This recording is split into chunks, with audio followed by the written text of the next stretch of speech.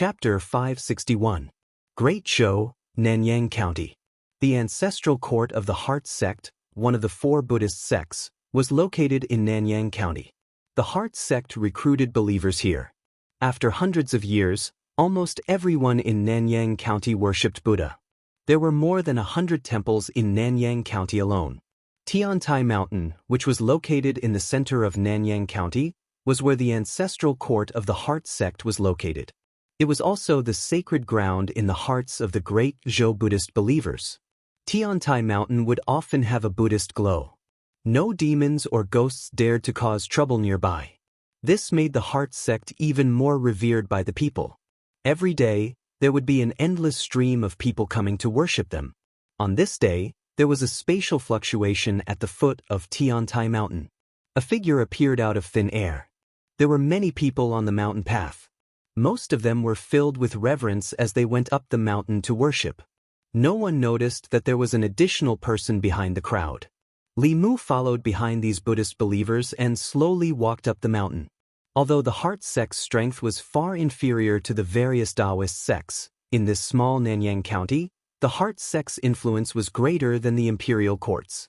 The population of Nanyang County was one of the top 36 counties. However, the amount of psychokinesis contributed by the state temple was one of the lowest. It was not that the people of Nanyang County were living in an abyss of suffering. Instead, they contributed most of their psychokinesis to the Heart sect. They all relied on the people's psychokinesis. This was a conflict between the Buddhist sects and the imperial court. Therefore, the great Zhou court would never allow the Buddhist sects to expand without limit. The Heart sect's influence was only in Nanyang County. Outside of Nanyang County, there were very few temples in the Heart sect. The crowd discussed softly as they walked up the steps. Once one gets old, one's body won't be able to take it anymore. It would be great if I could ask for some medicine on this trip up the mountain. I'm here to fulfill a vow. Last year, I went up the mountain to worship the Bodhisattva. This year, my daughter-in-law gave birth to a chubby boy. Is it that effective? Then I'll have to pray too. Young man, what are you here to pray for? Someone asked him. Li Mu smiled and said, to pray for marriage.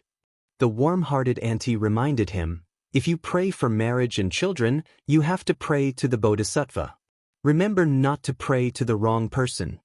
After chatting for a while, Li Mu became familiar with this group of people. They chatted and laughed all the way up the mountain and came to a temple. The ancestral court of the Xen clans seemed to be a slightly extravagant temple. Compared to the other sects, it was slightly shabby. However, this was not the case. This temple was only used to receive ordinary believers. Above the concealment array above everyone's head, there were several huge mountain peaks floating. There were pavilions and towers on the mountain peaks. There were also countless relief sculptures of Buddha. Buddha light flashed and there were sounds of Sanskrit chants. At the bottom of the mountain, there was a mountain gate. 2 young monks stood guard there, looking at the crowd below. However, the crowd below could not see them. One of the little monks seemed to have noticed something and said in surprise, Hui Kong, look at that person below. Is he looking at us? The other little monk didn't even look. He shook his head and said, how is that possible? Without level 5 cultivation, one cannot see through the array. How can he be in the Dharma plane? The little monk said, but he was really looking at me. He even smiled at me. Li Mu stood at the back of the crowd. He took a step forward and appeared in front of the 2 little monks. This young man was still below a moment ago. In the next moment he passed through the array and appeared in front of them. The little monk was shocked and said with a trembling voice, Who are you? What do you want? Li Mu couldn't help but touch his bald head and said, don't worry. I'm here to look for someone. Is Master Xuandu here? Uncle Xuandu?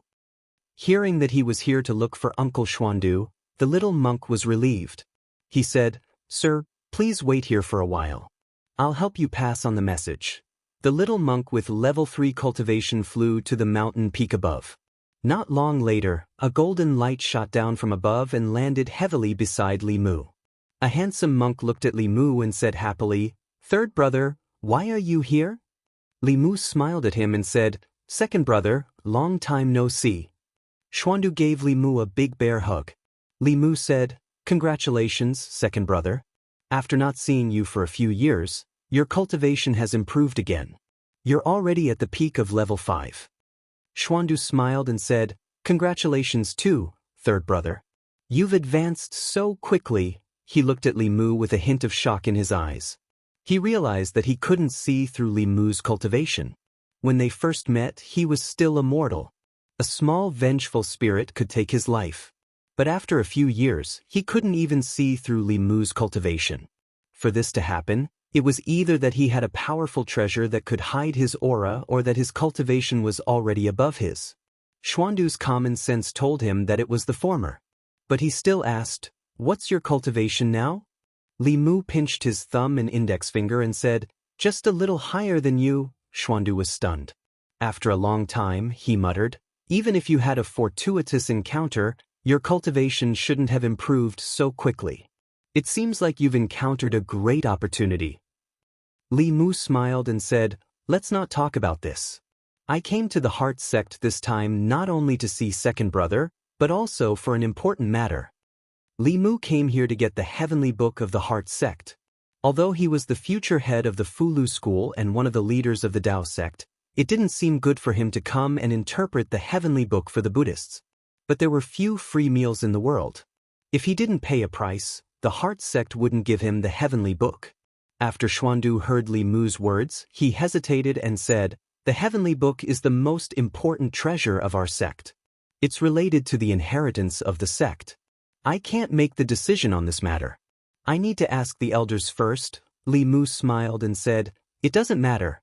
I can wait for the elders' reply first." To completely interpret the Heavenly Book, for any sect that possessed the Heavenly Book, it was a major matter that couldn't be ignored. After Xuandu heard Li Mu's intention, he immediately reported to the elders. Heart Sect, the Great Hall of Light. There were bursts of discussions. Heart of 7 orifices? There is indeed a rumor that those who possess the heart of 7 orifices can understand the entire content of the Heavenly Book. But rumors are only rumors. I have never seen such a physique. I'm afraid someone is using this as a pretense to deceive the Heavenly Book. Such a technique is too clumsy. The Heavenly Book was the most precious treasure of the Heart Sect.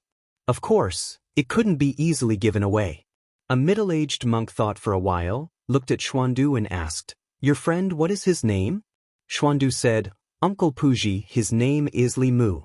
Puji's gaze was deep as he said, "According to what I know, the Ling Jizi of the Fulu school of the Dao sect is called Li Mu.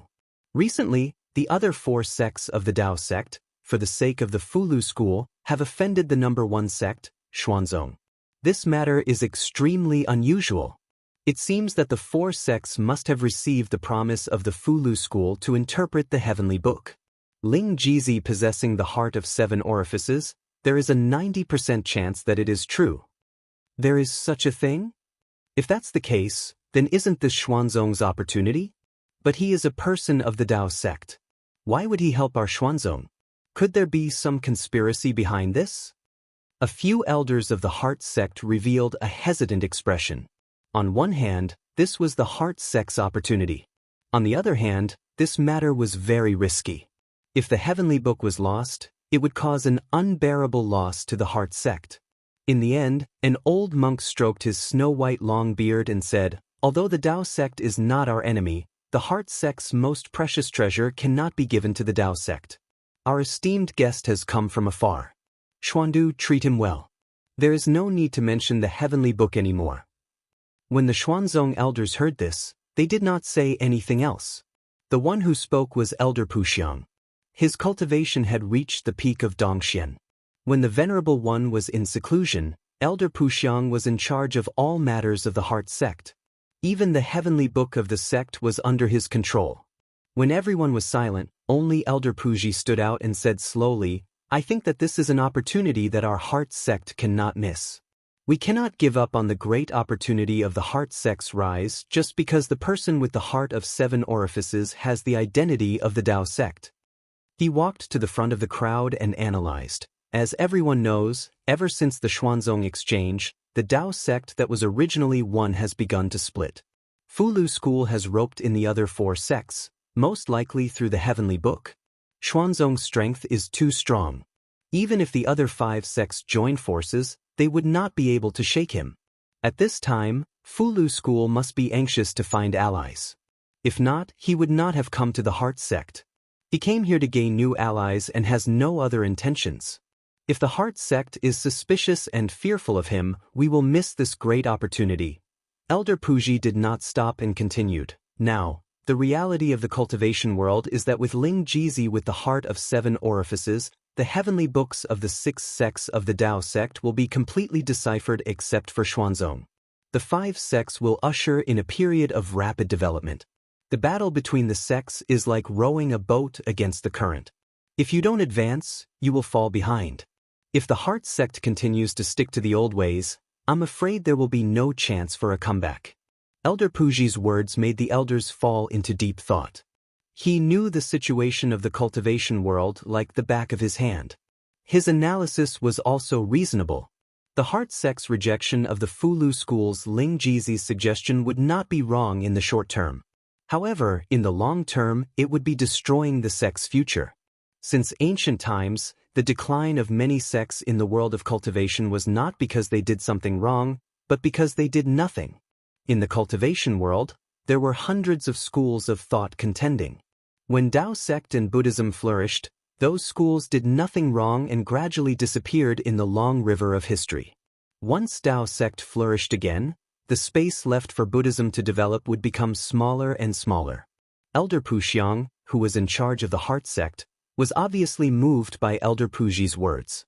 After thinking for a long time, he said, "Xuandu, invite Ling Jizi over." Under Xuandu's lead, Li Mu came to a large hall. The first thing he saw were a few shiny bald heads. The strength of the Heart sect could not be compared to the other Dao sects. They only had one person in the 7th realm. At this moment, the 4 monks in front of Li Mu were all in the 6th realm. Li Mu put his palms together and said, "Greetings, elders." When they saw Li Mu, the few elders of the Heart sect felt waves in their hearts. Could the gap between Buddhism and Dao be so great? A young disciple of the Fulu school actually had a cultivation level that did not lose to theirs. The young man in front of them not only had unfathomable mana, the few Buddhist powerhouses who specialized in physical cultivation could also feel an incomparably powerful physical strength from him. It was hard to imagine that a cultivator of Dao sect could have a physical body that did not lose to a 6th realm Buddhist powerhouse. Clearly, he was a dual cultivator of energy and body. Moreover, he had cultivated both his mana and body to the 6th realm. Elder Puji put his palms together and praised, "Heroes indeed come from the young." With Ling Jizi, it is only a matter of time before the Fulu school surpasses Xuanzong. Li Mu clasped his fists and said, "Elder Puji, you flatter me, you flatter me." When he came, Xuandu had already told him that the Heart sect did not agree with him interpreting the heavenly tomes. It was Elder Puji's strong argument that made them change their mind. Not only was this monk aware of many major events that happened in the cultivation world, but his insight was also very sharp. Even Xuanzong did not know that Li Mu was interpreting the heavenly tomes for the other sections. Yet, he was able to guess the truth of the matter just based on Xuandu's words. At this moment, another old monk walked forward and said, "Ling Jizi is willing to interpret the heavenly tomes for the Heart sect." This old monk is extremely grateful. Li Mu was very clear that he had delivered himself to Xuanzong's doorstep and let them take advantage of him. Any normal monk would suspect that he had ulterior motives. He did not bother to be courteous with the old monk and said, "To be honest, I came this time to form a good relationship with the Heart sect. Xuanzong of Taoism has gone too far. One day, the Fulu school will definitely denounce it. Today, I am helping the Heart sect to interpret the heavenly tomes. I hope that one day, the Heart sect can join the other sects to denounce this unrighteous sect." Xuanzong and the other elders looked at Puji. Elder Puji had guessed correctly. Ling Jizi's goal was indeed to form an alliance with the Heart sect. Elder Puxiang thought for a moment and said, "You should know that Xuanzong is not only the #1 sect of Taoism, but also the #1 sect in the world. Within Xuanzong, there is an 8th realm powerhouse. If there is no 8th realm powerhouse, there is no way to fight against them. Li Mu said, Elder, don't worry. If we are not fully prepared, we will not act rashly. Elder Puxiang thought for a long time and finally nodded and said, I heard that you have the heart of 7 orifices. Can you show it to me? Since they were here to interpret the heavenly tomes, Li Mu naturally had to show it. Otherwise, these old monks would think that he was taking advantage of the situation. He thought for a moment and said to Taoist priest Puxiang, Can I take a look at the heavenly tomes of your sect? Elder Puxiang stretched out his hand and a page appeared in his palm. If Ling Jizi really had the heart of 7 orifices, then the heavenly tomes were meant for him to comprehend. There was no harm in letting him take a look. If Ling Jizi did not have the heart of 7 orifices and came here to find an excuse to comprehend the heavenly tomes, he would not be able to comprehend anything in a short period of time. Moreover, the heart sect would not suffer any losses. Li Mu closed his eyes and scanned the heavenly tomes with his spiritual sense. After a long time, he opened his eyes. After forming a seal, he slowly extended his finger.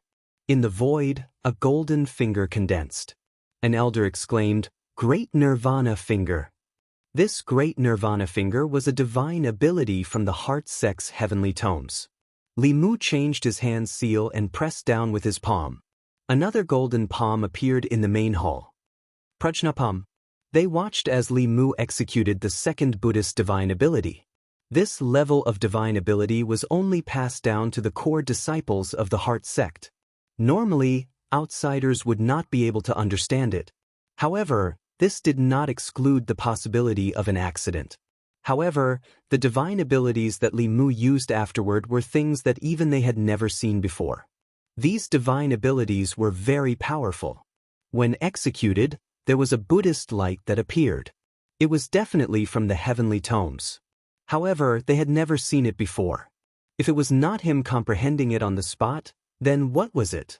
After executing a few divine abilities consecutively, Li Mu's face turned pale. His body swayed and he shook his head. No, comprehending the heavenly tomes is too taxing on the mind. I can only comprehend this much this time. I'm afraid I will need half a month before I can recover my mind and comprehend it a second time. Elder Puxiang smiled and said, There's no hurry. You can stay in the heart sect for a long time. I'll let Xuandu prepare a room for you. Li Mu shook his head and said, I'm an official of the Great Zhou. I have to manage the Fulu school and interpret the heavenly tomes for the other 4 sections. I'm afraid I can't stay here for a long time. If the elders trust me, you can temporarily hand the heavenly tomes to me like the other Dao sections. I'll take some time to slowly interpret it. Every once in a while, I'll report back to your sect. The heart sect had never handed the heavenly tomes to an outsider. Elder Puxiang hesitated and said, This, we still have to discuss. Xuandu, bring Ling Jizi around the sect. Xuandu brought Li Mu out. A Taoist priest said, I'm afraid it's not good to hand the heavenly tomes to an outsider. What if something goes wrong? At this moment, Elder Puji walked up and said, When Ling Jizi was in the 5th realm, he already had the power to transcend. Now that he's in the 6th realm, I'm afraid only those in the 8th realm can stop him. If there's really an 8th realm cultivator who wants the heavenly tomes, what's the difference if the heavenly tomes are with him or with us? Puji's analysis was very reasonable. After a discussion, Elder Puxiang nodded and said, What we can think of, the other 4 Dao sects can also think of. Since they can trust Ling Jizi, why can't we? Puji, go and ask Ling Jizi to come back. Puji nodded and turned to walk out of the hall. The moment he stepped out of the hall, a faint light flashed in the depths of his eyes. Chapter 562. In terms of deciphering the heavenly book, Li Mu had already formed a monopoly. In the end, the heart sect agreed to his request to take the heavenly book away. In order to show enough sincerity, Li Mu first helped them decipher a portion of the heavenly book to dispel some of their doubts and worries. Only then did he prepare to leave. Before he opened his mouth, Elder Puji said, You have done a great favor for the heart sect. Why don't you stay here for a few more days and let us play host to you? If he could not wait to leave after taking the heavenly book, it would be easy for others to think that he was running away with the treasure. After careful consideration, Li Mu decided to stay here for a few days. Taking advantage of these few days, Li Mu studied the Heart-Sex Heavenly Book in detail. The Heart-Sex Heavenly Book was divided into two parts. One part was the Buddhist scriptures, which were equivalent to the Daoist Heart Sutra to guide the cultivation of qi. The other part was various Buddhist supernatural powers. Taoism had countless spells. Taoism cultivators used the mana in their bodies to the extreme. Buddhism, on the other hand, developed the body. Buddhism's supernatural powers were mostly related to the body. Their bodies were no weaker than Dharma treasures. Combined with their physical supernatural powers, their combat strength was not to be underestimated. Li Mu was a dual cultivator. After receiving Ao Qing's inheritance, his physical body reached the 6th realm. He could cultivate most of the supernatural powers in the Heavenly Book. In this page of the Heavenly Book, Li Mu did not see any strange beasts. Among the heavenly books that he had, not all of them had such records. When he placed the 9th page of the Heavenly Book on top of the other 8 pages, the golden door became a little clearer. He now had 9 pages of the Heavenly Book in his hand. He needed to gather 15 more pages before he could make the complete Heavenly Book appear. There was still a long way to go in the future. The Heavenly Book was undoubtedly the most mysterious treasure in the world. Every page was a priceless treasure. After collecting all the heavenly books, what secrets could be uncovered? What was behind the golden door? These were constantly tugging at Li Mu's heartstrings. After staying in the heart sect for 7 days, Li Mu proposed to leave. Several elders personally sent Li Mu out of the mountain gate. Elder Pu Xiang looked at Li Mu and solemnly said, "I'll leave the heavenly book to you, Ling Jizi." Li Mu nodded and said, "Don't worry, elder. In 10 years at most, I will return the heavenly book intact." Similarly, Elder Pu Xiang promised Li Mu, if there comes a day when Taoism denounces Xuanzong, the heart sect will also lend a helping hand. With his ability to decipher the tomes of arcane, Li Mu had become a social butterfly in the cultivation world. Regardless of whether it was Buddhism or Taoism, as long as they had the tomes of arcane, they would need his help. After leaving the heart sect, Li Mu headed north. Lu Hanyan and Li Qing should have already taken the realm-breaking pill. Li Mu planned to wait for them to come out of seclusion at Baiyun Mountain. After flying away from Mount Tiantai, Li Mu stopped flying in the air. He took a step and his body disappeared on the spot. Far away in the sky, 3 shadows suddenly appeared from the void. One of them exclaimed, shrinking the ground into an inch. Could this person be a path integration realm elite? Another person said flatly, that's impossible. At his age, even if he started cultivating in his mother's womb, it's impossible for him to cultivate to the 8th realm. This is an ancient Tao technique that has been lost for a long time. He actually knows the ancient Tao technique. This person has a huge secret. The last person pondered and said, if he's a path integration realm elite, he would have discovered us long ago. The last time I saw him, he was only at the 5th realm. Now, his cultivation is at most Dongxian. He has the heavenly book of the 5 sects of Taoism and the heart sect of Buddhism. If we can capture him, we will have made a huge contribution. We don't have time to waste on you. As soon as he finished speaking, the 3 of them spread out and stood in a triangle. They quickly formed seals with their hands and stretched out their hands at the same time. A thick black gas was released from each of their palms. The black gas connected and formed a huge black triangle. Within the black triangle, there was a violent spatial fluctuation. Swoosh! After a strange sound, the black triangle disappeared. At the same time, the 3 shadows also disappeared. The void returned to calmness. 100 miles ahead, Li Mu's body appeared from the void. He lifted his foot and was about to use shrinking the ground into an inch again. In the sky in front of him, there was a sudden change. A huge triangular black vortex suddenly appeared. In the next moment, 3 figures walked out of the vortex. The 3 of them did not conceal their powerful aura. An extremely strong sense of oppression rushed toward him. Li Mu was shocked. Where did these 3 Transcendence Realm elites come from? But soon he sensed a familiar aura from one of them.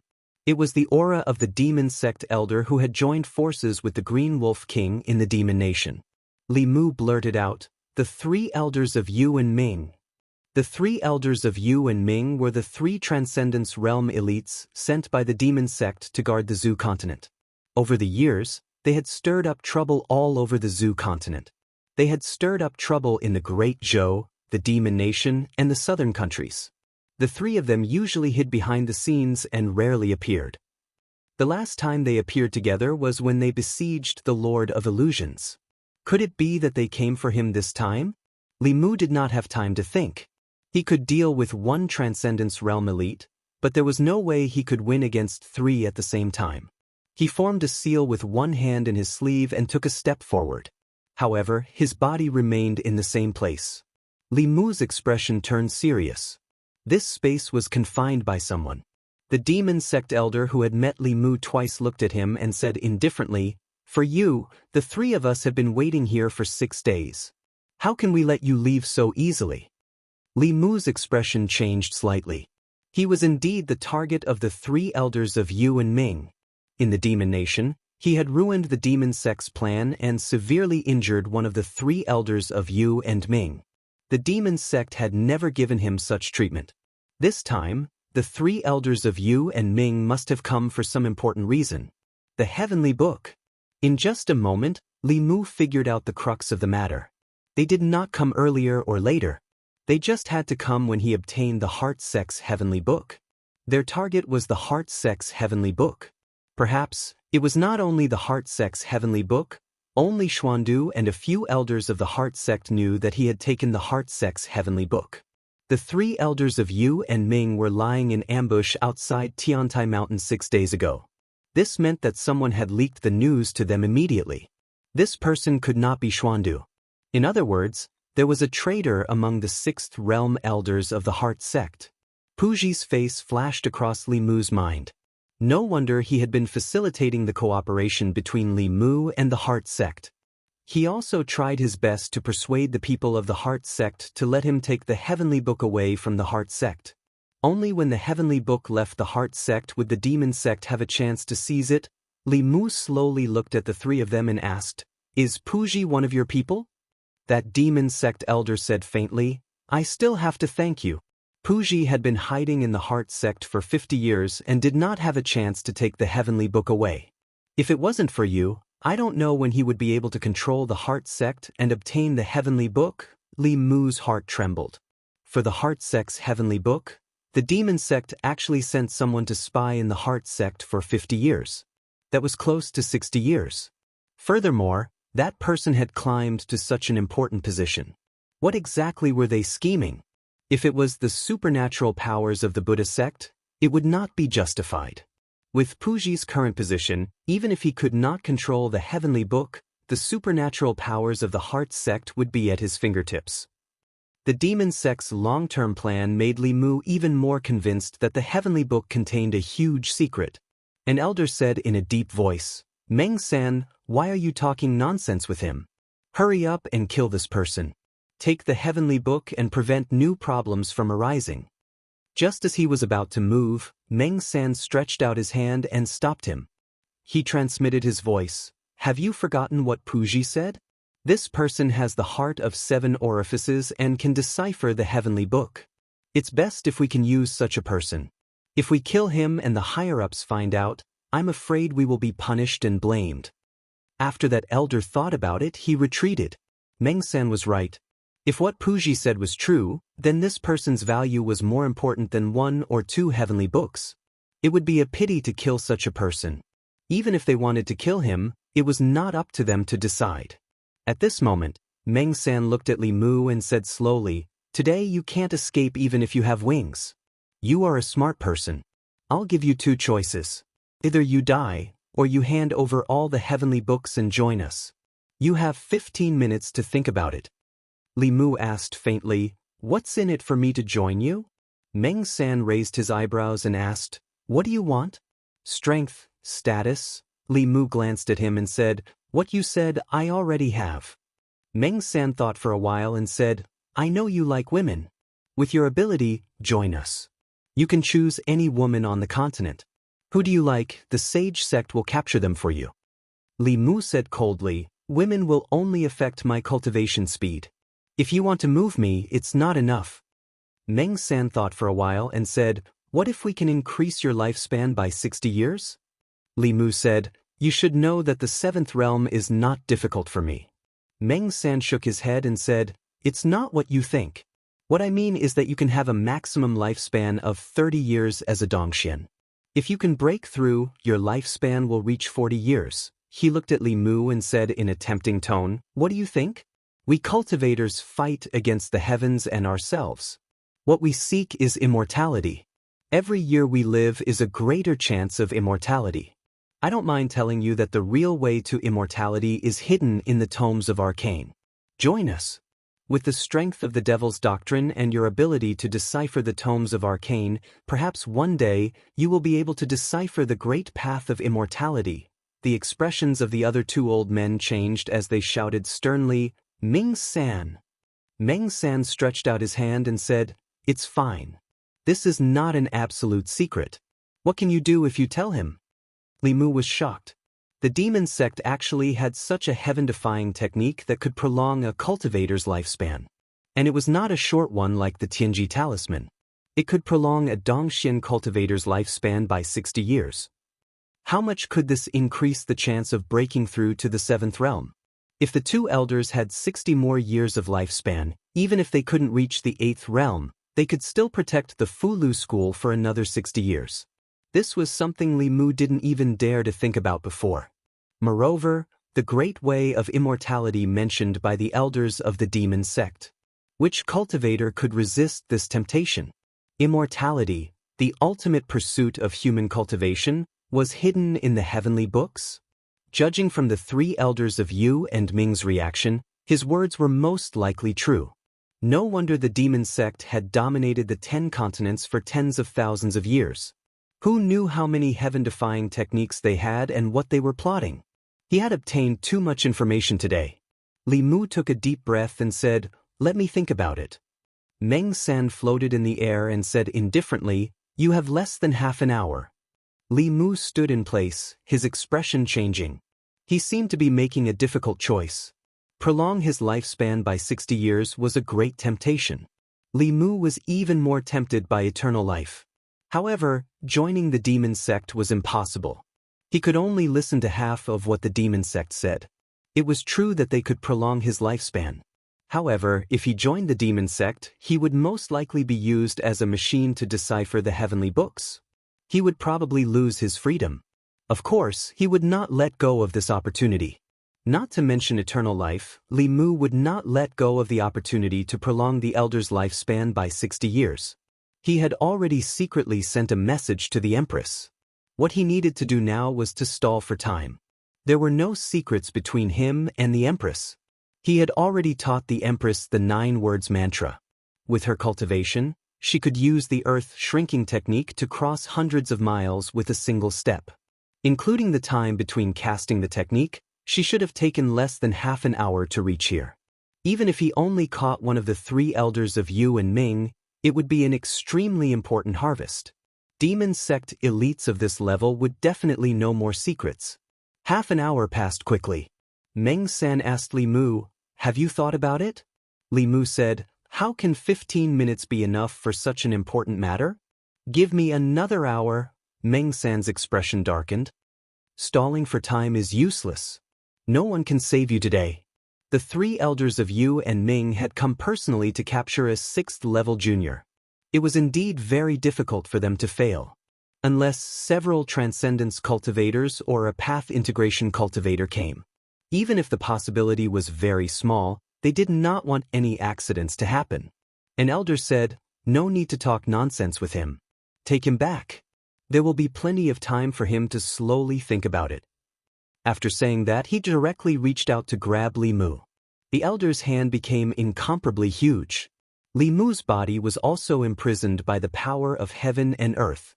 He could only watch as the hand reached out to grab him. With a thought, the power of heaven and earth around him dissipated. His body also regained its freedom. Then, he formed a seal with his left hand and pointed forward with his right. A golden finger met the giant hand. When the two collided, the finger directly collapsed. The giant hand only paused for a moment before grabbing Li Mu without losing its momentum. Just as the hand was a few feet away from Li Mu did not retreat. Instead, he advanced and attacked the giant hand. The elder who attacked sneered with disdain. "You overestimate yourself." However, in the next moment, a ray of green light suddenly appeared between heaven and earth. Li Mu held the spear in his hand. The tip of the spear glowed with green light as it viciously stabbed into the giant hand. Boom! After a deafening sound, the elder retreated a few steps. His hand also rapidly shrank. His face was gloomy as he looked at the bloody hole in his palm with a bewildered expression. Chapter 563. As a seventh realm cultivator, Ming Yi was in disbelief. This person was only Dongxian, but he could hurt him. What kind of Dharma treasure was his spear? At this moment, Ming San reminded him, "Be careful. This person's supernatural powers are strange. Even Xuanzong's Dao Qingzi was hurt by him. Don't be careless and treat him like a seventh realm cultivator." Li Mu held the spear in his hand. The weapon of a ninth realm dragon king was indeed extraordinary. If he had used the Qingxian sword just now, he probably wouldn't have been able to break through the demon sect elder's defense. After hitting the target, Li Mu formed another seal. The spear left his hand and pierced towards the elder. With his sixth realm cultivation, he was extremely fast on his weapon. Countless spear shadows appeared in the void. However, as the spear shadows pierced towards the demon sect elder, his body also became illusory. Countless shadows appeared around him. Li Mu's attack couldn't touch him at all. This person's cultivation was much higher than the Green Wolf King. Every time, he could predict Li Mu's attack and make preparations beforehand. Li Mu couldn't do anything about this. After all, a transcendent realm cultivator was on another level. This kind of supernatural power was almost always effective against cultivators with lower cultivation. To cross the gap between the middle realm and the upper realm, one needed to catch the opponent off guard. Just like the intellectual sword when he hurt Dao Qingzi and the first spear just now, Li Mu reached out. The spear flew back into his hand and he stabbed it in the air. Ming Yi waved his sleeve. A black lotus platform flew out from his sleeve and smashed towards Li Mu. Suddenly, the person in front of him changed. From Li Mu to Ming San. Nightmare 3, who was watching the battle from the side, had just reacted when a black lotus throne came crashing down on him. He hurriedly put up a mana shield, but it only managed to stop the lotus throne for a moment before it shattered into pieces. The lotus platform didn't slow down. It smashed into him. Ming San flew back 100 feet and spat out blood. His aura instantly weakened. Pei San suddenly appeared where that person was and took his attack. Pei Yi's eyes widened in an instant and then his pupils contracted. Behind him, where Ming San had been, a powerful spiritual energy fluctuation suddenly came. He couldn't dodge in time and his waist was pierced by a spear. A blinding green light exploded from the spear, bringing with it a destructive force as it exploded inside his body. Ming Yi's body turned into a cloud of black mist and instantly appeared 1,000 feet away, condensing his body once again. There was a ball of black gas wriggling around his abdomen. His aura was not as strong as before. He stared at Li Mu. Li Mu didn't have it easy either. Earlier, he had expended a small portion of the mana in his body to forcefully perform shadow shift with one of the 3 elders of the netherworld, catching them off guard and injuring them at the same time. At this moment, Li Mu stood in the void with his spear. 2 of the 3 elders of the netherworld were weak, while the others' eyes were filled with disbelief. The 3 of them had roamed the Zhu continent for so many years. When had they ever suffered such a great loss? And it was at the hands of a cultivator from Dongxian. Where did he get such a treasure, and where did he learn such a strange ability? The 3 of them looked at each other. The tacit understanding they had formed over a long time allowed them to connect their minds in an instant. At the same time, they shot out a ray of black light towards Li Mu. The space was sealed. The 3 elders of the netherworld blocked Li Mu's path of retreat from 3 different directions, leaving him no room to retreat. With his cultivation, facing 3 transcendents head-on was no different from seeking death. Just as Li Mu was about to summon the Dao Bell and prepare to resist for a while, the space in front of him rippled and a figure appeared. The Empress must have just left the court. She was wearing a dragon robe and a phoenix crown. As she appeared, the 3 rays of black light were annihilated. The 3 elders of the netherworld gathered together again with a shocked expression. Ming-san even blurted out, "The Empress of the Great Show." Feeling the aura of the woman opposite him was stronger than before, Ming-san wanted to retreat. However, he didn't want to let go of this rare opportunity. He shouted, "No matter how strong she is, she's only at the 7th level. Let's attack together." Just as he finished speaking, he suddenly saw Ming-Er's figure opposite him. And at Ming-Er's original position, there was a powerful aura that made his hair stand on end. Recalling Li Mu's strange divine ability just now, Ming-san's expression changed greatly. He wanted to retreat, but it was already too late. A tyrannical magic power swept across, and his body and primordial spirit were both severely injured. Li Mu didn't miss this opportunity. He stabbed forward with his spear. Ming-Er, who was teleported over by the Empress, was pierced through by the spear. The strength of the Empress of the Great Zhou was beyond his imagination. Ming-san didn't dare to stay any longer. He immediately said, "Let's go." A ball of black light burst out of the 3's bodies at the same time. Then they disappeared into thin air. When they reappeared, they were already gathered together. Their palms were connected. A black light flashed and they actually disappeared into thin air. Only a spatial fluctuation was left behind. Li Mu hurriedly said, "Your Majesty, don't let them escape." Zhou Yi appeared beside him. He closed his eyes and opened them again. He said, "It's a long-distance teleportation formation. They're no longer in Zhuzhou. We can't catch up with them." Although Li Mu felt it was a pity, capturing a 7th level alive was already an extremely difficult task. Moreover, there were 3 of them. He didn't delay and immediately said, "I need to go to Xinzong immediately." At the same time, on Tiantai Mountain, in the concealment formation, a golden light suddenly flew out from one of the meditation rooms. It quickly flew towards Xinzong's ancestral court. A few elders noticed this and couldn't help but wonder, "Junior Puji is in such a hurry. Where are you going?" Just as the golden light was about to disappear into the horizon, a green light suddenly appeared. The green light and the golden light collided and exploded with a violent wave of mana.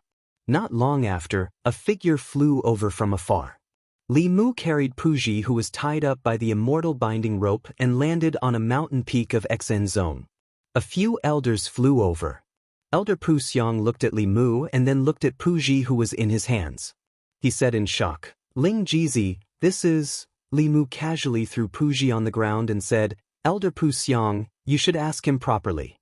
After a while, the few elders of Xinzong were all shocked and exclaimed, "Senior Puji is a spy from the demon sect?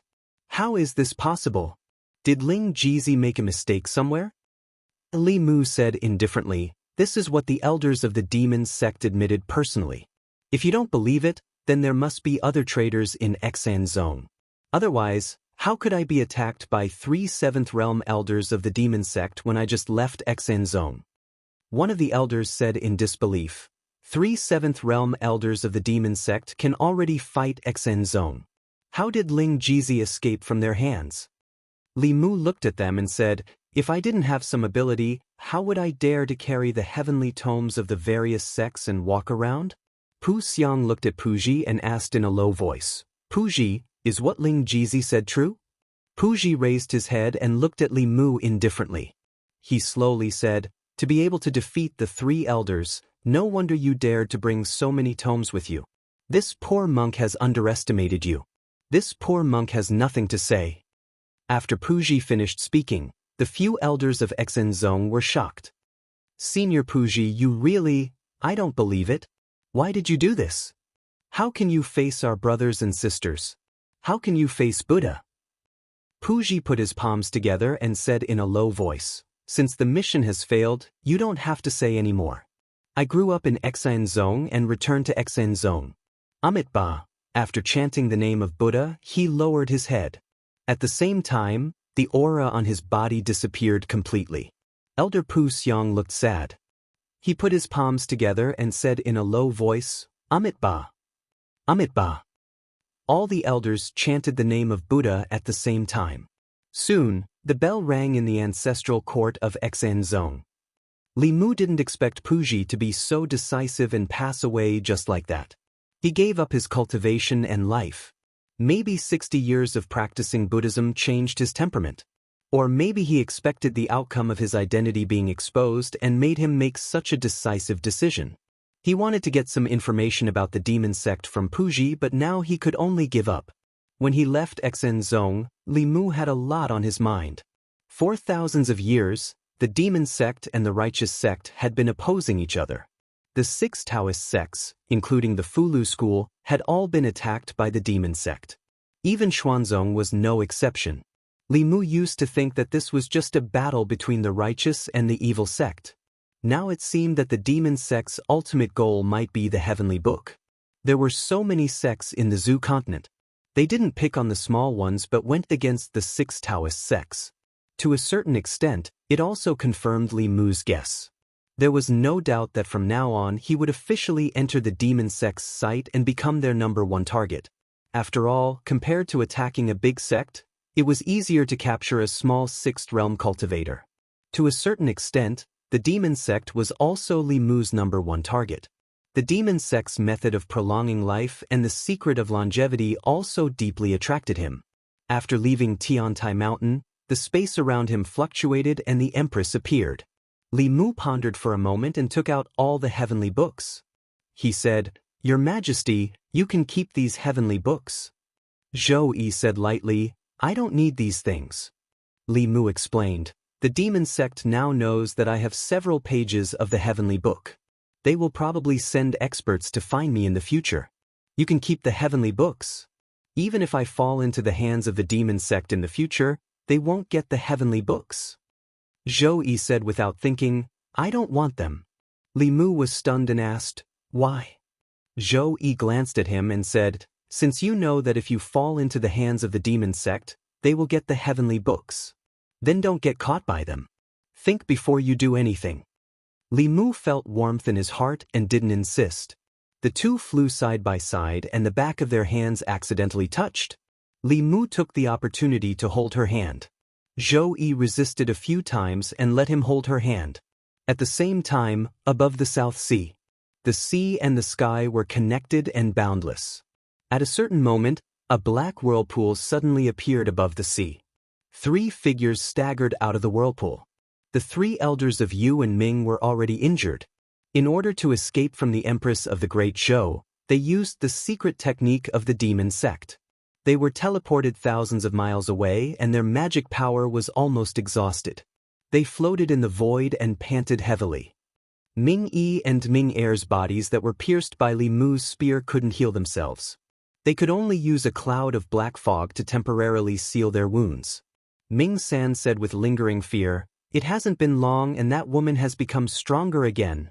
Ming used one hand to cover his wound and said in a low voice, "With that woman interfering, I'm afraid Puji is doomed.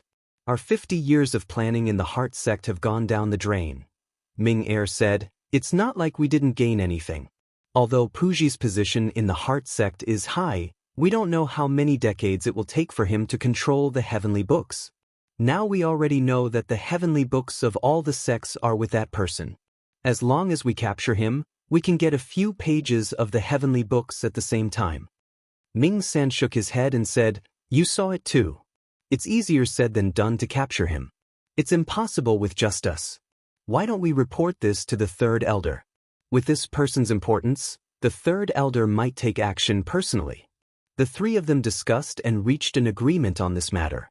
They continued to fly south. In the depths of the South Sea, there was an island shrouded in black fog.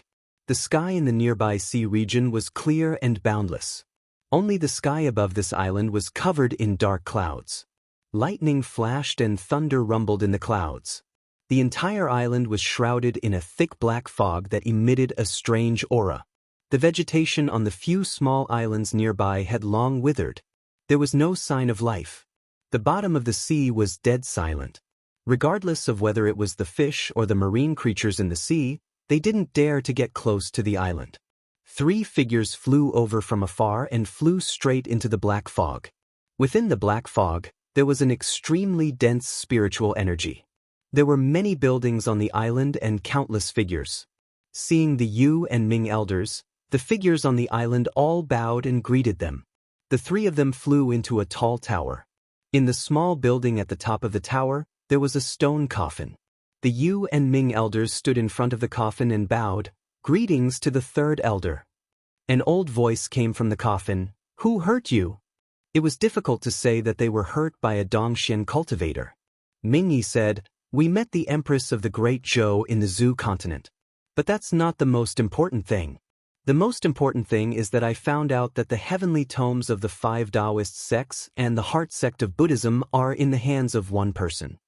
Creak, after an ear-piercing screech, the lid of the stone coffin opened. A skeleton-like figure sat up and asked, "You brought him here?" The Yu and Ming elders looked embarrassed. Mingyi said, "This person's supernatural powers are strange. He also has a great treasure and the protection of the Empress of the Great Zhou. We couldn't catch him. If the 3rd elder makes a move, we'll definitely be able to capture him. At that time, we'll at least get the 6 pages of the heavenly tomes." 2 gloomy flames appeared in the eyes of the old man, who was so old that only his skin was left sticking to his bones. He said calmly, "As long as Tianjizi is alive, I can't set foot on the Zhu continent. Who is this person you're talking about?" Ming-Yi formed a seal with his hands. An image appeared in the void before him. In the image was the scene where the 3 of them intercepted Li Mu. The old man looked at the young man in the image with gloomy flames in his eyes. When he saw Ming-Yi reach out to grab Li Mu, but his palm was pierced by the latter's spear, the gloomy flames in his eyes suddenly extinguished. He blurted out, "Ao Qing." Chapter 564. Ao Qing. The 3 elders of Yu and Ming had never heard of this name. Ming-san explained, "3rd elder, this person's name is Li Mu. He's a disciple of the Fulu school." At this moment, the fire in the eyes of the skeleton-like elder lit up again. He whispered to himself, "Did that lascivious dragon also pass on its memories? This is going to be troublesome." He looked at the 3 elders of Yu and Ming and asked, "Is this person extremely lecherous and has countless beauties as his companions?" Ming-san bowed and said, "3rd elder's foresight is divine. This person is indeed extremely lecherous and has many beauties as his companions. Not only did he have an affair with the Queen of Thousand Fox Country, but he also had an affair with the Empress of the Great Zhou." The elder continued to ask, "Are there snakes, dragons, foxes, and ghostly cultivators by his side at the same time?" Ming-san nodded and said, "According to our intelligence, there are 2 fox women and a pair of snake demon sisters who are related to him. As for ghostly cultivators, we haven't found any." The elder in the stone coffin exhaled and whispered, "It really is him. No wonder you 3 returned in defeat. That lascivious dragon had already touched that realm." The 3 elders of Yu and Ming were confused by the elder's words. Ming-san asked tentatively, "3rd elder, what should we do next?" The elder was silent for a long time before saying, "No matter who it is that has survived until now, they have to start from the beginning every time they reincarnate. His cultivation is only at the 6th realm, but his supernatural powers and battle experience are far superior to yours. If the 3 of you work together, it won't be difficult to capture him." After another moment of silence, he continued to ask, "Is there any news of the White Emperor?" Mingyi shook his head and said, "No. After the Demon Emperor's cave disappeared, the White Emperor's demonic corpse also seemed to have disappeared into thin air. We can't find it anymore." The elder calculated with his fingers and said, "Then there's no need to search anymore. You guys are no longer his match. Continue to search for other heavenly tomes and pay attention to Yong." 3 streams of light flew out of the tower. The 3 elders of Yu and Ming looked down at the figures below. The young disciples of the sage sect who had been nurtured from a young age had already entered the 5th realm of cultivation before or after turning 20. Any one of them would be a top genius on the continent. However, in front of this monster-like young man, the light of the genius disciples of the sage sect seemed so dim. At the top of the tower, the old man sat in his coffin and looked into the distance. he said in a low voice, "the situation has changed again." He stretched out his hand, and a gray ball of light appeared in his palm. After pondering for a moment, he said, "Shui Yun, come and see me." The voice spread out from the tower. A young man who was cultivating in one of the buildings on the island immediately ended his cultivation and flew towards the tower. Everyone on the island looked at the stream of light with envy. The third ancestor has awakened. Third ancestor has summoned Shui Yun again. I wonder what benefits he'll get this time. The body of blood in Yin is so good. It's only been a few years, but his cultivation has already been pushed to the peak of the 5th level. I'm afraid he'll reach the 6th level soon. The young man flew into the tower and knelt down on both knees. He said respectfully, "Greetings, third ancestor." The old man sat in the coffin and asked, "How is your blood fiend demonic art?" The young man said, "I've already reached the peak of the 5th level. I encountered a bottleneck a month ago and couldn't break through. I was just about to ask third ancestor." The old man flew out of the coffin and came before him. He said, "The blood fiend demonic art is a top cultivation technique. There are 9 levels, and each level corresponds to a realm. You can only begin to cultivate the 6th level when your cultivation has broken through to the Dongxian." He waved his sleeve, and a blood-red pill appeared before the young man. He looked at the young man and said, "Take this. I'll protect you and help you to reach the 6th level." The young man was pleasantly surprised. Ever since he entered the sect had piled countless resources on him, turning him from a wandering beggar into a powerful cultivator. He could destroy mountains and fill seas with a wave of his hand. He took a deep breath and said, "In the future, I'll climb a mountain of swords and dive into a sea of fire for the sage sect. I won't hesitate to die 1,000 times, the old man said calmly. "Begin." The young man took the pill and slowly put it into his mouth. A powerful spiritual energy surged through his limbs and bones, causing the veins on his exposed skin to bulge. There were even traces of blood slowly seeping out. The old man pressed a hand on his head, and another powerful spiritual energy surged in. The violent spiritual energy suddenly calmed down, and the young man's aura continued to rise. After an unknown period of time, his aura increased several times in an instant, and then it calmed down. The old man slowly withdrew his hand. The young man sat cross-legged on the ground with a dull expression. His eyes were blank. The old man stretched out his hand, and a gray ball of light appeared in his hand. He pressed the ball of light on the young man's head. The ball of light quickly entered, and the young man's eyes gradually lit up. He looked down at his hand, then frowned and asked, "Who am I?" The skinny old man said, "You're the 4th ancestor of the sage sect, Blood River." The young man was silent. He closed his eyes as if digesting the memories. After a while, he opened his eyes again, and there was a hint of vicissitudes in them. He said calmly, "This body is only at the 6th realm. It's not time for me to awaken yet." The skinny old man said, "It's indeed not the time, but the situation in the Zhu continent has changed, and I have to wake you up in advance. Now, at least 6 pages of the heavenly book are in the hands of a 6th realm cultivator. I'm being watched, and I can't set foot on the Zhu continent. If you can capture him, you'll succeed." The young man asked, "Who is it?" The old man waved his sleeve, and a figure holding a spear appeared in the void. "Ao Qing." The young man's expression changed drastically, and fear came from the depths of his soul. He said in shock, "He's still here too." The old man said, "What are you afraid of? Even if someone inherited his memories, he's only at the 6th realm now. You should quickly advance to the 7th realm, capture him, and take revenge. Won't that be easy?" The young man's expression was uncertain. Ao Qing's terror was still so clear even after countless reincarnations of his memories. Not long after, Shui Yun flew out of the tower while the people on the island waited in confusion. The aura on his body was completely different from before. This aura, Shui Yun, he's already at the 6th realm? He's only been in the sect for a few years. This speed is really enviable. Everyone looked envious. They wanted to reach out and greet Shui Yun, but Shui Yun ignored them and flew straight away from the island. Many people looked indignant, and they thought to themselves, What's there to be proud of? He's just relying on the third patriarch's love. Without the sect's resources, he's nothing. If those resources were given to me, I would have reached the sixth realm long ago. At the bottom of the South Sea. Zhou Yi let Li Mu hold her hand. She looked at the schools of fish swimming among the corals, and the jellyfish of various colors dancing under the waves. It was very dreamy. After bringing Wan and the others to swim in the East Sea, Li Mu realized that the bottom of the sea was an extremely romantic place. He must bring others here in the future. Under Zhou Yi's mature appearance was a young girl's heart. The young girl had no resistance to this dreamy scene at all. In this kind of romantic scene, it was naturally suitable to do some romantic things.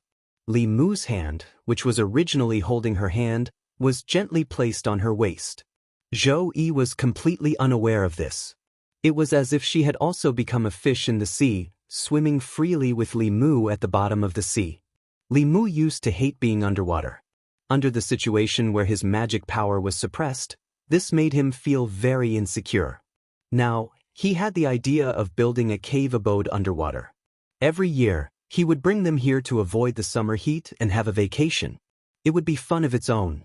Speaking of the cave abode, Li Mu suddenly thought of something. He held the Empress's soft and slender waist with one hand, and a jade slip appeared in his other hand. This was a treasure map he got from Sangu. The location was in the South Sea, but it was in the deeper parts of the sea. Li Mu didn't have the ability to explore in the past. This time, it was a good opportunity to check it out. The two of them traveled all the way to the deep sea. The sea was full of danger, mainly from the water tribe and some sea beasts. The water tribe was the overlords of the water. It was not difficult for them to kill humans in the water. In comparison, the sea beasts were more difficult to deal with. They were some primitive beasts. Their intelligence was not high, but they were very strong. They would attack all creatures that invaded their territory. Even if they were facing beings that were much stronger than them, they would still dare to take the initiative to attack. Li Mu and the Empress swam all the way here, and they saw a giant tortoise that was as large as a mountain, a strange fish with 3 heads, and a cuttlefish that was over 300 meters long. If Li Mu hadn't received Ao Qing's inheritance, with his cultivation level of level 6, it would have been difficult for him to deal with these things. For ordinary human cultivators, the deeper the sea, the greater the suppression on their cultivation. But for these sea beasts, the deep sea was their home ground. With Sangu's cultivation, he could still swim freely in the shallow sea. But once he went deep into the sea, there was a high possibility that he would not be able to return. Boom! Li Mu once again raised his spear and repelled a huge squid. That sea beast also knew that the human in front of it was not to be trifled with. After spitting out a mouthful of ink, it fled. Li Mu propped up a water screen beside the Empress and himself. When the ink dissipated, what appeared in front of them was an undulating underwater mountain range. The location recorded on the treasure map was here. Li Mu could tell at a glance that there was a formation set up in this mountain range. The formation was mainly for protection. Generally speaking, cultivators would set up such a protective formation in their cave abodes or sections. In other words, Sangu's treasure map pointed to a cave abode at the bottom of the sea. Humans would not build caverns at the bottom of the sea. The caverns here should belong to the Water Clan or the Dragon Clan. The formations in the mountains were not very powerful. Most of the formations would run out of spiritual qi in a short period of time without the maintenance of cultivators. This formation was no exception. Even if it cleverly used the mountain range as its foundation, the spirit qi contained in the mountain range would dissipate with the passage of time. Even if Li Mu did not do anything, this formation would completely lose its effect in 100 years. Li Mu easily broke the formation that was on the verge of losing its effect. Under the formation, there was a huge palace made of coral. On the coral square in front of the palace, there was a skeleton lying. As the formation was broken, a weak wave of spirit qi swept over, and the dragon skeleton also turned into ashes. This was a cave abode of the dragon tribe, and also his tomb. Li Mu and the dragon tribe were somewhat related. He gathered the ashes scattered in the square and buried them in the center of the square. Then, he cut a piece of coral and made a wordless tombstone for him. Then he and the Empress began to search the cave abode. The dragon tribe had two most important natures, lust and greed. It was difficult for them to reproduce with their own kind. They would leave their bloodline everywhere and create many new species with countless races. At the same time, they also liked to collect treasures. Most adult dragons were very rich. Even if they died, they would choose to sleep with their treasures. Li Mu now suspected that the story about the dragon tribe being very rich was made up by someone. Chang Xen was so poor that she was the only one left. Ao Qing also did not have many treasures. This nameless dragon tribe's cave abode was also empty. Could it be that someone had already been here before Li Mu? Li Mu looked carefully and did not find any traces of someone having been here. There was also a certain possibility that he had placed the treasures in the flask heaven space. Generally speaking, when a powerhouse of the upper realm died, the flask heaven space opened by them would stay in place and move with the fluctuations of space. Li Mu could take a gamble. He took out the long spear, and after circulating his spirit chi, he stabbed it into the void above his head. Where the tip of the spear passed, a gap appeared in the void. Through the gap, another space could be faintly seen. Li Mu held the Empress' hand, and their figures disappeared. When they reappeared, they were already in a dead silent space. This space was much smaller than the Demon Emperor's space. It was about the same size as the space that Li Mu was pulled into by the old man in Xuanzong. It could be seen that this dragon tribe powerhouse's cultivation was at the 8th realm when he was alive. On the ground of the space, there were piles of spirit jades scattered, but they had all lost their spirit chi. The spirit jades in the flask heaven space could not be preserved for a long time. In order to maintain the vitality of the space, it needed the nourishment of spirit chi. When the owner of the space was alive, they could absorb spirit chi from the outside world. When the owner of the space died, it could only consume the spirit chi inside.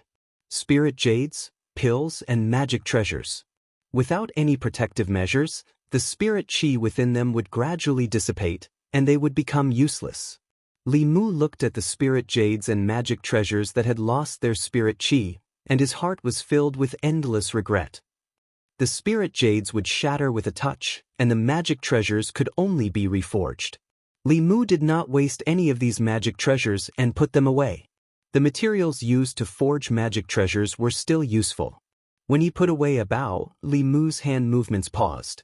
This bow actually contained a strand of spirit chi, which formed a sharp contrast with the other magic treasures that had lost their spirit chi. Bark-shaped magic treasures were very rare in the cultivation world. Li Mu casually pulled the bowstring, and his expression suddenly changed. At this moment, more than half of the magic power in his body was sucked away by the bow. The bow in his hand shone with a golden light, and an illusory arrow condensed on it. Not only that, but Li Mu's magic power was also continuously being sucked into the bow. Zhou Yi felt the destructive power in the arrow, and immediately said, "Let go." Li Mu let go of the bowstring, and a golden light shot out, directly penetrating the barrier of the flask heaven space. A black hole appeared on the spatial barrier, and it was still expanding rapidly. Zhou Yi grabbed Li Mu's wrist and said, "This space is about to collapse, let's go." In the next moment, the two of them teleported out and appeared in the sky above the sea. Li Mu heaved a sigh of relief. The collapse of the flask heaven space was no small matter. If they were swept into the spatial turbulence, he and the Empress would be a pair of miserable lovebirds today. He looked down, and a huge whirlpool appeared on the originally calm sea. The whirlpool was dozens of miles in diameter, and countless fish and prawns were swallowed up. The magic power in his body was less than 10%, and he felt a deep emptiness. Li Mu looked at the bow in his hand. The bow was no longer shining with golden light, and it had returned to its original state. There were 2 words carved on it in the dragon language, and it seemed to be the name of the bow. Li Mu identified it and whispered, "Shooting the sun." Chapter 565. Li Mu had never seen such a powerful magic weapon in the sky before. This was definitely not something that could be created with the current level of refining. It was not even recorded in the heavenly book of the North sect. The power of this magic treasure was even above Ao Qing's spear. Of course, This bow also consumed a lot of magic power. With Li Mu's magic power, he could not draw the bow a second time. Even the arrow just now was not at full power. Under the Empress's reminder, Li Mu cut off his magic power in advance. The bow was named Sun Shooting. The power of this bow lived up to its name. This was originally something that Li Mu and the Empress found to do out of boredom when they were roaming the bottom of the sea. They did not expect that the ordinary jade scroll that they got from Sangu would have such a great harvest. With Ao Qing's spear nearby and the sun-shooting bow far away, Li Mu was confident that he could kill one of the three elders of Yu and Ming. The collapse of the flask space at the bottom of the sea formed a turbulent whirlpool. It took a long time for it to dissipate. It was not easy for the Empress to come out. She was in the mood for fun. Coincidentally, Lu Hanyan and Li Qing were in seclusion. Li Mu did not have anything important to do, so he took her around. This place was not far from the South County and was also very close to the north. Zhou Zhong once said that there were traces of the demon sex activities in the north. Li Mu wanted to find out more about it. North, Mount Jin. As soon as the two figures landed, a figure flew out from one of the halls. Zhou Zhong looked at Li Mu and the Empress who had turned into Shangguan Li and asked, "Why are Lord Li and Commander Shangguan here?" Li Mu said, "You said a few days ago that there were people from the demon sect in the north. How's the situation recently?" Zhou Zhong said, "It's not optimistic. Sangu and the others eliminated some of the demon sect's spies in the north. The north is temporarily stable, but the Shen Kingdom's royal family in the central state has been moving frequently in the past few months. They seem to be planning something. I suspect that they have already joined forces with the three Buddhist sects. If the Shen Kingdom's royal family really joined forces with the three Buddhist sects, then the northern state would indeed be in trouble. The Shen nation was the birthplace of Buddhism. The Shen nation's royal family had always had close ties with Buddhism. The Nirvana sect, Suffering sect, and Mind sect were similar in strength to the Heart sect. Each sect had a seventh realm supremacy. If they joined forces, Zhou Zhong and Li Mu wouldn't be able to stop them with just the demon corpses left here. Since he was already here, he might as well resolve the northern state's crisis before leaving. Li Mu made a decision and said to Zhou Zhong, "We will stay here for a few days." Zhou Zhong nodded and said to Sangu, who had followed them out, "Prepare a room for Lord Li and Commander Shangguan." Li Mu coughed and said, "There are two of us." Zhou Zhong looked at him and asked, "Do you need two rooms?" Li Mu said, "Of course, we're not in that kind of relationship. However, it's best if the two rooms are connected. I still have something important to discuss with Commander Shangguan." After all, he and the Empress had just broken through a thin layer of window paper. Their relationship had progressed from holding hands with great difficulty to hugging each other's waist. They were still far from living in the same room. After staying in his room for a while, Li Mu went to the Empress's room. The Empress was cultivating cross-legged on the bed. Li Mu sat at the table and looked at her with one hand propping up his cheek. Zhou Yi's face gradually turned red. Then she opened her eyes and asked angrily, "Have you seen enough?" Li Mu smiled at her and said, "I'll never see enough." Zhou Yi glanced at him and asked, "Did you often use such words to deceive other women in the past?" Li Mu said, "I swear, this is the first time." Li Mu really hadn't experienced much about love. With Lu Hanyan, it was like yin and yang attracting each other. Before they had even expressed their feelings, they were already inseparable from each other and wanted nothing more than to accompany each other day and night. With Li Qing, he had gone through many trials and tribulations. Everything was understood without words. With Phantom Princess, this was a shame that Li Mu didn't want to mention. His experience with the Empress was something he had never experienced before. It was like a man and a woman who had just experienced the first awakening of love, tentatively getting close. The process in between was sweet and warm. Toei lowered her head and said, "Don't look anymore. You're making it impossible for me to cultivate in peace." The Empress was still too shy. If it were Phantom Princess, she would have already pounced on him or entangled Li Mu on the bed. Li Mu turned around and stopped looking at her.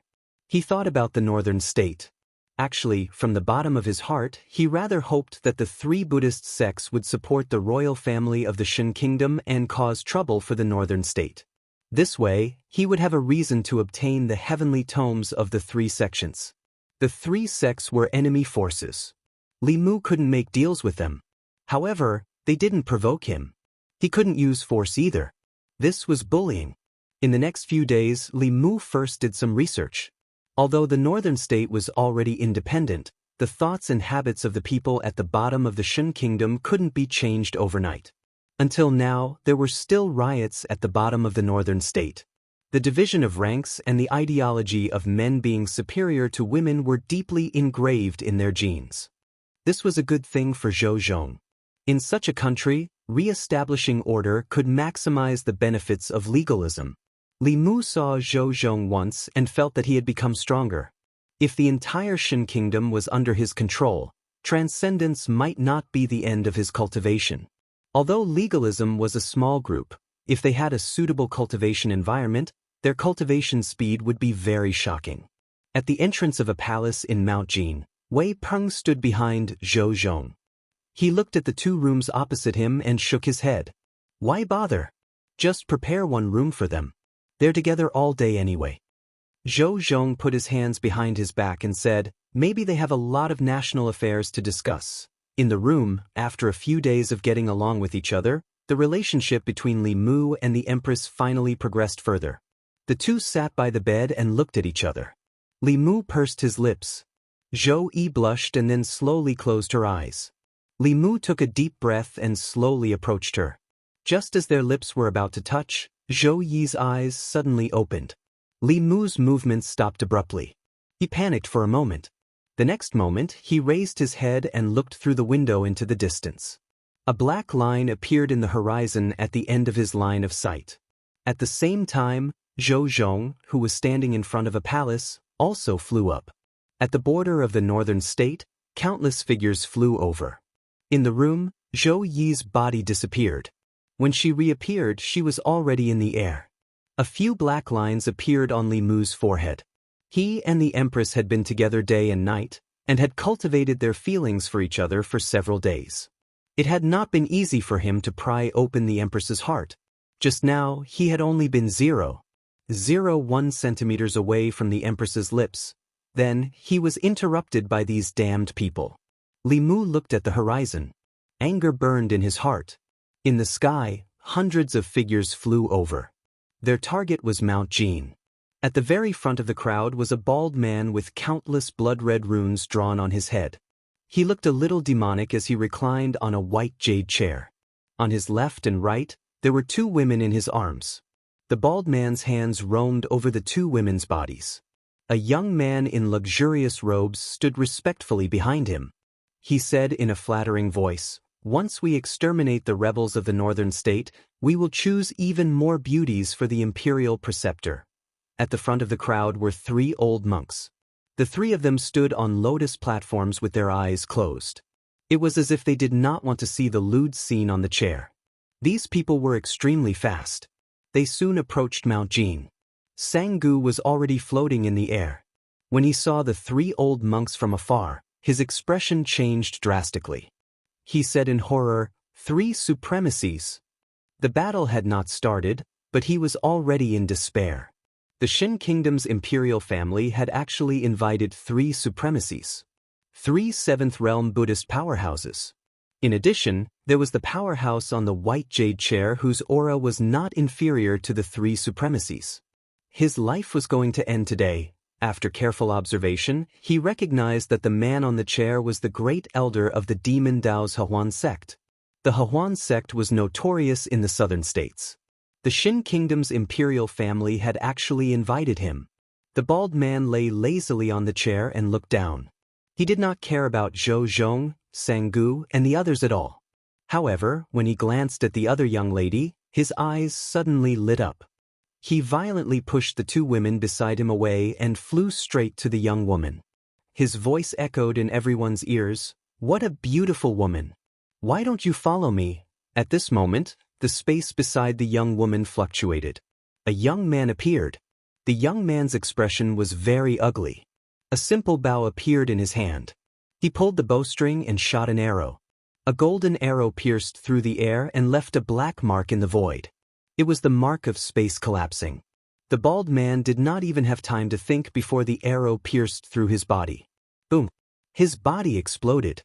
His limbs flew everywhere and were swallowed by a black hole that appeared where he was. An extremely illusory shadow tried to break free from the black hole but was still mercilessly swallowed. In the void, only an extremely unwilling roar was left. The black hole gradually disappeared. The bald man's figure also completely disappeared as if he had never appeared. After killing the enemy with one arrow, Li Mu's magic power was completely drained. Even his physical strength was exhausted. He fell powerlessly into the void and landed in a soft and fragrant embrace. Chapter 566. Heaven and earth suddenly fell silent. Not long ago, the northern state declared independence. The Shen Emperor ignored the objections of his ministers and appointed the Hahuan sect's Grand Elder as the Shen nation's state advisor. After that, this person personally went to the ancestral court of the three sections. Although no one knew what happened, the three sects that watched the northern state declare independence suddenly agreed to help the royal family suppress the rebellion, and the three supremacies came together. They thought that this was a battle without suspense. Who would have thought that before the battle officially started, the Hahuan sect's Grand Elder was killed by an arrow? Even his essence spirit was not left behind. On the Lotus platform, the three supremacies' faces were full of shock. The Shen Emperor's eyes were wide open. He couldn't believe what he just saw. Someone as strong as the state advisor was gone just like that? After a brief moment of silence, a monstrous uproar broke out. The state advisor was killed? What Dharma treasure is that? Retreat, retreat quickly. The first to react were the three supremacies. Although they didn't say a word, a golden light appeared under their feet. They drove the Lotus platform and shot into the distance. If that bow could kill the Hahuan sect's Grand Elder, it could also kill them. But someone didn't want them to do so. Zhou Zhong took a step forward and appeared in front of one of the supremacies. He said calmly, "Since you're already here, don't be in a hurry to leave." The other supremacies was just about to escape when a strong suction force burst out from behind and sucked his body back. At the end of the suction force was a figure emitting demonic aura and corpse aura. No one stopped the last supremacies. He disappeared into the sky in an instant. Li Mu wasn't in a hurry. The monk can run away, but the temple can't. Unless he left the Shen nation, Li Mu would find him sooner or later. He lay in the Empress' arms and the scene from his dream reappeared. At this moment he could use the mantra to recover his Dharma power, but there was no need to. Zhou Yi knew that Li Mu could quickly recover his Dharma power, but she pretended to forget. The two of them hugged quietly like this, completely ignoring the anxious battle around them. Although Zhou Zhong was strong, he wasn't at the seventh realm. It was already rare for him to be able to fight a Buddhist supremacies to a standstill with his unique skills. That demonic corpse's opponent was a similarly powerful seventh realm cultivator. It did not gain any advantage at all. When the imperial advisor was shot to death, the cultivators of the Shun kingdom behind him panicked. Now that even the venerables had fled without fighting, there was no point for them to stay here. After coming to their senses, they immediately scattered in all directions. But at this moment, a giant bell descended from the sky, enveloping all of them. Countless people attacked the bell, but they could only make it tremble slightly. The young emperor of the Shun kingdom had a dull expression on his face. This was just a personal expedition without any suspense. He had never imagined that the powerful imperial advisor and the three venerables would end up with one dead and one escaping. The other two couldn't escape even if they wanted to. The expression on Sanga's face was also very sluggish, but after the sluggishness, it was ecstasy.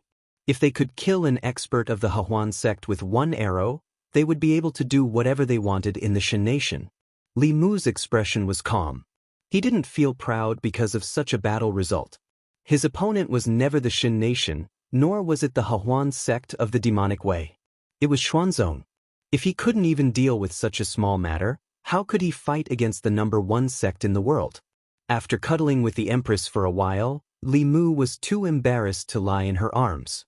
He slapped his forehead and said, "I forgot that I can quickly recover my spiritual power." He formed a hand seal and said the word Je softly. Endless power of heaven and earth surged in, and his spiritual power quickly recovered by half. With the Je mantra, Li Mu only needed a short time to recover his spiritual power to shoot arrow after arrow. The power of the sun-shooting bow was stronger than he imagined. The Huan sect's great elder was a level 7 cultivator just like the Lord of Illusions. Yet, he was unable to defend against an arrow shot with all his might. Although this arrow would have drained the spiritual energy of a normal level 6 cultivator and caused them to lose their ability to fight, it was not a loss to exchange for the death of a high-level cultivator. The demonic corpse that was fighting against a venerable was already showing signs of defeat. Li Mu drew the bow and poured in 10% of his spiritual power. Another arrow condensed on the bow and pointed at the venerable. This venerable of the Nirvana sect had already suppressed the demonic corpse. Suddenly he felt a sense of danger. He turned around and saw a golden arrow aimed at him. The scene of the Huan sect's great elder being swallowed by the black hole lingered in his mind. This arrow could really threaten his life. The venerable's expression changed. He could only raise his hands and place them flat in front of his chest to show his surrender. The young man didn't shoot that arrow. He was giving him a chance to surrender. Li Mu saw the venerable make a gesture of surrender and point the arrow at the other venerable. Without much hesitation, the old monk made the same choice as the previous venerable.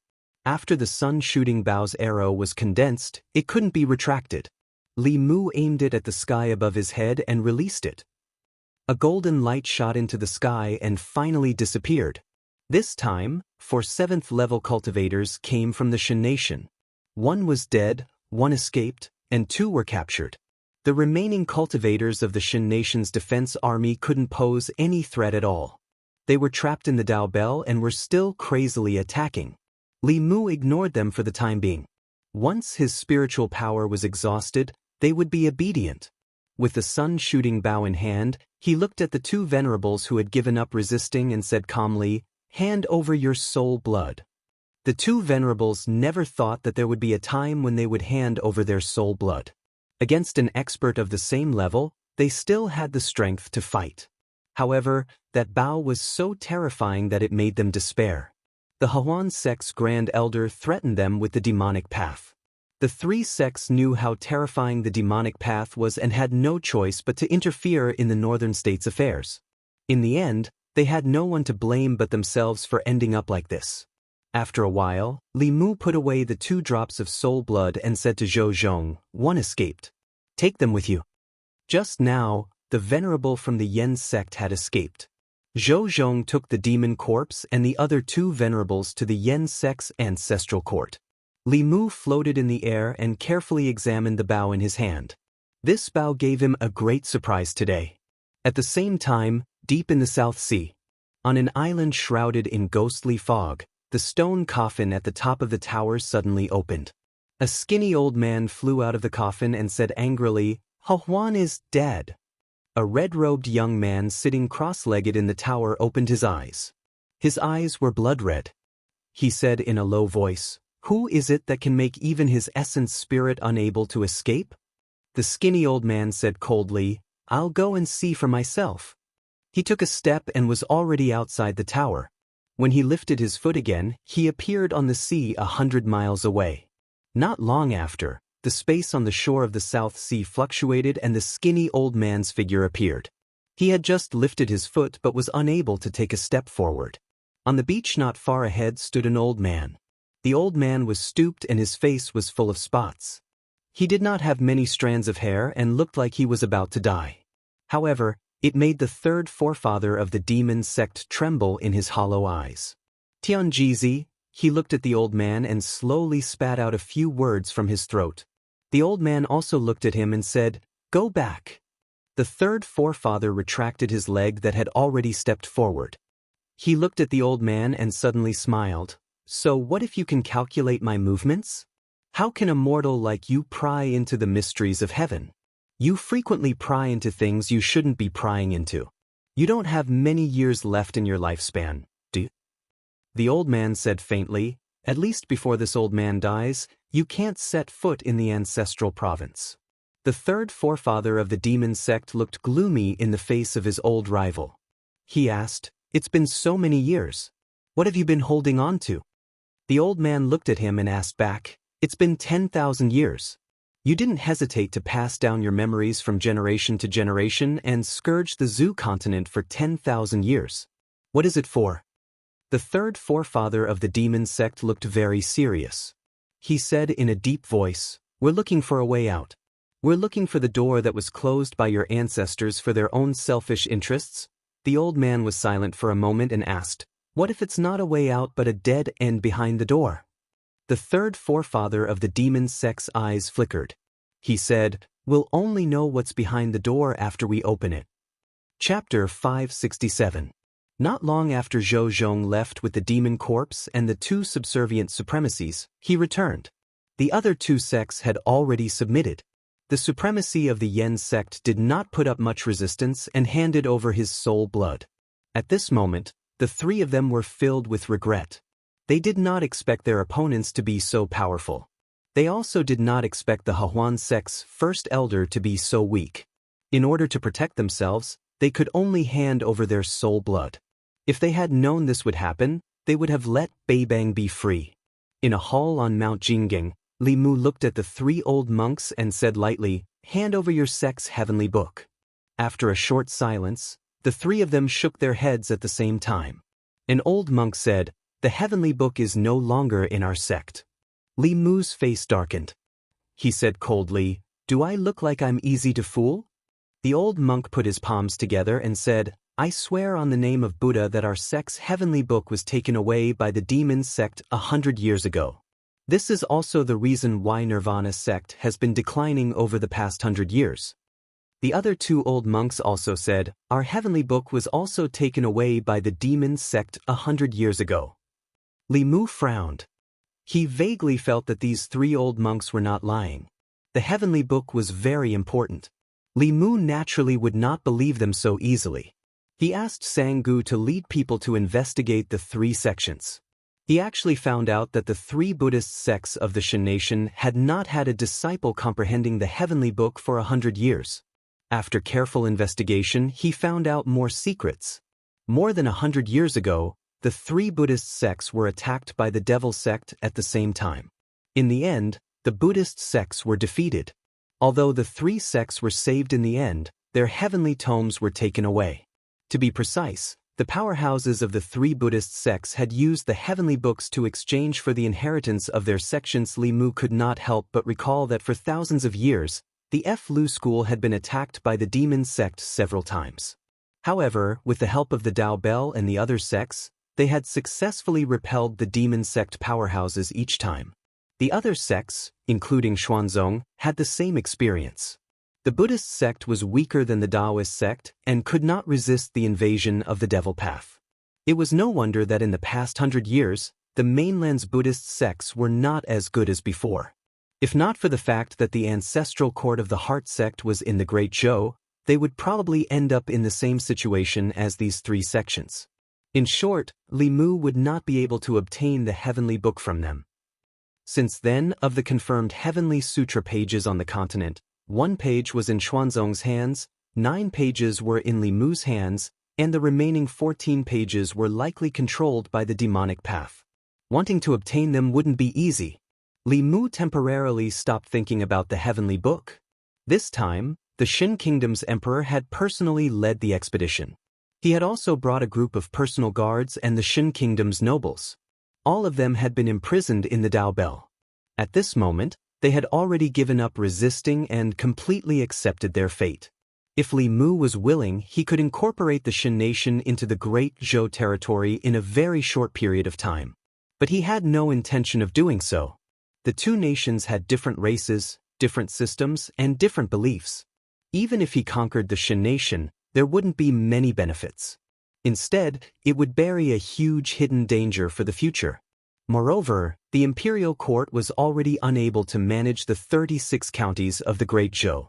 If they added the Shin nation, they might not be able to manage it. Yesterday, A tsunami had occurred in the South Sea without warning. Several states near the sea had suffered varying degrees of flooding. If the Xin nation became a part of the Great Zhou, such matters of comforting the people and providing disaster relief would become part of the Great Zhou's responsibility. If the Shen nation was in trouble, the Great Zhou would have to waste money and manpower. Even if the imperial court agreed, the people might not agree. It was better to hand the Xin nation over to Zhou Zhong. He could use the Xin nation to advance, and the Great Zhou would no longer have to worry about the south. It could be said to be the best of both worlds. Li Mu also planned to build state temples in the various states of the Xin nation. There were many people in the Xin nation. Even if each person's psyche power was very small, when gathered together, it would be very considerate. Connecting these state temples with the Great Zhou's ancestral temple could accelerate the formation of the emperor's qi. However, the more than 20 states of the Xin nation had always been independent. It would not be easy to complete this plan. For a long time to come, what they needed to do was to subdue the various states. With Zhou Zhong's current power, it was only a matter of time before he completely integrated the Xin nation. The situation of the Xin nation had been settled. There was no need for Li Mu and the Empress to stay here. He used a sound-transmitting ritual implement to ask Xian Jizi. The two women were still in seclusion. The time it took for high-level cultivators to break through to the next realm varied from person to person. There was no pattern to it. Some people's fateful encounters would allow them to break through to the next realm in an instant. Some people needed days, months, or even years. Lu Hanyan and Li Qing should not need that long. Judging from the effects of the pills they had taken, it would take them at most 3 months to completely refine the effects of the pills. When he and the Empress returned to Shendu, Shangguan Li had already successfully broken through to the next realm. Mr. Mei was still in seclusion. The saint-level pills could only greatly increase the probability of breaking through to the next realm. Whether or not the cultivator could break through to the next realm depended on themselves. Without Mr. Mei, Li Mu and the Empress were of course more at ease. They could draw together in Chang'e Palace. In the name of discussing state affairs, they could dismiss the guards and maids, stroll in the imperial garden and admire the flowers. Or they could change their appearances and eat a bowl of noodles at a roadside noodle stall, fly a kite together, and watch the sunrise and sunset together. However, Shangguan Li's existence often disturbed their plans to spend time together. Because Cheng Exen was always with the Empress, she had already been sent to a few dry counties to make rain. She would not be back for at least half a month. Shangguan Li was the Empress's personal female official. She should be by the Empress's side all the time. Once or twice was enough to send her away, but if it happened too many times, it was inevitable that the Empress would become suspicious. Li Mu was already regretting it. If he had known earlier, he would have cut corners in her pill. If the effect of the pill was not so good, she might still be in seclusion now instead of being the third wheel between the two of them. In Chang'e Palace, Li Mu was reading a booklet. Zhou Yi was drawing. Shangguan Li stood behind her, waiting for orders. Li Mu and Zhou Yi looked at each other and instantly understood each other's intentions. Zhou Yi coughed softly and said, "Ali, go to the National Treasury and check if there are any more pills, fulu, and the like. If there are not enough, let the Ministry of Revenue go to the shops of the various sects to buy more." A trace of doubt appeared in Shangguan Li's eyes. These small matters were all handled by specialized officials. There was no need for her to go at all. Moreover, the Empress had never liked these complicated affairs of state. Why was she so concerned about these matters recently? The day before yesterday, she had gone to the Department of Worship to supervise the offerings. Yesterday, she had gone to the Ministry of Revenue to check the accounts. Today, she had gone to the National Treasury to check the inventory. Why did she feel that the Empress was intentionally sending her away? At this time, Zhou Yi said to Li Mu, "You've been reading the booklets for a long time. After you finish reading these, go back and rest." Li Mu nodded and said, "Yes." This was the secret code that the Empress and he had agreed on. The meaning of this sentence was that Li Mu should go back first and that the two of them would meet at the Li residence in a moment. If it was just sending away Shangguan Li and leaving Li Mu in Chang'e Palace, the purpose would be too obvious. This way, Ali would not have any suspicions. Shangguan also agreed and walked out of Changle Palace with a belly full of doubts. Li Mu looked through a few booklets. Seeing that Shangguan had already walked far away, he exchanged a look with the Empress and also directly left the palace. He first bought a fish and some fresh vegetables at the market and cooked with the Empress. It was also a different kind of sweetness and romance. When he returned home, Li Mu pushed open the door and saw that there was already a figure standing in the courtyard. Towards these kinds of things, she was always more impatient than he was. He walked over and hugged the Empress who had turned into Shangguan from behind. He asked, "What do you want to eat today?" The delicate body in his arms trembled. Soon after, he was blasted away by a tyrannical transcendence energy. Shangguan retreated a few steps and looked at Li Mu with shame and anger. She gritted her teeth and said, "What are you doing?" Li Mu looked at her in shock and muttered, "You?" Shangguan crossed her arms in front of her chest and said angrily, "Are you crazy?" Li Mu instantly realized and immediately said, "Sorry, I mistook you for someone else." As his voice fell, the space in the Li residence fluctuated and another Shangguan appeared in the courtyard. The two Shangguan looked at each other. One was shocked and the other was flustered. Chapter 568. Shangguan came to the Li mansion to ask Li Mu if he felt that Her Majesty was a little strange recently, but she didn't expect to see such a scene. She stood behind Li Mu. After the shock, she said angrily, "Who are you?" Zhou Yi went through the initial panic, but soon calmed down and returned to her original appearance. Seeing the familiar figure, Shangguan trembled and said in disbelief, "Your Majesty." She was full of doubts. She didn't understand why Her Majesty would change into her appearance and come to the Li mansion, until she remembered a rumor in Chengdu these days. It was a rumor that Li Mu and the Empress' personal maid were strolling hand in hand. Only now did she finally realize that it wasn't a rumor. Zhou Yi walked to the door of the study and said, "Ali, come in with me." Shangguan glanced at Li Mu and walked into the study in a panic. After a long time, she came out of the study, looked at Li Mu again, and then strode out of the Li mansion. Zhou Yi walked to the yard and said, "It's fine if Ali knows. She won't tell anyone." As she spoke, she sighed softly in her heart. In the past, she always hid it, worried that it would be discovered. Out of helplessness, she felt a little better after telling Ali about it. In the future, she didn't have to hide these things in her heart, but could share them with someone. Li Mu also felt that this was a good thing. At least he didn't have to hide from Ali in the future. However, he always felt that since Li Mu knew about this, the way Ali looked at him was a little strange, as if Li Mu had stolen something important from her. Li Mu could understand her on this point. After all, as the Empress' personal maid, she was the only one who was favored. Now that the Empress's favor was given to him, it was inevitable that she felt disappointed. Just like Li Mu didn't want her to compete with him for favor in the past. Since leaving the Zhou family, the Empress had no relatives. Ali and Mr. Mei were the closest people to her, just like her family. And the Empress's family was his family. Li Mu also didn't want Ali to be sad because she was neglected, so when he brought breakfast of love for the Empress, he would also bring a portion for her. Occasionally, he would prepare a small gift for the Empress so that he wouldn't forget her. Finally, one day, Shangguan no longer looked at Li Mu as if something important had been taken away. However, her gaze became very vigilant. She gritted her teeth and said to Li Mu, "Let me tell you, don't even think about having any ideas about me. I don't like men." Li Mu understood what she meant and frowned. "What are you thinking? Am I that kind of person?" Shangguan looked at him indifferently and asked, "Isn't that so?" Li Mu couldn't refute. In order to show that he didn't have any other thoughts about her, he stretched out his hand and said, "Then give me back what I gave you." Shangguan was stunned and asked, "How can there be someone like you?" Li Mu shrugged and said, "I'm just proving to you that I don't have any other thoughts about you." Shangguan gritted her teeth and took off a hairpin from her hair.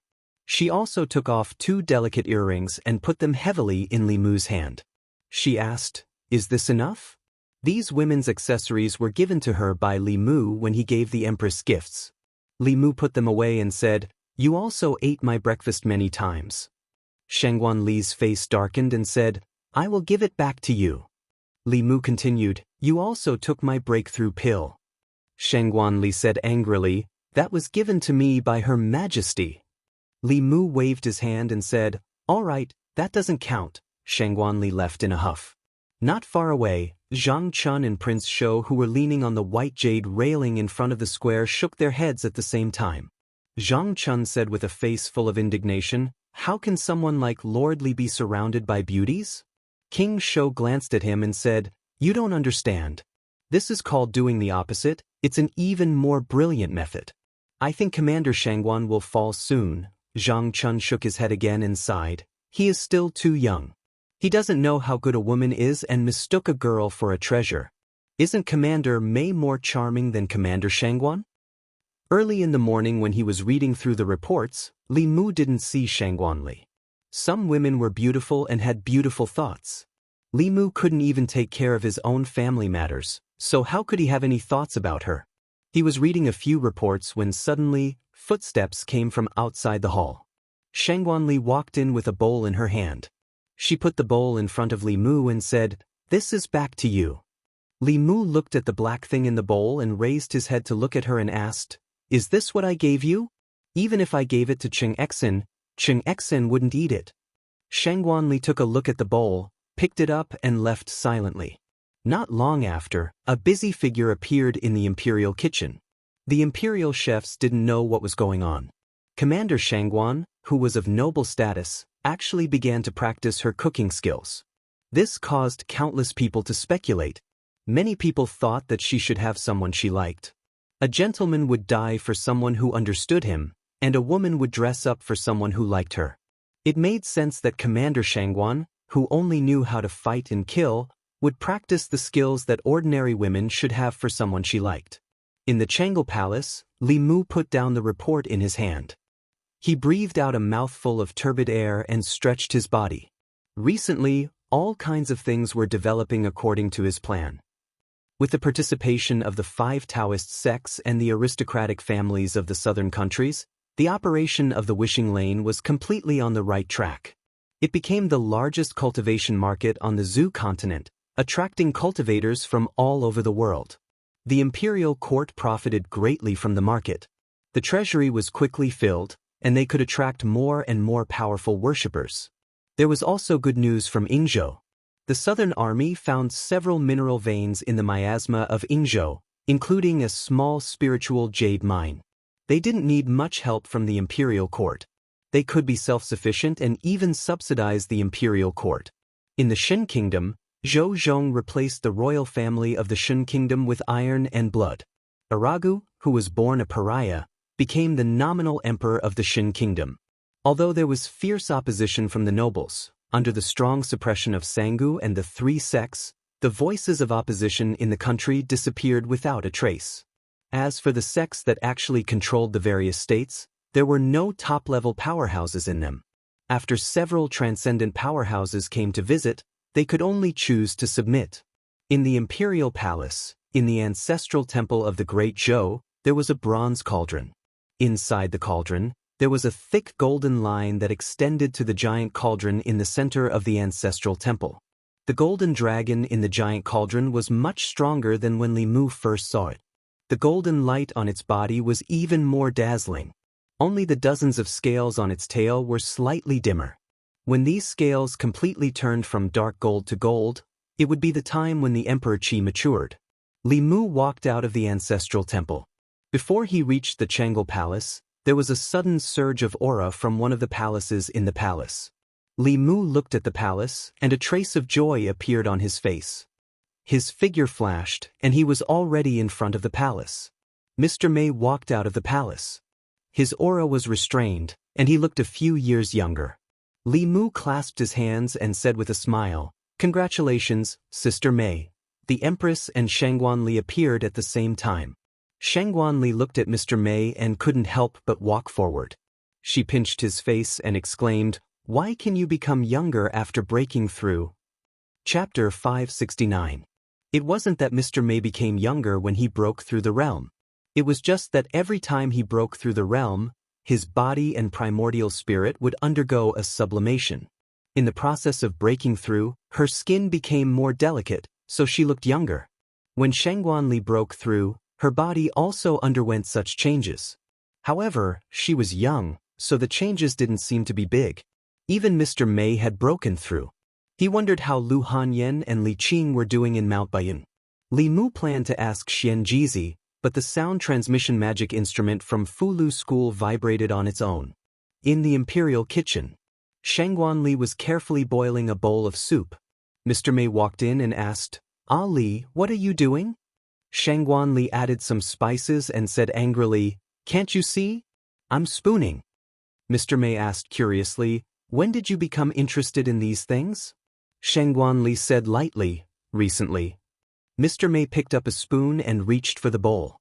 Shangguanli hit the back of his hand. Shanghai Li said, "If you want to eat, make it yourself. It's not for you." Mr. Mei asked curiously, "Then who is it for? Is it for His Majesty?" Then she denied this conjecture. If it was given to His Majesty, Ali would definitely be happy, and not have this expression of someone who owed her a huge debt, as if she wanted to spit in the soup.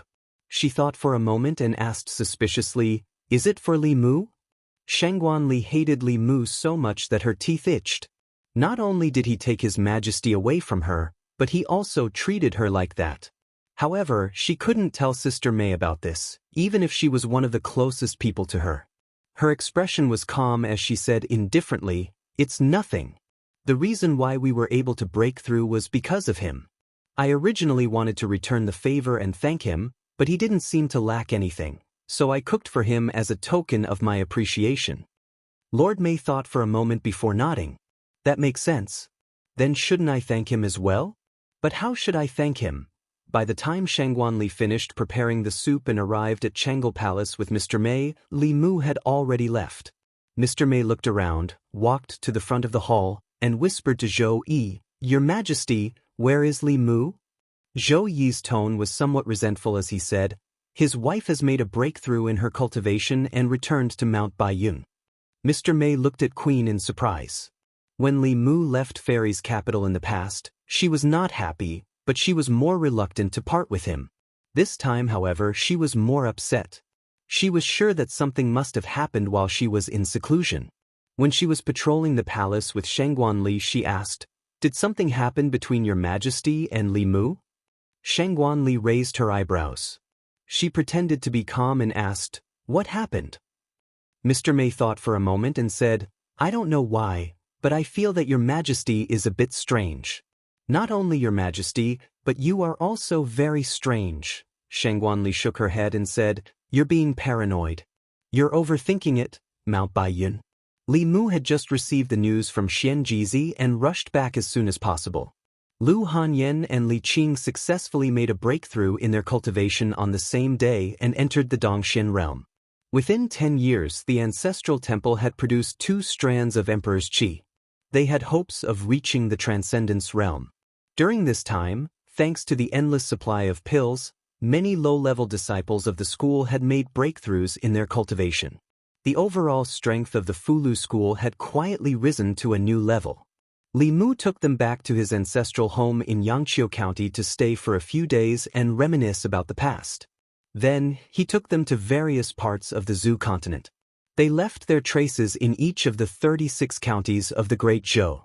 They watched the sunrise in Yuntai County, watched the sunset in Hanyang County, skied on the snowy mountains in Jiangyin County, and rode horses on the grasslands in Yantai County. They experienced all the infinite sceneries of the Great Zhou. Eastern Sea, Yingzhou. On the east coast of Yingzhou, 3 streaks of light slowly flew over from the sea. These days, Li Mu took the 2 girls to experience the underwater world.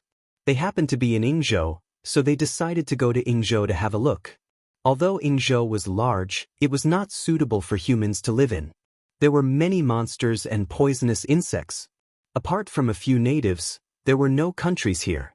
The headquarters of the Corpse sect and the research organization of the School of Moism led by Mo Li were both in the hinterland of Yingzhou. Li Mu and the other 2 descended from the sky.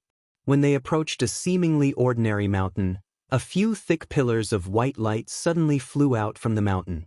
The white light was extremely fast and carried with it a destructive force. If a transcendent realm cultivator was hit by this attack, they would probably die on the spot. Li Mu waved his hand to dispel these attacks. A few people flew out from the mountain. Stop the attack, it's Lord Li. They flew to Li Mu and bowed. Greetings, Lord Li. Li Mu landed in the middle of the mountain and saw a row of cannons extending outwards. The white light just now came from this row of cannons. Mo Li hurriedly walked over and cupped his fists towards Li Mu. This is a no-fly zone. These mechanisms have arrays that automatically sense mana fluctuations. Once they discover an intruder, they will attack. Please don't take offense, Lord Li. Li Mu waved his hand and said, "It's fine." The Mahist clan was indeed a genius in the field of mechanisms. Using this artifact to guard the city was much more suitable than using humans. The formation would automatically sense the intruder and launch an indiscriminate attack. Even if it was unable to kill the intruder, it would be able to raise the alarm immediately. Although they could not threaten cultivators of the 5th realm and above, killing a 4th realm cultivator was only a matter of one cannon.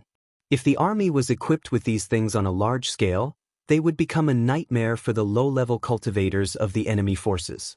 Li Mu said to Mo Li, "What other mechanisms do you have? Let me see them." As the successor of the school of Moism, Mo Li knew the complete art of mechanisms. In the past, because he lacked manpower and financial resources, he could not display the school of Moism's mechanisms.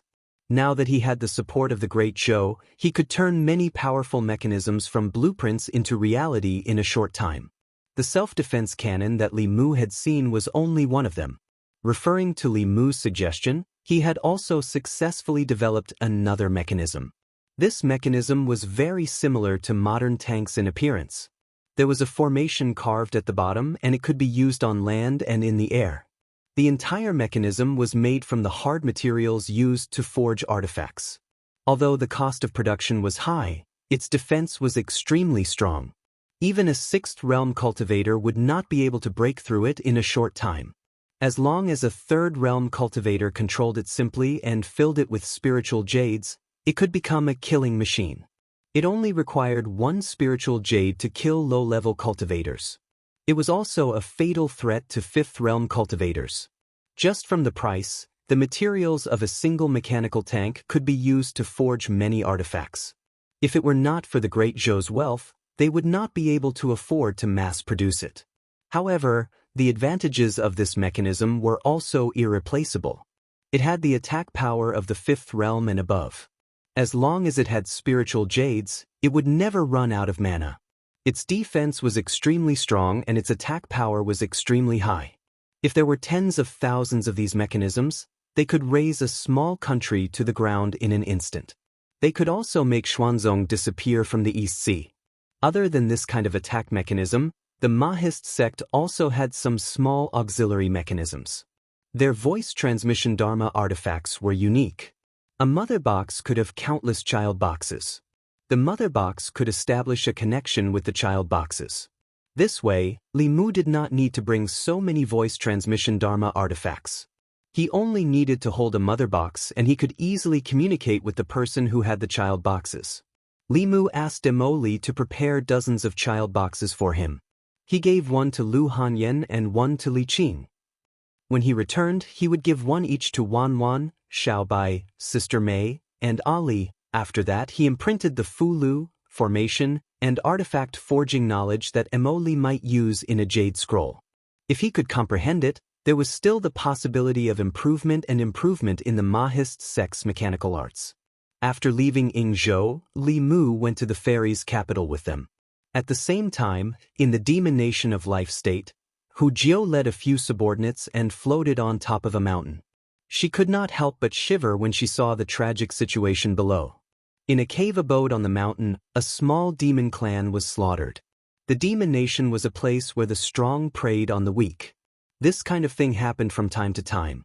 However, since these small demon clans submitted to the Thousand Fox Nation, no matter how powerful the demon clans in the demon nation were, they did not dare to do anything to them. What was even more frightening was that this demon clan had died in a very strange way. There were no wounds on their bodies, but the blood in their bodies had been sucked dry. There was not a single drop left. They had all turned into dried corpses. There was still a look of horror on their faces. That was not all. Not only this small demon clan, there was not a single living thing within a 10-mile radius of the mountain. Whether it was the birds, the beasts, or the small demons in the mountain, they all seemed to have turned into mummified corpses at the same time. The mountain was dead silent. Hu Jiao and the other demons could even hear their own breathing. An extremely strange atmosphere was spreading among them. Chapter 570. In the past month, the entire Yao nation was shrouded in a horrifying atmosphere. In the territories of Qianhu Nation, Tianlang Nation, Xian Snake Tribe, and Flying Bear Tribe, a number of shocking incidents happened. More than a dozen small and medium-sized Yao tribes were slaughtered overnight. These demon clan members had died a horrible death. All the blood in their bodies had been sucked dry, leaving behind only withered demon clan corpses. What was even more terrifying was that not only were the demon clan members slaughtered, but even the demon clan members nearby that did not have any intelligence were also sucked dry. This incident caused the entire Yao nation to panic. Qianhu Nation, in the cave abode on the highest peak. The Blue Wolf King's face was pale as he muttered, "Demonic path, it must be the demonic path. This is the method of the demonic path." That elder of the demonic path did the same to heal himself. The Lord of Illusions narrowed his eyes and said in a low voice, "The elders of the sage sect are inhumane. We can't let this go on. Absorbing so much blood essence at once, I'm afraid someone is using it to cultivate the demonic art. If we let him go, he will become stronger and more difficult to deal with," the Blue Wolf King said. "If it's really those people, we're no match for them. If we want to kill an elder of the sage sect, I'm afraid we'll have to call that bear and that snake together." The Lord of Illusions looked out of the cave abode and said, "Looks like it's time to go to Tianshan Mountain and the Snake Swamp." In the extreme north of the Yao Nation, on an ice field. The vast northern territory of the Shun continent was the territory of the Tianshan Bear Tribe. The climate here was extremely cold, and the land was covered in snow all year round. Stepping into the northern ice field, all one could see was white. At this moment, there was a glaring red on one of the ice fields. A few white bears fell on the ice, their blood soaking a large area of the ice beneath them. The blood was still spreading in all directions, and the few white bears had long lost their vitality. A sinister human youth in a red robe floated in the air. Looking at the blood on the ice, he licked the blood at the corner of his mouth and whispered, "The blood of a familiar expert." He took a deep breath, and the blood under the ice gathered toward him, forming a river of blood that merged into his body. The young man shuddered. His aura grew stronger, and his face regained some color. The white bears on the ice had all turned into shriveled corpses. The young man looked at the abnormally strong corpse of a giant bear. With a wave of his hand, the bear corpse disappeared. He muttered, "When old Five wakes up, it wouldn't be a bad idea to refine her into a demonic corpse." After collecting the bear carcass, he was about to leave when a white light suddenly whizzed towards him from the north. The white light carried a powerful aura. Before it even arrived, an earth-shattering roar could be heard. "Who killed my son?" The young man looked in that direction, and the corners of his mouth curled up. "After killing the little one, the big one has come." He was only at the 6th level of cultivation, but he showed no fear in the face of an aura that was much more powerful than his own. A foul river of blood surged out from his body once more, blotting out the sky as it rushed towards the figure in the distance. The river of blood and the white light collided, and a powerful wave of mana exploded. The ice plains within a radius of dozens of miles immediately collapsed, forming countless icicles that pierced towards the red-robed young man. The icicles almost filled the void, and the young man had nowhere to hide. His body suddenly turned into a pool of blood, allowing the icicles to pass through him. Then, he turned into a streak of blood light and merged into the river of blood in the distance. As the young man's body merged into the river of blood began to surge violently, as if it was boiling.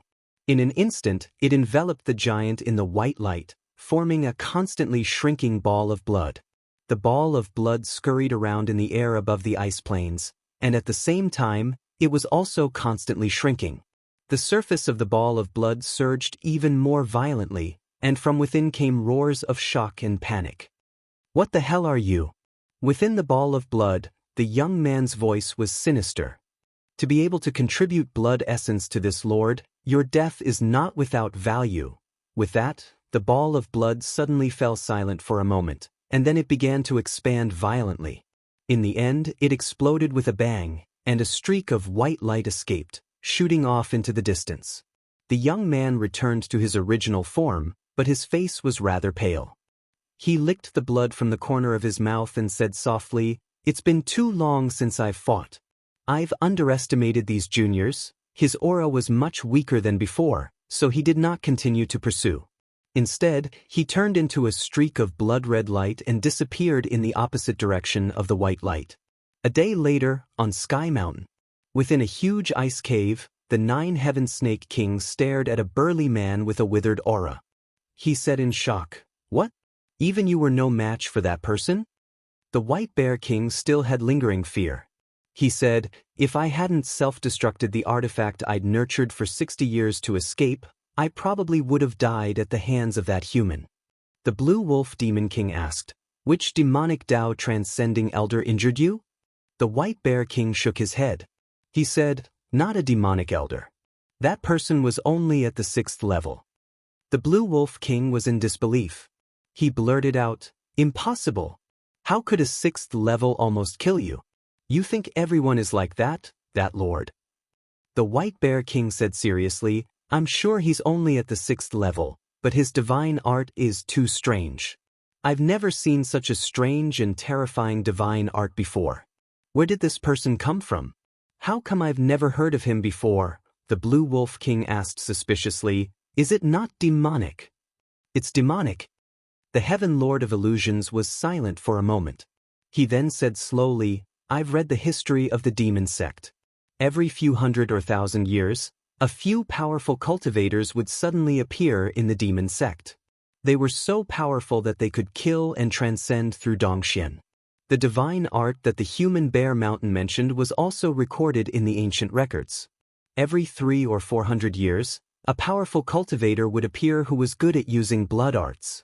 It's been more than 400 years since the last powerful cultivator died."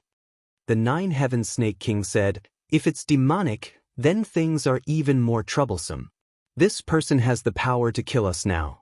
When his demonic arts are perfected and his cultivation improves, even if we work together, we might not be his match. At that time, even if we don't go to him, he'll come to us." The powerful cultivators of the Demon Nation all had serious expressions. The Demon Nation had once been at odds with the Great Zhou, but only a portion of the demon forces were involved. The civil strife that followed was just a war between the Celestial Wolf Tribe and the Thousand Fox Tribe.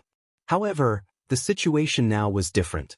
Small demon clans had been destroyed under the 4 major forces. The mastermind's hand had already reached out to the White Bear King. If they ignored it, this would become the greatest catastrophe in the Demon Nation in the past few hundred years.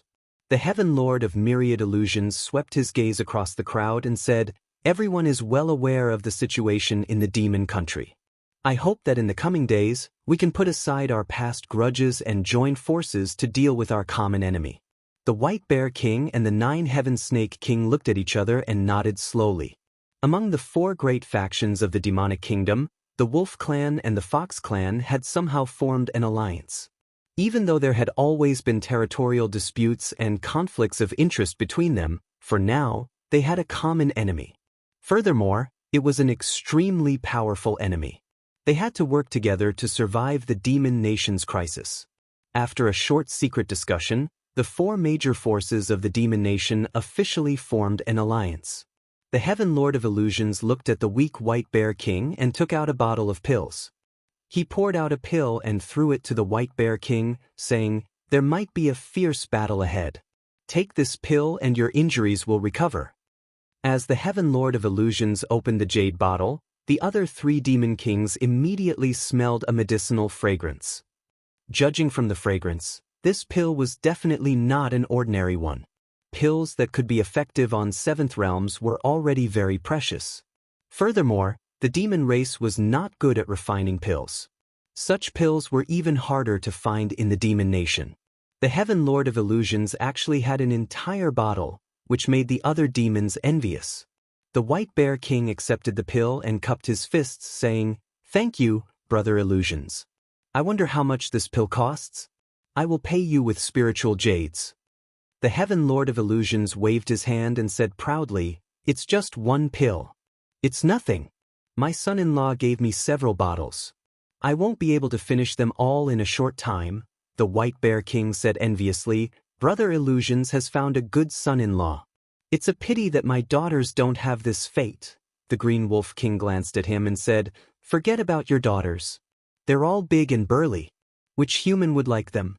But those girls from the Jyotian clan know how to pester people. That man is very lecherous. Jin, you might as well." The Heaven Lord of Illusions' face darkened and said coldly, "Green Demon, I advise you to mind your own business." Chapter 571. Baiyun Mountain. Li Mu, Lu Hanyan, and Li Qing had just spent a beautiful and shameless time together. They stayed in Shendu for a few days before returning to the ancestral court. Some ancient lost cultivation techniques could be cultivated much faster than Taoism's guided qi refinement.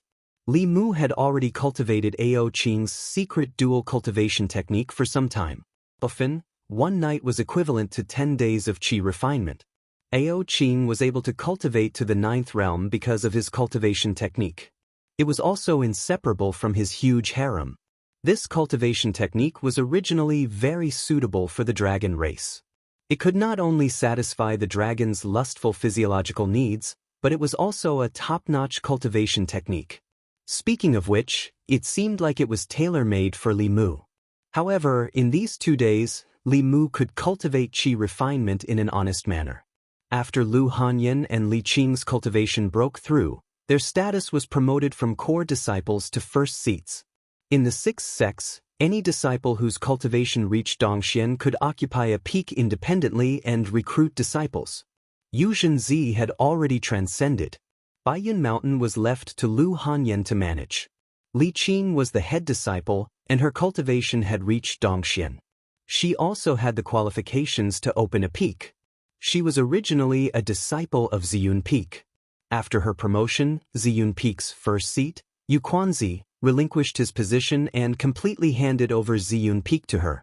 The Talisman Pai sect used to recruit disciples once every 4 years. After taking over the Talisman Pai sect, Li Mu changed this rule. The Talisman Pai sect and the Mysterious sect were on par with each other in terms of high-level combat strength. However, the gap between the two sects in terms of low-level disciples was too huge. If the Talisman Pai sect still used the previous rule, it was unknown when they would be able to catch up with the Mysterious sect. Fulu School didn't cooperate much with the imperial court in the past. It was difficult to recruit disciples from the common people. Currently, the Fulu School had already begun a deep cooperation with the imperial court. Some time ago, Li Mu had asked the Empress to select people of suitable age and decent aptitude within the 36 counties, and then have the school contact their families. Being able to join such a cultivation sect was undoubtedly a good thing for ordinary people to completely change their fates. Not only would they be able to learn new skills, but their families would also not have to worry about food and clothing in the future. They might even be able to achieve meteoric success. Very few people would reject such an opportunity. Therefore, during this period of time, there were many new faces in White Cloud Mountain. These people were divided equally among the peaks and were temporarily handed over to the young disciples. They would lead these new disciples onto the path of cultivation. After flying out of the White Cloud Peak, Li Mu arrived at the Purple Cloud Peak. 2 female disciples who were chatting immediately stood up straight, puffed out their chests, and said respectfully, "Greetings, Martial Uncle." Li Mu smiled at them and walked toward the Holy Ji Palace.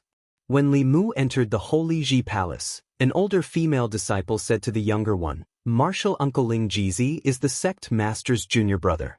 According to seniority, we should address him as Martial Uncle. Don't get it wrong in the future." The younger female disciple was puzzled.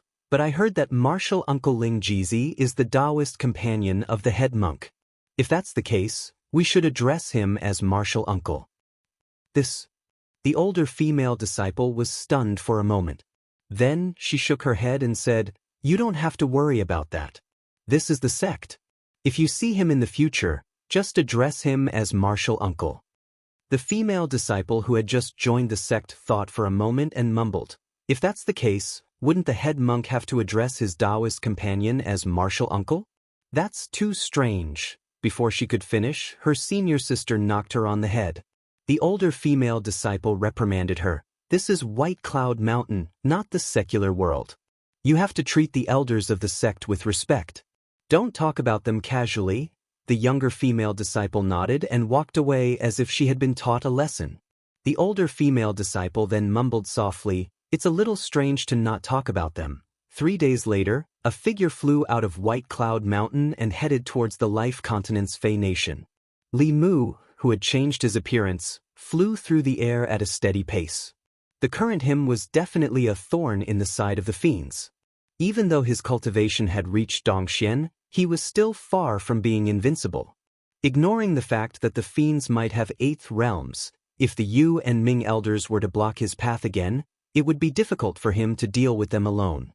Therefore, before leaving the Fulu school, he changed his appearance and used a heaven-ranked Fulu to conceal his heavenly secrets. Even high-level experts would not be able to divine his whereabouts.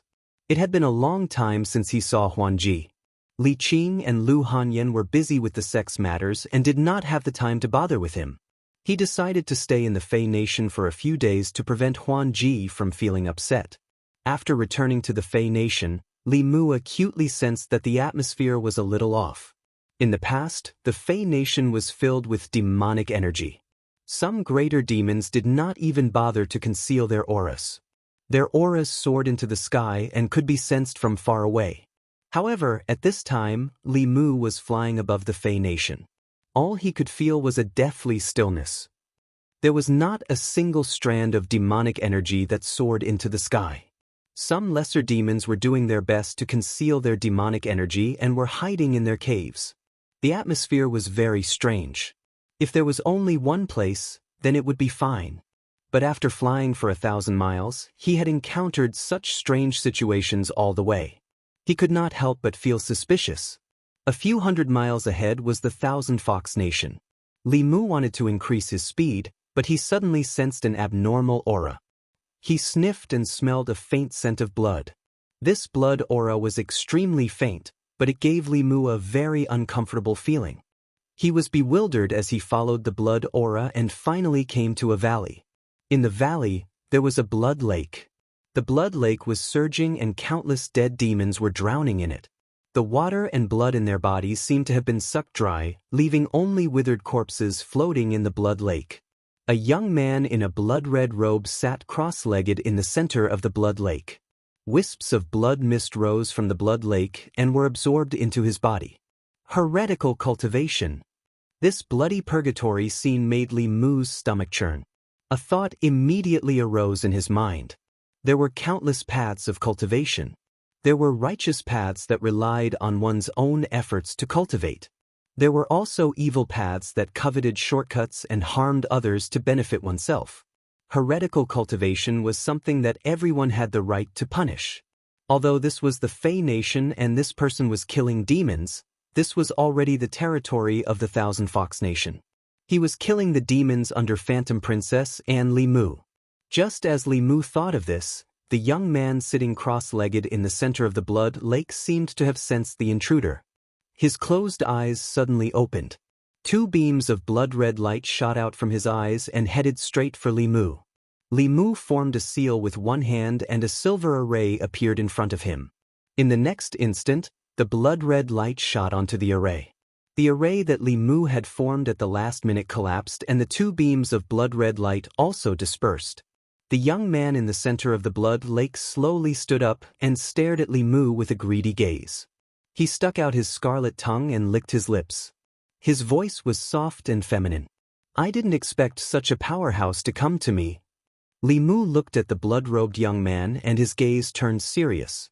This person's aura was around the middle stage of the sixth realm. However, the threat he posed was even greater than the Yu and Ming elders. What shocked him even more was that this person was about the same age as him, but his cultivation level was much higher than his. After all, Li Mu had relied on his own efforts to achieve his current cultivation level. The willpower of countless people in the divine capital, the inheritance of the Dragon King, and the countless opportunities he had encountered during his cultivation journey. How did this person, who was about the same age as him, cultivate to be able to suppress him in terms of cultivation level? The heretical cultivation clearly did not want to let Li Mu go. Before Li Mu could think further, the blood river in the valley had already surged up. The huge waves seemed to want to swallow Li Mu whole. Thousands of sword shadows appeared behind Li Mu and sank into the blood river. Then they exploded. Countless holes appeared in the blood river, but they gathered together in the next instant. The young man's eyes were filled with disdain. Li Mu frowned slightly. He had not fought with the heretical cultivation many times. These heretical supernatural powers were more difficult to deal with than he had imagined. With another thought, a gust of wind blew behind him. The gust of wind mixed with raindrops blew the blood river away. This time, it was the young man's turn to frown. He said in a low voice, "Call the wind and summon the rain. You, a human, know this supernatural power. Those old fogies of the dragon clan did not chase after you." As he muttered to himself, his figure disappeared from where he stood. A blood shadow went straight for Li Mu. The Qingxian sword in Li Mu's hand flashed with countless streaks of lightning as it slashed across the sky. The blood shadow was sliced into two halves before quickly fusing back together. The evil cultivator's hands turned into two blood blades as they slashed towards Li Mu. Golden light flashed on Li Mu's body and a golden armor appeared. The blood blades slashed at the golden armor. Li Mu's figure retreated quickly, and the blood shadow was also sent flying. In order to avoid exposing his identity, Li Mu did not use the protection of the Dao Bell, nor did he use Ao Qing's spear. He was confident that he could deal with any cultivator of the same level with his supernatural powers. The two figures had just separated when they charged at each other again. In the next 15 minutes, the sky was filled with the light of supernatural powers. Mountains collapsed one after another. Monsters and beasts within a radius of dozens of miles all fled. Another 15 minutes later, Li Mu floated in the void and looked at the blood shadow opposite him. His chest rose and fell slightly, but there was a huge wave of emotions in his heart. Sure enough, he could not underestimate anyone in the world. He had fought with the heretical cultivation for so long, but he had not gained the upper hand at all. Not only was this person's supernatural power strange, causing him to almost lose several times, but what was even more strange was that this person's fighting experience was so rich that it was unbelievable. In close combat, Li Mu could only fight to a draw with him using the fighting formula. In terms of long-range combat, Li Mu had been suppressed from the very beginning. After fighting with this person for half an hour, Li Mu gained a lot of knowledge. Supernatural powers could be used and linked in such a way. Using two different kinds of supernatural powers at the same time or in combination had a completely different effect than using them separately.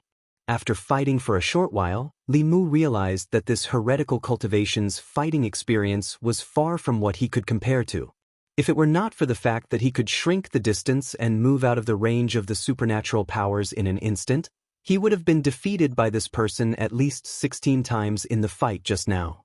Li Mu was shocked, and the Blood River ancestor was even more terrified. He had tens of thousands of years of fighting experience, and it was not difficult for him to kill enemies of a higher realm. Yet, he could not take down a 6th realm junior whose cultivation was lower than his. This person was not more than 30 years old, but his cultivation was Dongxian. His fighting experience was so rich that even he felt inferior. He even began to suspect that this person was also reincarnated with the memories of some old monster. Otherwise, the scene before him would be difficult to explain. However, if he was an old monster from thousands of years ago, how could his fighting experience be so rusty? It was unlikely that this kind of contradiction would appear on the same person. Both of them were shocked by each other's strength. They floated in the void hundreds of feet apart, not daring to move. Li Mu took a deep breath, and his gaze gradually returned to normal. Although this person's cultivation was only Dongxian, even a transcendent cultivator would not have an easy time against him. Today, he could not let this heretical cultivation go. Otherwise, for the Yao nation and the Great Zhou, there would always be a huge hidden danger. He had to bring out some of his trump cards. Li Mu stretched out his hand, and with a flash of green light, a long spear appeared in his hand. The moment he saw the long spear, the evil youth could no longer maintain the calm expression on his face. His face was filled with extreme fear, and he cried out, "Sky-piercing spear! Why are Ao Qing?" When Li Mu heard the name of the Dragon Clan's powerhouse from 8,000 years ago from the heretic practitioner's mouth, the calmness on his face was also broken. He said in shock, "How do you know Ao Qing? What exactly are you?" Chapter 572. Ao Qing had already been dead for 8,000 years. Even the dragon race had forgotten about him. Yet, there was someone who could recognize his weapon and call out his name. As Li Mu thought about this, he felt a chill run down his spine. He didn't know that this spear was originally called Heavenbreaker. When he saw that iconic spear, fear surged from the depths of his memories, causing the nefarious youth to tremble. However, he soon realized something. As he looked at Li Mu, he was overjoyed. He blurted out, "So it's you." Li Mu became even more vigilant. He asked, "Do you know who I am?" The nefarious youth coldly snorted and said, "The future headmaster of the Fulu school, the favored minister of the Empress of the Great Zhou, the imperial advisor and empress of the Thousand Fox Nation. Li Mu, do you think you can hide from me just because you've become a bit uglier?" Li Mu's gaze turned cold. He didn't know anything about this person, but this person was able to accurately identify him. Even his secret relationship with Phantom Princess had been revealed. In this world, the only people who knew him better than he did were those from the demonic path. Li Mu looked at the youth and asked, "Which demonic path elder are you?" The youth stood in the air, his eyes locked onto Li Mu. He said, "Before answering you, should I call you Li Mu or Ao Qing?" Ao Qing had already been dead for almost 10,000 years. Li Mu didn't know why this youth would ask such a question. But the doubt hidden deep in his eyes couldn't escape the youth's notice. The nefarious youth revealed a look of understanding. He let out a sigh of relief and muttered, "It's not Ao Qing." The person in front of him gave him a very strange feeling. Li Mu had never encountered such an opponent before. He grasped his spear and thrust it forward. The void fluctuated and Li Mu's spear-wielding figure appeared behind the nefarious youth, thrusting his spear towards his back. The youth's body suddenly turned into a mass of blood. As the spear pierced through, a portion of the blood evaporated, but the youth's figure reformed not too far away. Azure light and blood shadows crisscrossed in the sky. Even with the sky-piercing spear in hand, Li Mu was still unable to gain the slightest advantage. At this moment, the mysteries in his heart were piling up one after another. Although the young man in front of him was young, his fighting experience was frighteningly rich. Moreover, he could recognize the powerhouse of the Dragon Clan from 8,000 years ago. Could he be an old monster from the ancient times? As soon as this idea appeared, it was rejected by Li Mu. No matter how strong a cultivator was, they couldn't escape the ravages of time and the sanctions of their lifespans. The old monsters of that time couldn't have lived until now. Furthermore, if this person was really an old monster that had lived since the antiquity age, he would not only have the cultivation of Dongxian. At this moment, Li Mu's first thought was Emperor Bai. Before his lifespan ended, he had extracted his memories and passed them on for 3,000 years. To a certain extent, his life had also been extended. If this person was a powerhouse from the same era as Ao Qing, he had extracted his memories and left them to fuse with another person or pass them on again and again, then everything that happened today could be explained, including the fact that he recognized the sky-piercing spear. His fighting experience was unbelievably rich. With nearly 10,000 years of accumulation, how could he not be rich? The sinister young man's hands turned into two blood blades and easily neutralized Li Mu's attack. With a faint smile on his face, he said, "I've searched high and low for something, only to find it without any effort. The successor of Ao Qing, it's fate that you'll die in my hands today. Hand over the tomes of arcane on you as soon as possible, and I'll give you a dignified death. Li Mu looked at him and said indifferently, even if you're an old monster from 10,000 years ago, you're only in the Dongxian realm now. You're not qualified to kill me now. The sinister young man grinned and said slowly, Junior, you'll soon know whether I'm qualified or not. He threw out 4 black lotuses. The black lotuses flew in 4 directions and connected to each other with a black light, confining the space. Li Mu knew that this was to prevent him from escaping. This old monster was too strong and had too much experience. He was more difficult to deal with than anyone Li Mu had ever fought. By confining the space in advance, it meant that he was not afraid of any of Li Mu's trump cards. This was just to prevent him from escaping. Following the imprisonment of space, a curtain of blood rose from behind the evil-looking youth. The thick smell of blood was nauseating. At the same time, Li Mu discovered that the blood in the youth's body was showing signs of leaking out of his body. Li Mu originally thought that with his current strength, it would be easy for him to deal with a 6th realm heretical cultivation cultivator. However, there was a slight change in the situation now. If he really fought with him to the death, even if he could get rid of him, Li Mu would definitely be seriously injured, or even die together with him. He looked at the blood shadow that was attacking him again.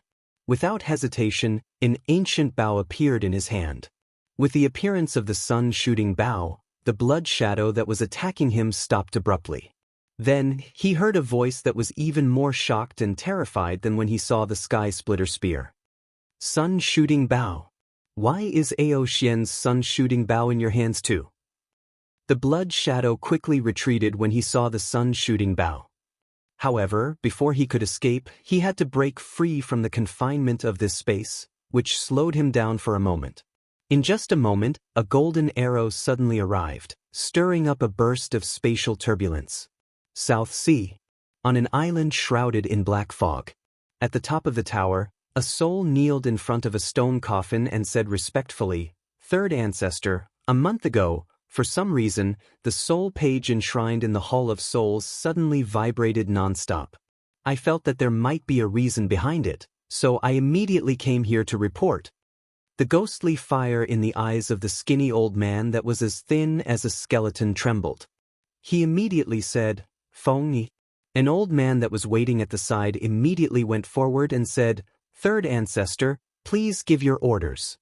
The skeletal old man said, The soul page is a copy of the Ghost Dao Heavenly Book. The vibration of the soul page means that the Ghost Dao Heavenly Book is in the ghost realm of Yudu. I order you to immediately head to the ghost realm and bring that heavenly book back.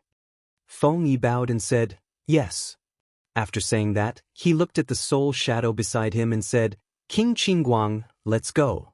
After they left, the lid of another stone coffin beside the skeletal old man suddenly opened, and a woman's voice came from within. After 500 years, the Ghost Dao Heavenly Book has finally appeared. Aren't you going to make a trip personally?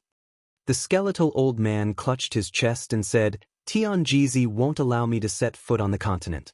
Although this person's Dao skills aren't strong, his arithmetic is one of the most difficult opponents I've met in the past few thousand years. The woman said leisurely, All these years, many 9th realm cultivators have died in our hands. Now, a mere 8th realm cultivator is enough to make you so fearful, the skeletal old man said indifferently. Today is different from the past. In the past, it was easy to advance to the 9th realm. Now, I've exhausted my lifespan and have only just stepped into the 8th realm. If I still can't find that door, in a few hundred years, when my lifespan is exhausted, I'm afraid I'll be stuck at the 7th realm. The woman thought about it and said, It's a heavenly book after all. Send a message to Blood River. The skeletal old man said, Blood River is in the demon country.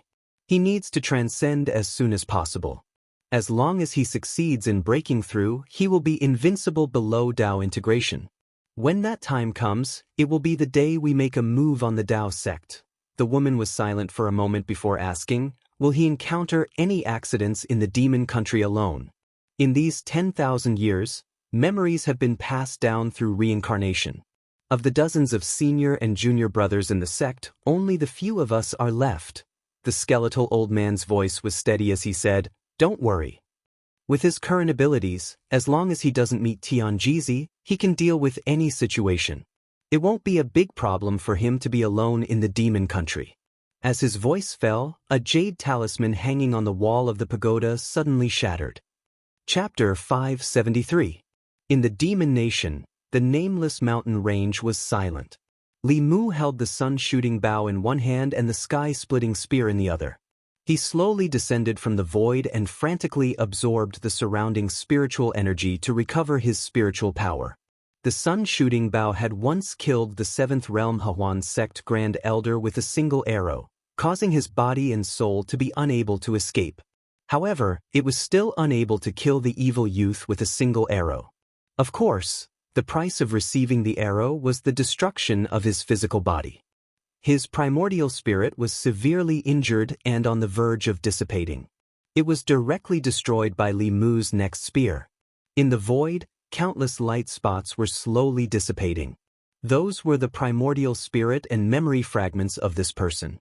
Li Mu's palm released a suction force that sucked in the light spots. Eventually, they formed a light ball the size of a thumb. He scanned it with his spiritual consciousness and then fell into a long period of contemplation. 4 ancestors of diabolism, blood river. His guess was not wrong. The youth was indeed a 10,000-year-old monster. What was different from Emperor Bai was that he had passed down his memories over and over again. He had already passed down his memories dozens of times. Not only him, but there were also a few ancestors of diabolism who were using the same method to pass down their memories. 10,000 years ago, their cultivation had reached the 9th realm. When they started cultivating again, everything was familiar. As long as they had enough resources, they could cultivate to the upper 3 realms in a short period of time, or even return to the peak. Although Li Mu had always felt that such a reincarnation was actually not the original life, and that ancestor Blood River had already died 10,000 years ago, to the youth who only had Blood River's memories, he was Blood River. This philosophical question could not be answered in a short period of time. Of course, such a legacy was not without its risks. If one of the inheritors of their memories died unexpectedly and their memories dissipated, they would no longer have the chance to pass down their memories. Just like Blood River today, he died under the sun-shooting bow and the sky-splitting spear. In the future, diabolism would no longer have ancestor Blood River. From Blood River's remnant memories, Li Mu learned that 10,000 years ago, there were dozens of diabolism people who used this method to pass down their memories. But now, there were less than 10 people left. Most of the others had fallen at the hands of experts of a certain era. Among them, the owner of the sky-piercing spear, Ao Qing, and the owner of the sun-shooting bow, Ao Xian, had both killed such demonic inheritors before. That was why they were so terrified and shocked when they saw these 2 weapons at the Blood River. Li Mu was slightly moved. In fact, it wasn't just the demonic path. Righteous path cultivators could also use this method to continue their lineage. But on the other hand, in order to find the owner of the memories, one would have to erase their original memories. This was not something that the righteous path would do. On the other hand, memories could be passed on, but cultivation could not. Even if the previous owner was a cultivator at the 9th realm and placed his memories on an infant, he would still have to start cultivating as a mortal. The process of cultivation was extremely dry and tedious. No matter how strong a person's mind was, it would still be very difficult for them to endure the torment over and over again. In Blood River's memories, there were several demonic path powerhouses who were unable to endure this endless torment and committed suicide in the process of passing down their legacies. Thus, the powerhouses of the demonic path that were a step ahead of the others would look for some special physiques suitable for cultivation. They would spend a massive amount of resources to raise them to a certain level of cultivation and then erase their memories. At this time, they were the best memory hosts.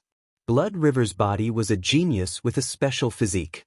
It was very suitable for him to cultivate an ancient demonic art. Compared to the demonic path, the seniors of the righteous path would also choose to leave behind their memories before they died. But this was not for the sake of seizing the bodies of their juniors, but for them to comprehend and cultivate. Li Mu let out a light breath. Before Blood River died, his memories were already fragmented and fragmented. What he could gather wasn't much. Besides this, he only knew that the demonic path had been willing to endure the loneliness of 10,000 years ago. Generation after generation of great perseverance powerhouses had reincarnated. The reason they did this was because they were looking for a door. A door? Li Mu recalled the illusory door that appeared after he overlapped the heavenly books. For the past 10,000 years, the demonic path had never stopped searching for the heavenly books. Could it be for this door? They had dominated the 10 continents for 10,000 years. The number of heavenly books in their hands was probably no less than Li Mu's. At this time, Li Mu was also certain that the demonic path did indeed have an 8th realm powerhouse. The demonic path Holy Sect's headquarters was in the depths of the South Sea. Although he wanted to attack the demonic path's headquarters and snatch back the heavenly books to see what was behind the door, he obviously didn't have the strength to do so. In this world, the only 2 known 8th realm powerhouses were his enemies. Li Mu sighed inwardly. He collected his thoughts and flew in the direction of the Thousand Fox Nation. At this time, above the South Sea, 2 old figures stood in the air. The flames in the skeletal old man's eyes flickered violently. He gritted his teeth and asked, "Divine Predictor, I won't set foot on the Zoo continent this time, but you still want to stop me." Divine Predictor looked at him and calmly said, "If this old man doesn't die, don't even think about leaving the South Sea to harm the world." Not long after, huge waves rolled up above the South Sea. The fishermen on the coast all climbed up the mountains to hide. The aquatic creatures in the sea also swam deeper with all their might. Li Mu was completely unaware of all this. He descended from the sky and landed on the square in front of the Thousand Fox Nation's imperial palace. Then, he couldn't help but raise his eyebrows. He sensed several extremely powerful demonic auras in the imperial palace. One of them was the Myriad Illusion Lord, another was the Blue Wolf King, and the other 2 were also 7th realm powerhouses. Moreover, the auras of these 4 demons were somewhat unstable. They were obviously injured. Li Mu didn't have time to pay attention to them. He looked ahead and saw a familiar aura quickly approaching him. In the Imperial Palace's main hall, the Blue Wolf King's face was still a little frightened. He said in a trembling voice, "What the hell is he?" Ever since the 4 great factions formed an alliance, the 4 7th realm demons worked together to patrol the Yao Nation. They wanted to find the culprit behind the annihilation of countless demon tribes. However, they didn't expect that person to be able to play the 4 7th realm demons like a fool with his 6th realm cultivation. Once the 4 of them separated, he would definitely find them and defeat them one by one. Once the 4 of them gathered together, that person would avoid battle and turn to slaughter the small and medium-sized demon tribes. During this period, he was getting stronger almost every day. It wouldn't be long before he could completely threaten the 4 of them. The 9-Heaven Snake King thought for a moment and said in a low voice, "If it really doesn't work, we can only gather the 4 of us and guard the mountain gate." The White Bear King asked, "What about the small and medium-sized demon tribes other than the 4 clans?" The 9-Heaven Snake King shook his head and said, "We can't care about that now." The Myriad Illusion Lord, who hadn't spoken for a long time, said, "It's useless. You all can see that the demonic art he cultivates absorbs the essence and blood of others to become stronger. If we let him wreak havoc in the Yao Nation, it won't be long before we're no match for him even if we join forces." The current situation in the Yao Nation was still within their range of control. If they waited until the heretical cultivation grew to a certain level, it would be out of their control. The Green Wolf King hesitated for a long time and murmured, "Why don't we ask that Lord for help?" Footsteps came from outside the hall. Illusion Princess walked in with Li Mu intimately. Li Mu looked at everyone and asked, "What are you all talking about?" The Myriad Illusion Lord coughed lightly and said, "My dear son-in-law, you may not know this, but recently, a vicious heretical cultivation appeared in the Yao Nation. The 4 of us joined forces but couldn't capture him." Li Mu was caught off guard when the Myriad Illusion Lord called him, "my dear son-in-law." He had only been with Illusion Princess since he came to the Yao Nation. He didn't speak much with the myriad illusion lord and wasn't so familiar with him. However, in front of so many people, even if Li Mu didn't consider him, he had to consider Illusion Princess. Moreover, the myriad illusion lord called him, my dear son-in-law, was based on the truth, so he tacitly agreed to it. He reached out his hand and gently touched the void. A shadow appeared in front of the myriad illusion lord and the others. Li Mu asked, "Is it this person?" The myriad illusion lord said in shock, "My dear son-in-law, you've seen him?" Li Mu nodded slightly and said casually, "On the way to the Yao Nation, I happened to see this heretical cultivation slaughtering innocent demons. I killed him in passing to prevent him from harming the Thousand Fox Nation in the future." In passing? The 4 demons in the hall, including the myriad illusion lord, were all stunned. Although the heretical cultivation was only at the 6th realm, even they who were at the 7th realm had almost died in his hands. How could he be killed so easily?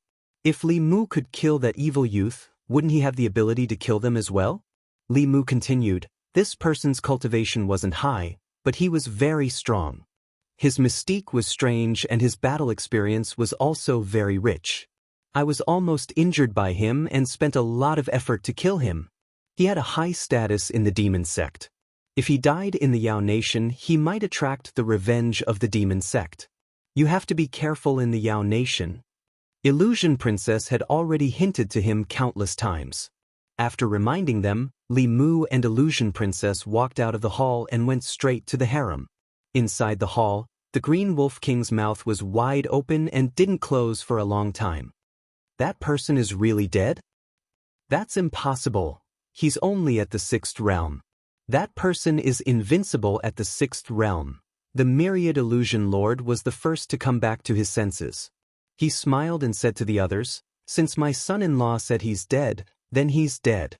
Compared to how he killed that person, what's more important is whether we can withstand the revenge of the demon sect. The original temporary alliance of the 4 races was to deal with that heretical cultivation. Now that he was dead, the alliance of the 4 races should be dissolved." However, the myriad illusion lord's worries weren't unfounded. The Green Wolf King's life was still in the hands of others, so of course, he didn't have any objections. The 9 Heaven Snake King and the White Bear King fell into a long silence. The myriad illusion lord looked at them and continued, "Many things have happened in the Yao Nation in the past 2 years. I believe that you can see that only a unified Yao Nation can gather all forces and resist the calamity together."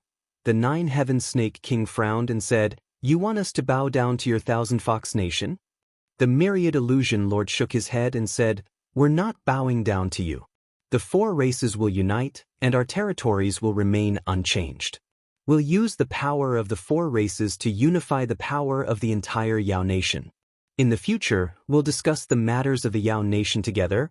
Only the Black Snake Tribe and the Flying Bear Tribe couldn't fight against the demon sect.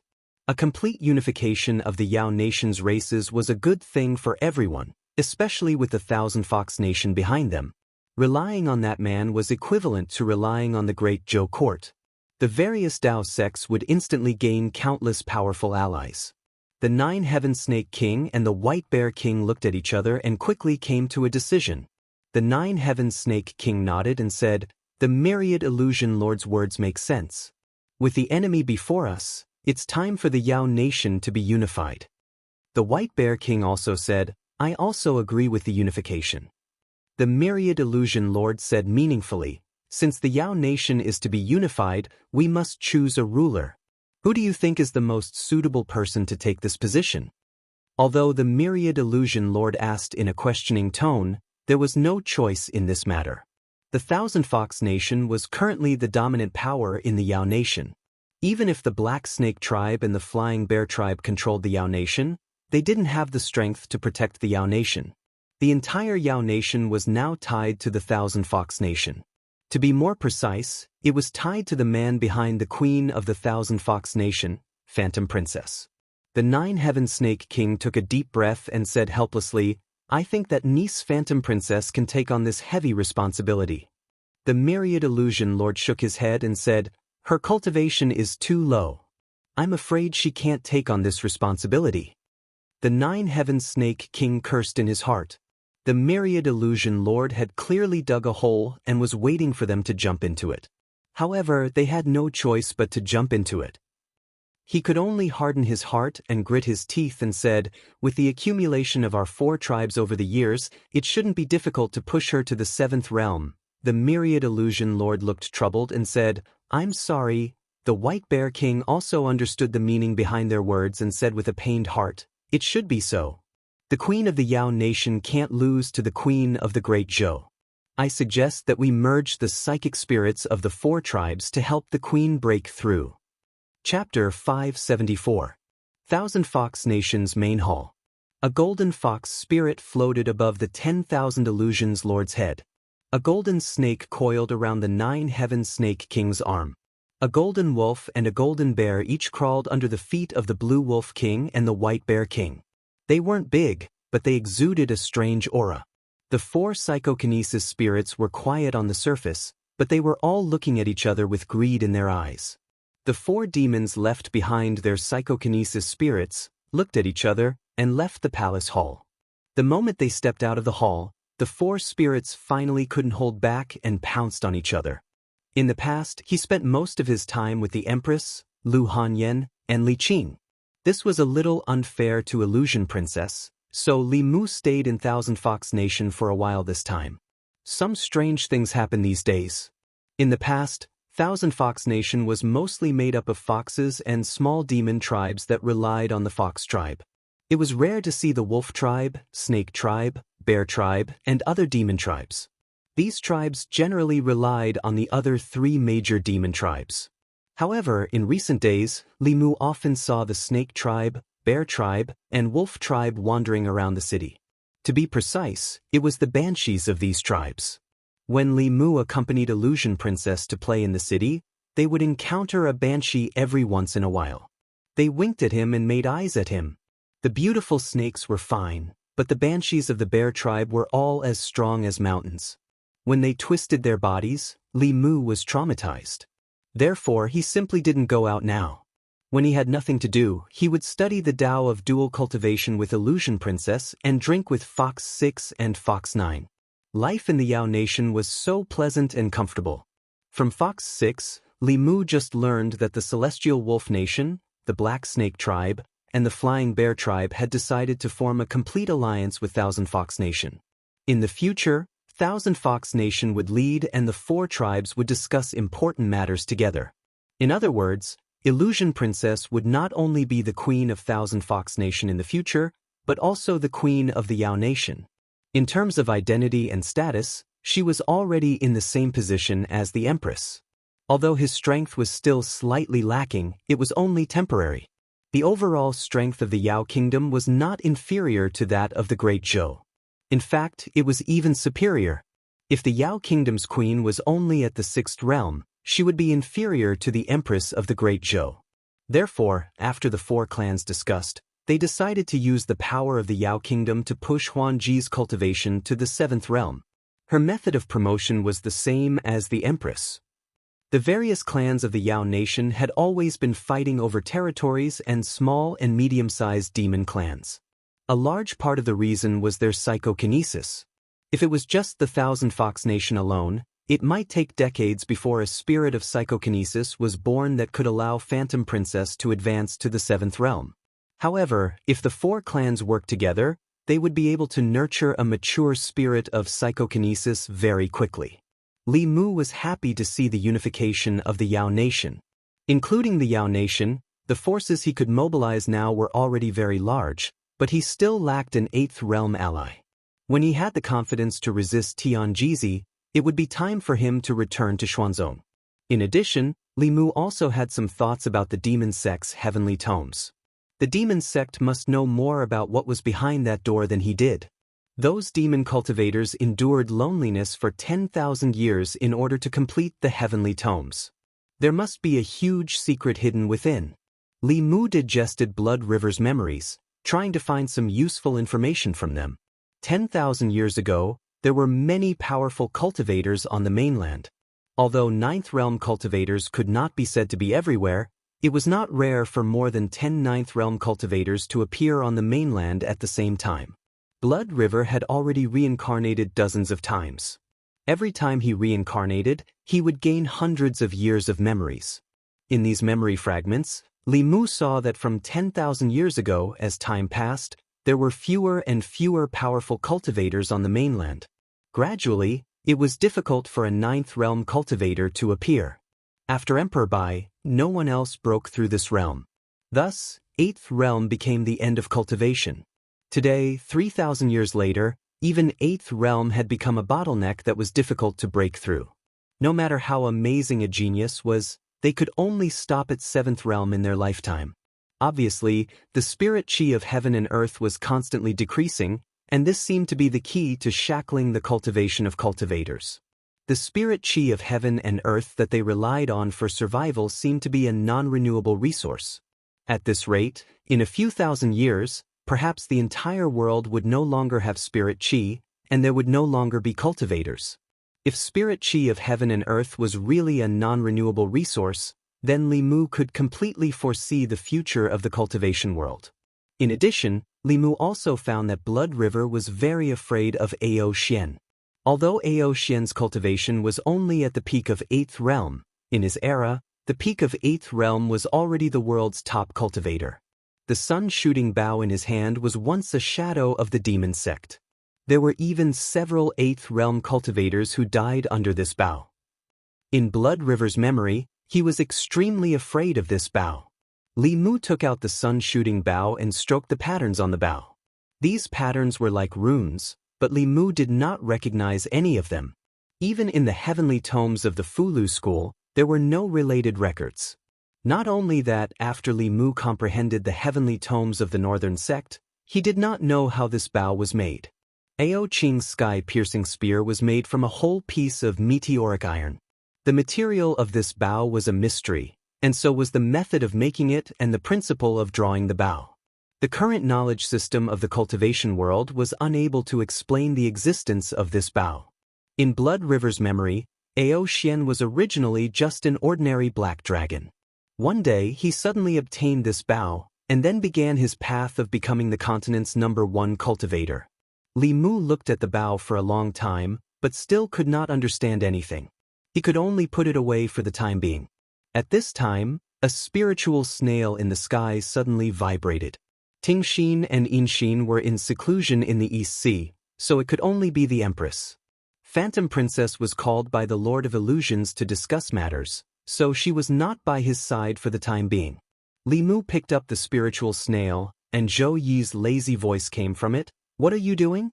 Hearing her voice, Li Mu could imagine her leaning on the dragon throne in the Changel Palace. A smile appeared on his face, and he said, "I'm comprehending the heavenly tomes." In the past, Zhou Yi could always use the excuse of state affairs to talk to Li Mu endlessly. After the two of them really expressed their feelings, she was at a loss.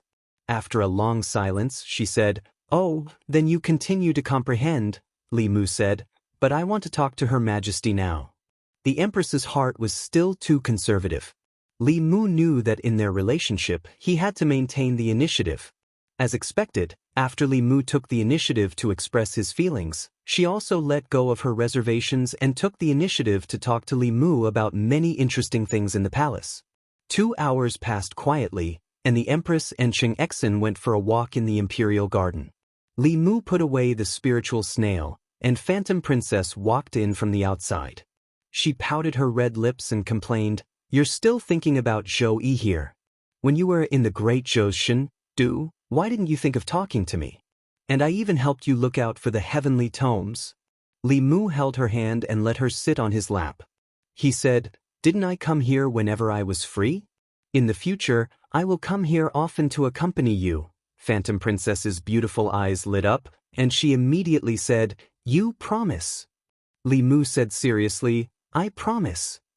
Although traveling between the Shen Du and the Yao Kingdom was a bit tiring, for the sake of his own family's harmony, no matter how tiring it was nothing. After making Phantom Princess happy, Li Mu asked, "What did you say about the heavenly tomes?" Phantom Princess sat up straight and said, Hulu's spy found out that the heavenly tomes have appeared in the ghost region recently. Chapter 575.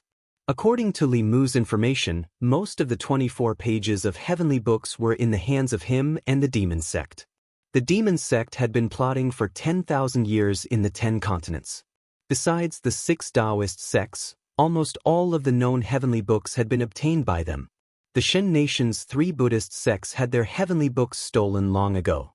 The extinction of hundreds of sects in history seemed to have an inseparable relationship with the heavenly books being stolen by the demon sect. Li Mu had the heavenly books of the 5 Daoist sects, the monster race, the fox race, the dragon race, and the Buddhist heart sect. They had a total of 9 pages. The demon sect had 10,000 years of accumulation, so the number of pages in their hands was no less than his. He and the demon sect had nearly 20 pages of heavenly books. There were very few heavenly books in the outside world, and every page was something that had to be fought for. Li Mu was determined to obtain the page of heavenly book in the ghost realm. If Illusion Princess could obtain this information, then the demon sect must also know. Their sense of smell towards heavenly books was incomparably keen. Not long after Illusion Princess finished speaking, the Empress Spirit Snail vibrated again. Li Mu made a shu gesture to Illusion Princess. After injecting magic power into the Spirit Snail, the Empress voice immediately sounded. The Ju Wei just sent back news that a heavenly book has appeared in the ghost realm. Li has already brought people to investigate. Li Mu, I already know. I'm preparing to set off for the ghost realm. Zhou Yi was silent for a moment. Then she asked, How did you know? Were you with that vixen again? Li Mu was stunned for a moment. In terms of the speed of news, even the Fulu school could not compare to a nation. To be able to receive news earlier than the Great Zhou court, it must be the demon nation that was closer to the ghost realm. Illusion Princess could no longer endure. She coldly snorted and said, You only allow him to accompany you, not me. You're so overbearing. If you have the ability, then make him stay by your side forever. You seducing vixen. Ha, I admit that I am a vixen. Someone is clearly the same as me, but she always thinks of herself as the Empress. You. Am I wrong? Seeing Phantom Princess and Queen quarrel with each other, Li Mu tried to talk them out of it several times but to no avail. He could only put on a serious face and shouted, Are you guys done? Huan Ji secretly looked at Li Mu.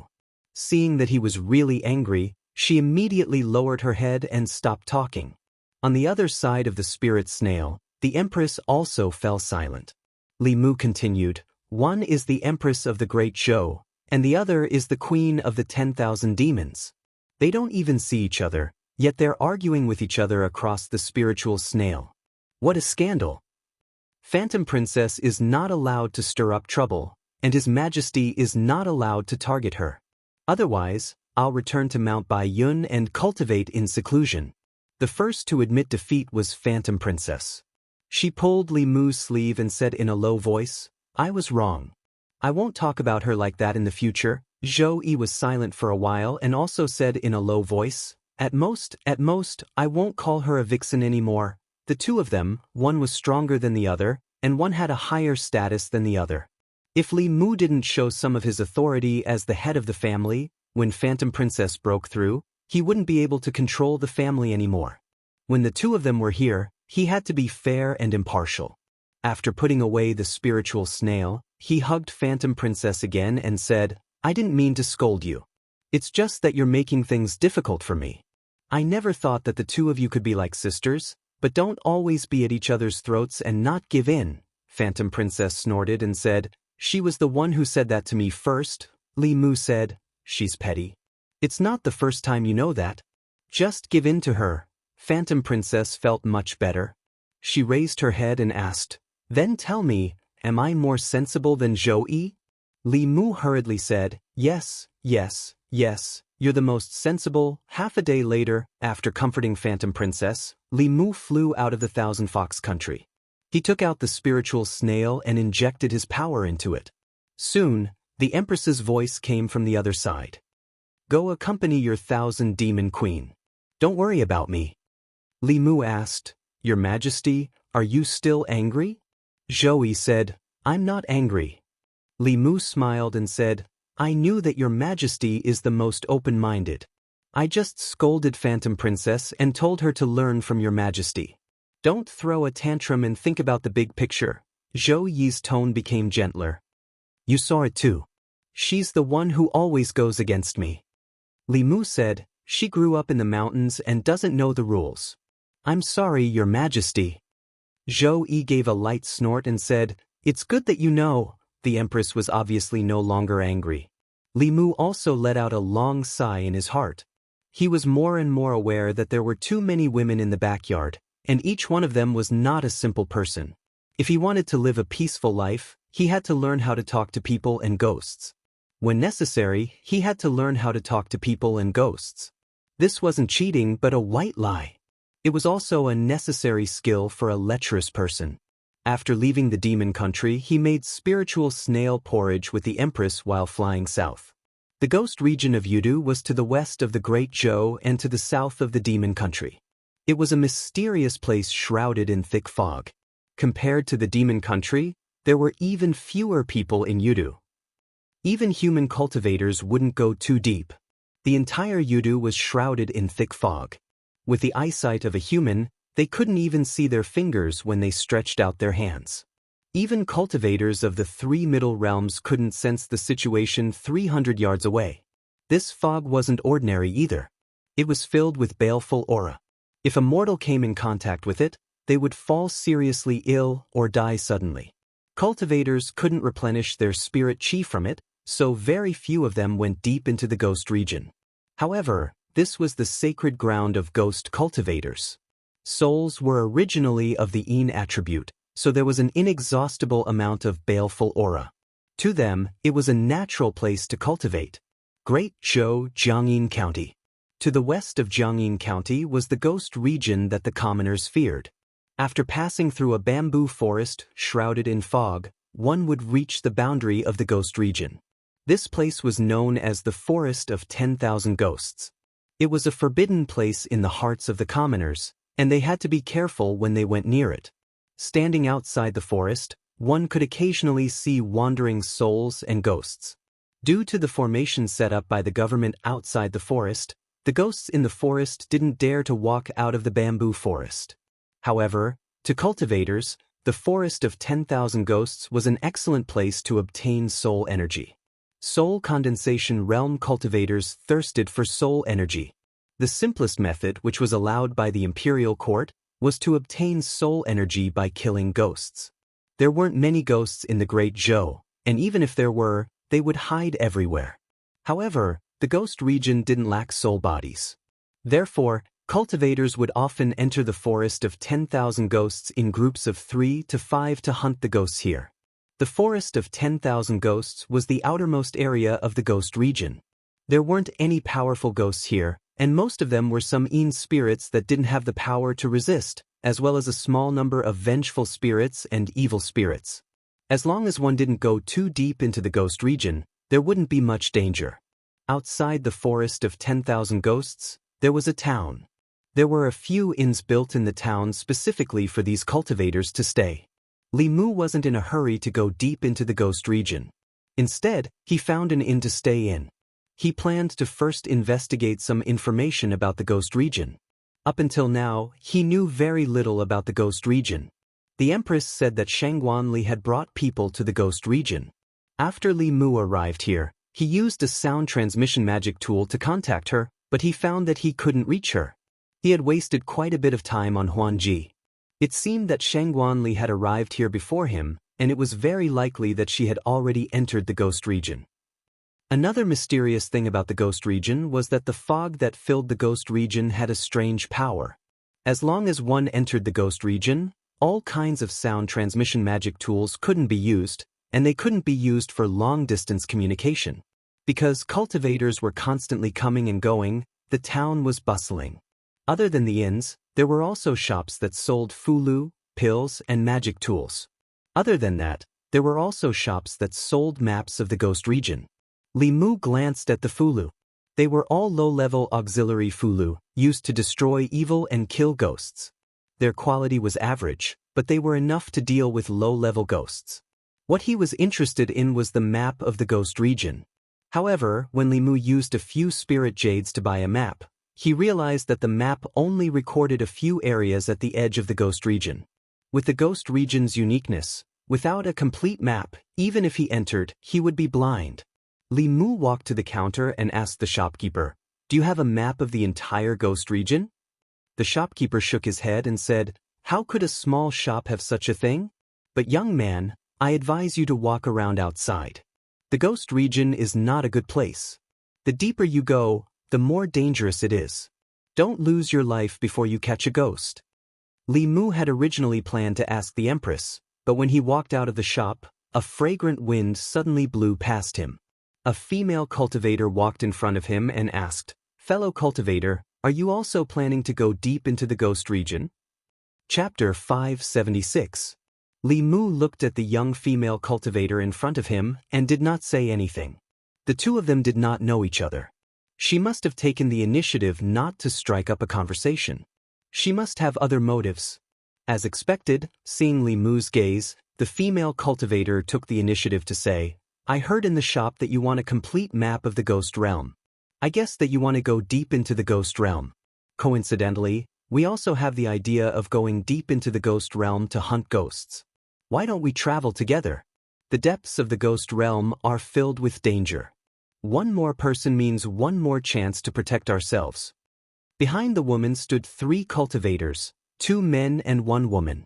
The girl's cultivation level was just at the spirit condensation realm, while the 2 men had already stepped into the divine power realm. The woman who spoke to Li Mu was also at the divine power realm, the same cultivation level as Li Mu. After all, the ghost realm was not human territory. The complicated environment made the ghost realm even more dangerous than the demon kingdom. It was fine to hunt small ghosts in the Thousand Ghost Forest. If they wanted to go deep into the ghost realm to hunt more powerful ghosts, cultivators had to travel together. In this town, there were cultivators looking for partners everywhere. The ghosts and wraiths in the Thousand Ghost Forest could no longer satisfy the needs of cultivators above the spirit condensation realm. What they wanted to hunt were ghosts in the spirit realm. Li Mu looked at the woman and asked, "Do you have a complete map of the ghost realm?" The woman nodded and then said, "However, with our strength, we can only go 500 miles into the ghost realm at most. Any deeper and it will be dangerous. I wonder if you are willing to travel with us. Whoever kills the ghosts along the way will have the soul power. If we work together to kill the ghosts, we will distribute it according to contribution." Sheng Wanli had entered the ghost realm first. If Li Mu wanted to get the map, he had to return to the divine capital. Since these people had the map, Li Mu did not want to trouble them. At most, he would help them in a while and treat it as a reward for obtaining the map. Under the woman's expectant gaze, Li Mu nodded and said, "All right, but can you let me take a look at the map of the ghost realm first?" The woman straightforwardly handed a jade slip to Li Mu. Li Mu pressed it against his forehead for a moment before returning it to her. He said, "Thank you." Then, the woman introduced the other people to Li Mu. "My name is Wu Qian. This is fellow Daoist Zhang Man, fellow Daoist Ding Liang, and this is fellow Daoist Chen Ying. How should I address you?" Li Mu. Although he hadn't shown his true face yet, there were many people with the same name in the world, so he wasn't worried that others would suspect him. When the 2 male cultivators heard Li Mu's name, they didn't feel anything strange. However, the girl named Chen Ying's beautiful eyes suddenly lit up as she said, "It's the same name as my martial ancestor." Li Mu smiled and asked casually, "Little girl, which sect are you from?" The girl said, "I'm from the Divine Talisman sect." "What sect are you from?" When the girl reported her sect, Li Mu couldn't help but look at her twice. In addition to the ancestral court, the Fulu school had many outer sects, and the Divine Talisman sect was one of them. In this way, he could barely be considered a disciple of the Fulu school. Of course, Li Mu wouldn't reveal his identity. He said, "I don't belong to any sect. I'm just a rogue cultivator." After introducing themselves, Li Mu knew that among the 4 people, except for Chen Ying, who could barely be considered an outer sect disciple of the Fulu school, the other 3 were rogue cultivators. Therefore, they needed to take the risk and go to the ghost realm to obtain soul power resources. As for Chen Yingying, she went down the mountain to gain experience. To have the cultivation of the spirit condensation realm at the age of 18 or 19, she could be considered a little talented. However, for such a young disciple, after breaking through, it was necessary to enter the world to temper herself. The 5 of them walked into the 100 Ghosts bamboo forest together. Wu Qian reminded them, "Everyone, stay together. Don't get separated. It's fine here, but after going deep into the ghost realm, once you get separated, it'll be difficult to meet again." After walking into the bamboo forest, the surroundings began to be filled with a faint mist. This mist contained a strange power that even divine senses couldn't probe too far. For cultivators, divine senses were their eyes. With their divine senses suppressed, everyone lost their sense of security and became very vigilant. Occasionally, soul bodies would fly out of the mist. These souls were full of ruthlessness and didn't have intelligence. They only instinctively thirsted for human essence, blood, and yang qi. They were the targets of cultivators. As for those soul cultivators with intelligence, the cultivators who entered the ghost realm couldn't wait to avoid them. In a place like this, the strength that soul cultivators could unleash was far beyond their own strength. If they encountered soul cultivators, the prey and the hunter would often switch identities. Li Mu didn't really do anything along the way. The souls that pounced on them from the fog and attacked them were all dealt with by the other 4 people. In the beginning, the group only encountered wraiths and evil spirits. As they continued to go deeper into the fog, 4th realm vile souls gradually began to appear. At this time, everyone would often work together to kill them and divide the soul power equally. At a certain moment, the mist in front of them fluctuated again. Except for Li Mu, the others immediately raised their spirits. Soon, a few figures walked out of the mist. But this time, it wasn't ghosts that appeared from the mist, but humans. There were also 5 people on the opposite side. When Wu Qian and the others saw this, not only did they not relax, their expressions became even more nervous. The faces of the people on the opposite side also appeared vigilant at the same time. A few of them even held their weapons. The atmosphere between the 2 sides was very tense. Not long after, the 5 people walked to the left side of the mist and their figures quickly disappeared. The 4 people beside Li Mu also breathed a sigh of relief. Wu Qian looked at Li Mu and asked, "Fellow Daoist Li, is this your first time in the ghost realm?" Li Mu nodded and said, "I've never been here before." "No wonder." Wu Qian shook her head and said, "Fellow Daoist Li, if you come to the ghost realm again in the future, you must remember that the most dangerous thing here is not the ghosts without intelligence, nor the powerful ghost cultivators, but the human cultivators like us. If you encounter them, you should hide if you can, but if you can't hide, you must not let your guard down." Li Mu cupped his hands and said, "Thank you for the reminder." Wu Qian saw that his expression was indifferent, as if he didn't take it to heart. Instead, her expression became more serious, and she continued, "Fellow Daoist Li may not know, but most of the cultivators who die in the ghost realm don't die at the hands of ghosts, but at the hands of their companions and other cultivators. There are no rules here. Things like killing and seizing treasures happen every day." Li Mu could be more serious and said, "I know." Wu Qian looked at the 3 people beside her and said, "But fellow Daoist Li, you don't have to worry. Addicts Zhang, fellow Daoist Ding, and sister Yingying, we have worked together many times. We originally had another companion, but he was in seclusion to break through the realm these days, so he didn't come with us. That's why we invited you." After encountering other cultivator teams nearby, they obviously became more united. They moved forward for dozens of miles and killed a few evil spirits and a fierce soul. When the 4 of them were happily splitting the soul power, Li Mu's eyebrows suddenly raised, and he inadvertently glanced in a certain direction. There was only thick fog in that direction, and nothing unusual. After a dozen breaths, Wu Qian and the other 2 male cultivators' expressions suddenly changed, and they looked in the direction Li Mu had just looked. A phantom rushed out of the thick fog and rushed straight at them. Feeling the powerful aura fluctuations on the phantom, their expressions changed at the same time. Not good. It's a 5th realm ghost. This is still the periphery, how can there be a ghost? Along the way, the most they had encountered were fourth realm vile souls. Ghosts were equivalent to fifth realm human cultivators. Although they did not have intelligence and could only move based on instinct, they were still not something a fourth realm cultivator could fight against. Wu Qian made a prompt decision and said immediately, "Everyone, stay calm and attack together. Take care of each other and don't get separated." At this moment, the importance of a team was reflected. A divinity realm cultivator would not be a match for a fifth realm ghost. However, four divinity realm cultivators and a spirit conduit realm cultivator could fight against a ghost without intelligence. Of course, the most important thing was that they had Li Mu.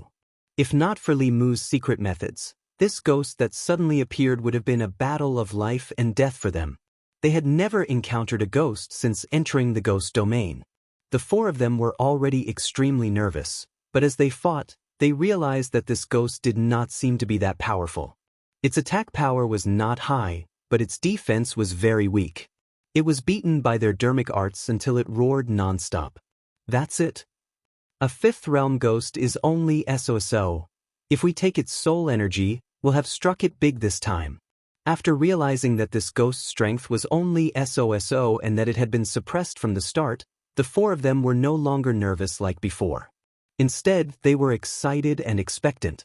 The light of dermic arts and dermic treasures intertwined even more intensely. If they could harvest this ghost, each of them would be able to get a huge amount of soul energy.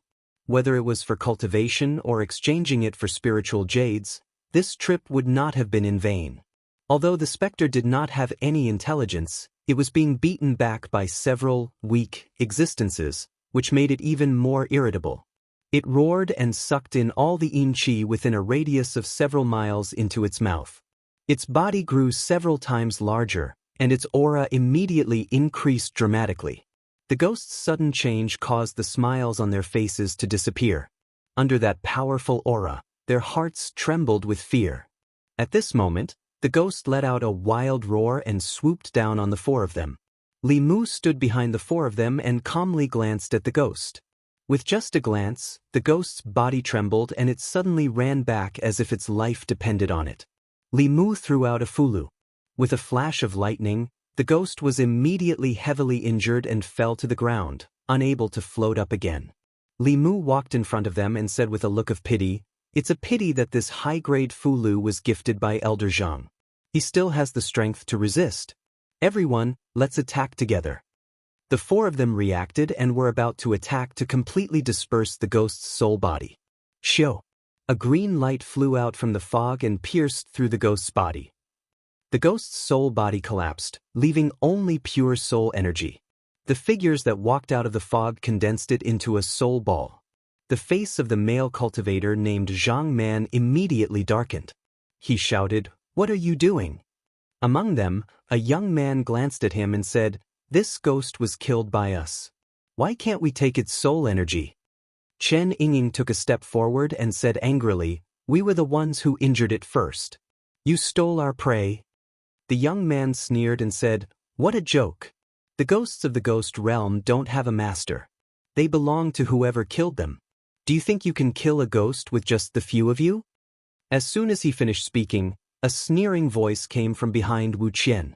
"Since when did the disciples of Xuanzong have to steal the soul energy of wandering cultivators? If this gets out, I'm afraid you'll become the laughingstock of the cultivation world. What do you think, Qing Xuanzi?" Among the several figures, the young man who had been silent all this time suddenly changed his expression. He stared at the young man opposite him and asked, "Who are you?" Li Mu walked out from behind Wu Qian and said lightly, "I'm just a wandering cultivator who can't stand what you're doing. Strange, Xuanzong is the world's #1 sect, a righteous sect. Why would you do this kind of robbery? You're one of the top 10 disciples of Xuanzong, but you're stealing the soul energy of wandering cultivators in the ghost realm. Do your elders know?" Chapter 577. Hitting people in the face, killing people in the heart. Hearing the strange young man's harsh words, several Xuanzong disciples' faces turned red with shame. Two of them were thin-skinned and even lowered their heads. As this person said, Xuanzong was the #1 orthodox sect on the continent, and also the #1 sect on the continent. As disciples of Xuanzong, they never lacked cultivation resources and were respected wherever they went. It could be said that they had limitless glory. However, ever since the last Daoist exchange, the Xuanzong sect's glorious moment had completely ended. Their Taoist temples in the Great Zhou had all been driven overseas. The largest market in the cultivation world was replaced by the Great Zhou's Luoyang Rui Square. Fulu School and Xuanzong had cut off communication, and the other 4 Taoist sects had also greatly reduced their communication with them. The exchange meeting was disrupted, and the sect's harvest of spiritual jades this time was only about 20% of the previous times, which was simply not enough to meet the needs of the entire sect. 4 cultivation resources like Fulu, elixirs, and magic treasures, Fulu School, Danding School, Lingaray School, and the South and North schools all refused Xuanzong's orders with the reason that their disciples needed more spiritual jades, so they had nowhere to spend them. What's more, the sect didn't even have enough spiritual jades for cultivation, so the quota of disciples had been reduced again and again. Core disciples like Qing Xuanzi had to personally go down the mountain and go deep into the ghost realm to hunt ghosts here and exchange their soul power for spiritual jades to meet their cultivation needs. They didn't know the cost of firewood until they were in charge. When they really needed to obtain cultivation resources by themselves, they realized how difficult it was to cultivate as a rogue cultivator. Every ghost they killed in exchange for a piece of spiritual jade, they risked their lives and fought for it with their own blood and sweat. Although the ghost realm was big, there weren't many ghosts. It wasn't easy to encounter one, so naturally, they didn't want to give it to others. In the ghost realm, strength was respected. If the ghost they liked was snatched away, they could only blame themselves for not being as good as others. However, they didn't expect that their identities would be recognized. As proud disciples of Xuanzong, the words of this strange young man were undoubtedly a public punishment for them. Qing Xuanzi was already losing face. He said in a low voice, "We've been chasing this spirit for a long time. We've already severely injured it, and that's why you guys took advantage of it. Otherwise, do you think you guys can deal with a 5th-level spirit with your insignificant cultivation?" A few of the Xian sect's disciples nodded in agreement. "Yes. Senior brother is right. We've been chasing this spirit all this time. If it wasn't for the fact that we've already injured it, you all would have already been killed by it." Although the truth was that they had taken advantage of the opportunity to take advantage of the situation, as Xuanzong's disciples, it was really difficult for them to accept it directly. They could only fabricate the truth to regain some dignity. How could rogue cultivators dare to offend Xuanzong? Even if they had resentment in their hearts, they had to swallow it all. "I see." Wu Qian's face revealed an awkward expression. She said, "No wonder we found out that this spirit's strength wasn't high. It turns out that you guys have already severely injured it. In that case, this spirit's soul power should belong to you guys." Although the 4 of them knew that it was Li Mu's Fulu that seriously injured the spirit, the truth was not as the Xuanzong disciples said. However, this was the ghost realm, and the strength of the people opposite them was far superior to theirs. If they angered these Xuanzong disciples, even if they killed the 5 of them here, no one would ever know. When Li Mu mocked them just now, Wu Qian's heart was in her mouth. He was still too inexperienced and didn't take her reminder seriously at all. This female cultivator gave them a way out, and the faces of Qing Xuanzi and the others also looked better. They withdrew their soul power and were about to leave when the young man opposite them spoke again. Li Mu sized up Qing Xuanzi and the others, and seemed to have thought of something. He revealed a look of realization and said, "Oh, sorry, I almost forgot. Xuanzong's days aren't good right now. They lost their business, and they're not liked by other sections. No wonder even the core disciples have to go out to hunt ghosts by themselves. We all come out to make a living, and no one has it easy. If you guys want this spirit, then I'll give it to you." Wu Qian's expression changed greatly. She stepped forward and grabbed Li Mu's wrist. She said, "Daoistly, stop talking." However, her reminder was still too late. The faces of Qing Xuanzi and the other Xuanzong disciples turned completely ugly. As disciples of the world's #1 sect, When had they ever been humiliated like this? What was even more humiliating was that every word this person said was the truth. Every word he said was like an arrow that deeply pierced into their hearts. At the same time that they were humiliated, they also felt a bit of sadness in their hearts. The once glorious Xuanzong had fallen to such a state in less than a year. All the disciples of Xuanzong felt a wave of anger in their hearts. The truth was one thing, but being pointed out and ridiculed was another. A Xuanzong disciple looked at Qing Xuanzi and asked, "Senior brother, what should we do now?" Xuanzong was already a joke in the cultivation world. If this matter were to spread, they would become the joke of all jokes. Even their last bit of dignity would be lost. They absolutely could not sit by and watch such a thing happen. Seeing the reaction of the Xuanzong disciples, the expressions of Wuxian and the others changed slightly. Their hearts were in their throats. The two male cultivators looked at Li Mu with deep resentment in their eyes. If it weren't for his reckless talk and let the Xuanzong disciples take the ghosts and leave, how could things have gotten to this point? The male cultivator named Zhang Man put away his magic weapon, raised his hands, and said loudly, "Friends of Xuanzong, I can swear that I will not say a word about what I saw today. If I violate it, let my inner demons invade and thunder strike me to death." Ding Liang also immediately raised his hands and sat down to make an oath. He quickly said, "I can also make such an oath." When the two of them spoke, they also took the opportunity to distance themselves from Li Mu, indicating that they were drawing a clear line with him. At this time, a Xuanzong disciple looked at Qing Xuanzi and said, "Senior brother, even if you violate the oath, it may not necessarily come true. Why don't we just kill them and end it once and for all?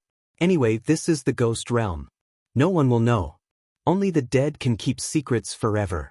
Hearing this, the expressions of the people on the other side changed greatly.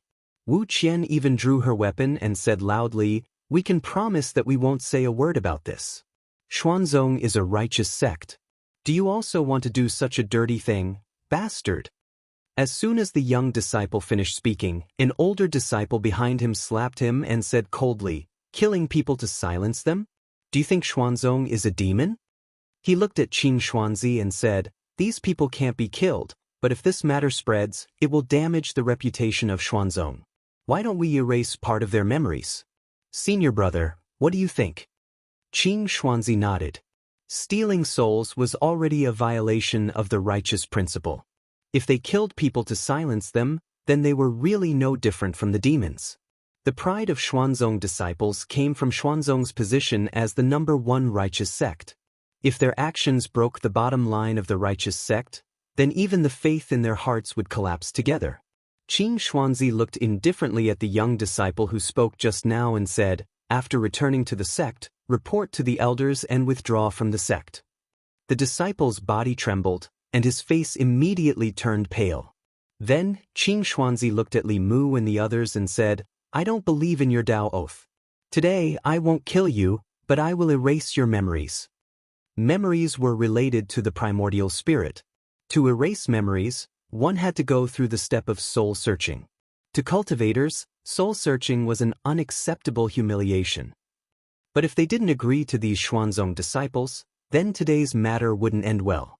After a fierce mental struggle, the two male cultivators, Zhang Man and Ding Liang, still walked out with their heads lowered.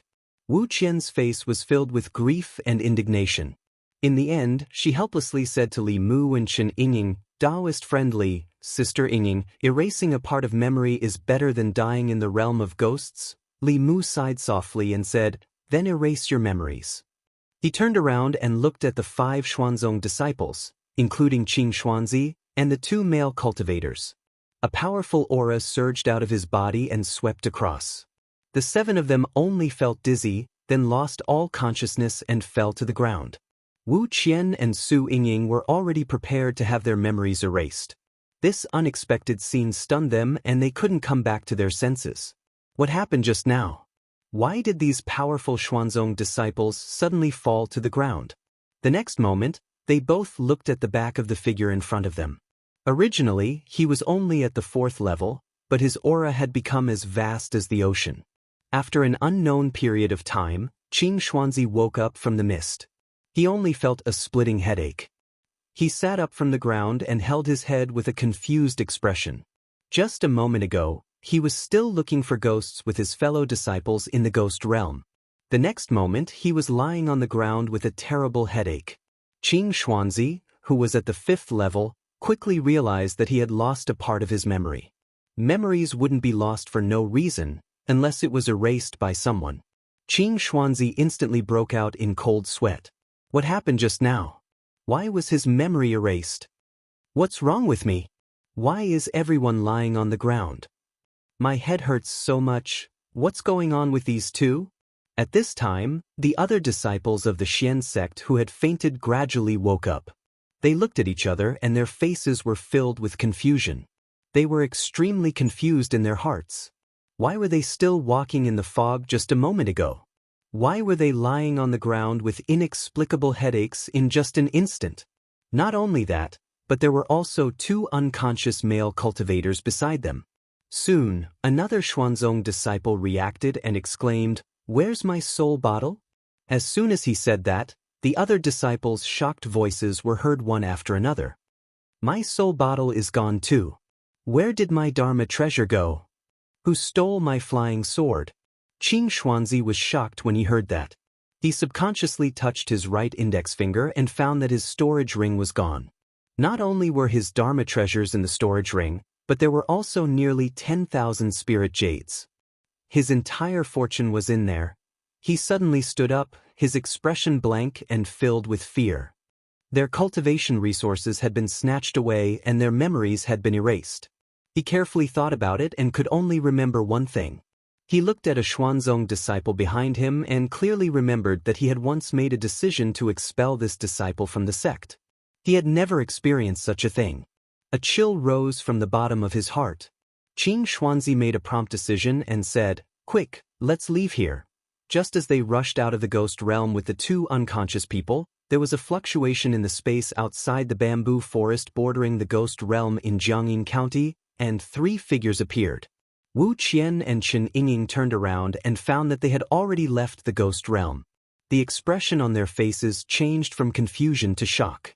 A moment ago, they were still in the ghost realm, but Li Mu held their wrists and took a step forward, and they appeared here. This kind of magic was beyond their understanding. Li Mu waved his hand and a large pile of things fell to the ground. He said to the 2 girls, "Don't just stand there. Divide these things among yourselves." Chapter 578. Wu Qian and Xianxia looked at the pile of things on the ground in a daze. Neither of them dared to reach out. Everything that happened just now left them in a daze. Wu Qian was the first to come back to her senses. Her lips trembled as she whispered, "Senior, this isn't good." Li Mu waved his hand and said, "Don't worry, they were the ones who stole your soul power first. At most, this is just reciprocity. You don't have to worry about them taking revenge. I've already erased part of their memories." Li Mu had a good impression of these 2 female cultivators. As women, they had more backbone than the 2 male cultivators. They didn't betray their teammates at the critical moment, so Li Mu didn't mind giving them an opportunity. At this time, Li Mu noticed that Xianxia was looking at him. There seemed to be a guess in her eyes, but she didn't dare to confirm it. When Li Mu looked at her, she looked away in panic. Li Mu didn't say much. He just smiled and said, "Okay, I still have something to do in the ghost realm. This soul power should be enough for you to use for a while. There will be a big change in the ghost realm, so it's best if you don't come in and take risks." Before leaving, he gently patted Xianxia's head and said, "Work hard and strive to cultivate in the ancestral court as soon as possible." As soon as he finished speaking, he walked into the ghost fog again. Wu Qian looked at the things scattered on the ground. Her throat moved with difficulty, and then she said to Xianxia, "Sister Ying, you choose first." Xianxia said embarrassedly, "Let's choose together."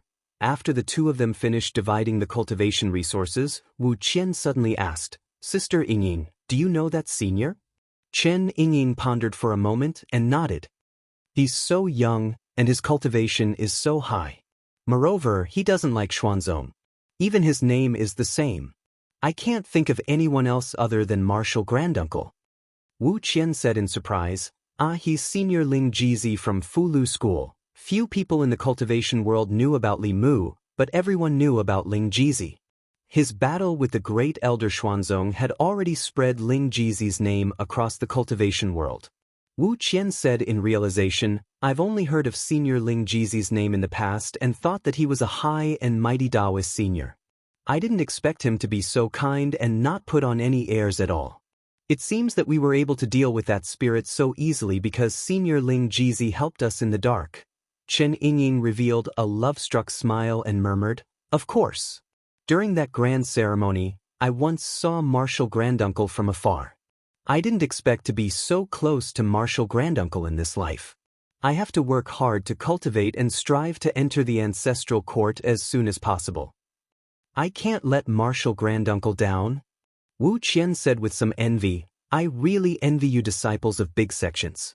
Wherever you go, you have elders protecting you." Chen Yingying said, "If Sister Wu is willing, you can also join our Divine Talisman sect.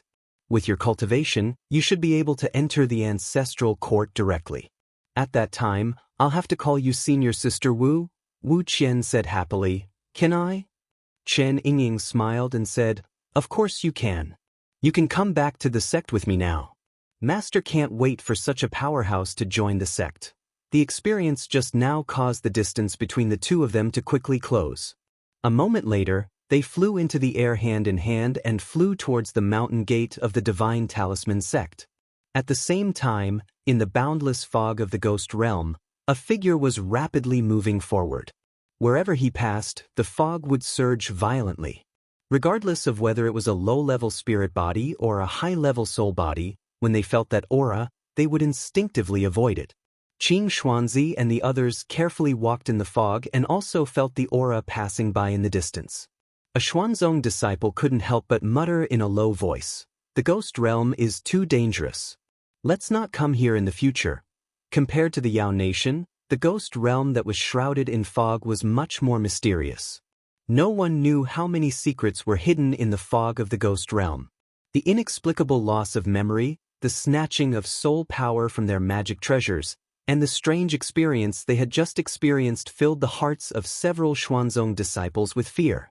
They didn't want to come here again in their lives. Somewhere in the ghost realm, Li Mu slowly came to a stop when he reached the valley where he killed Yu Hun. The ghost realm was different from the Yao nation. This place was filled with fog that couldn't be explored with divine sense. Even if one had a map, they had to be careful and follow the guidance of the map. The so-called complete map of the ghost realm was actually only the places that people had explored so far. Most of the areas in the ghost realm were unknown places that had not been explored. It was filled with unknown dangers. For thousands of years, countless powerhouses had gone missing in the ghost realm. There was no lack of 6th and 7th realms among them. They relied on their high cultivation and ventured into unknown places alone, never to come out again. When one powerhouse after another silently disappeared in the ghost realm, the cultivators who entered the ghost realm later learned to check the map. The routes marked on the map were all explored by predecessors. They could be traveled safely without any unpredictable dangers. Although Li Mu's cultivation was at Dongxian and could even kill 7th realms, he didn't dare to wander around the ghost realm. After all, there were many 7th realms that had gone missing in the ghost realm. Even in Blood River's memory, he was somewhat wary and fearful of the ghost realm. He couldn't spread his divine sense too far. This made him feel very insecure. Li Mu could follow the route marked on the map and move forward at a moderate speed. Although the ghost realm was large, there weren't many paths that one could walk on. Almost all the cultivators were moving forward along the few routes. Thus, Li Mu met many people along the way. These people were mostly in groups of 3 to 5. They were going deep into the ghost realm to hunt ghosts. When they met each other, they would retreat vigilantly. In the ghost realm, meeting people was far more terrifying than encountering ghosts. Li Mu flew at a low altitude. Suddenly, a wave of dermic power came from the fog in front of him. When he flew closer, Li Mu saw a group of 6 people attacking a ghost. Among the 6 people, 2 of them had reached the manifestation realm. The 4 of them had remarkable abilities. This ghost was no match for them. Its soul was quickly scattered and its soul power was absorbed. The fog behind them surged. The 6 people turned their heads vigilantly. When they saw a figure walking out, their expressions became tense. They gripped the weapons in their hands tightly, ready to attack at any time.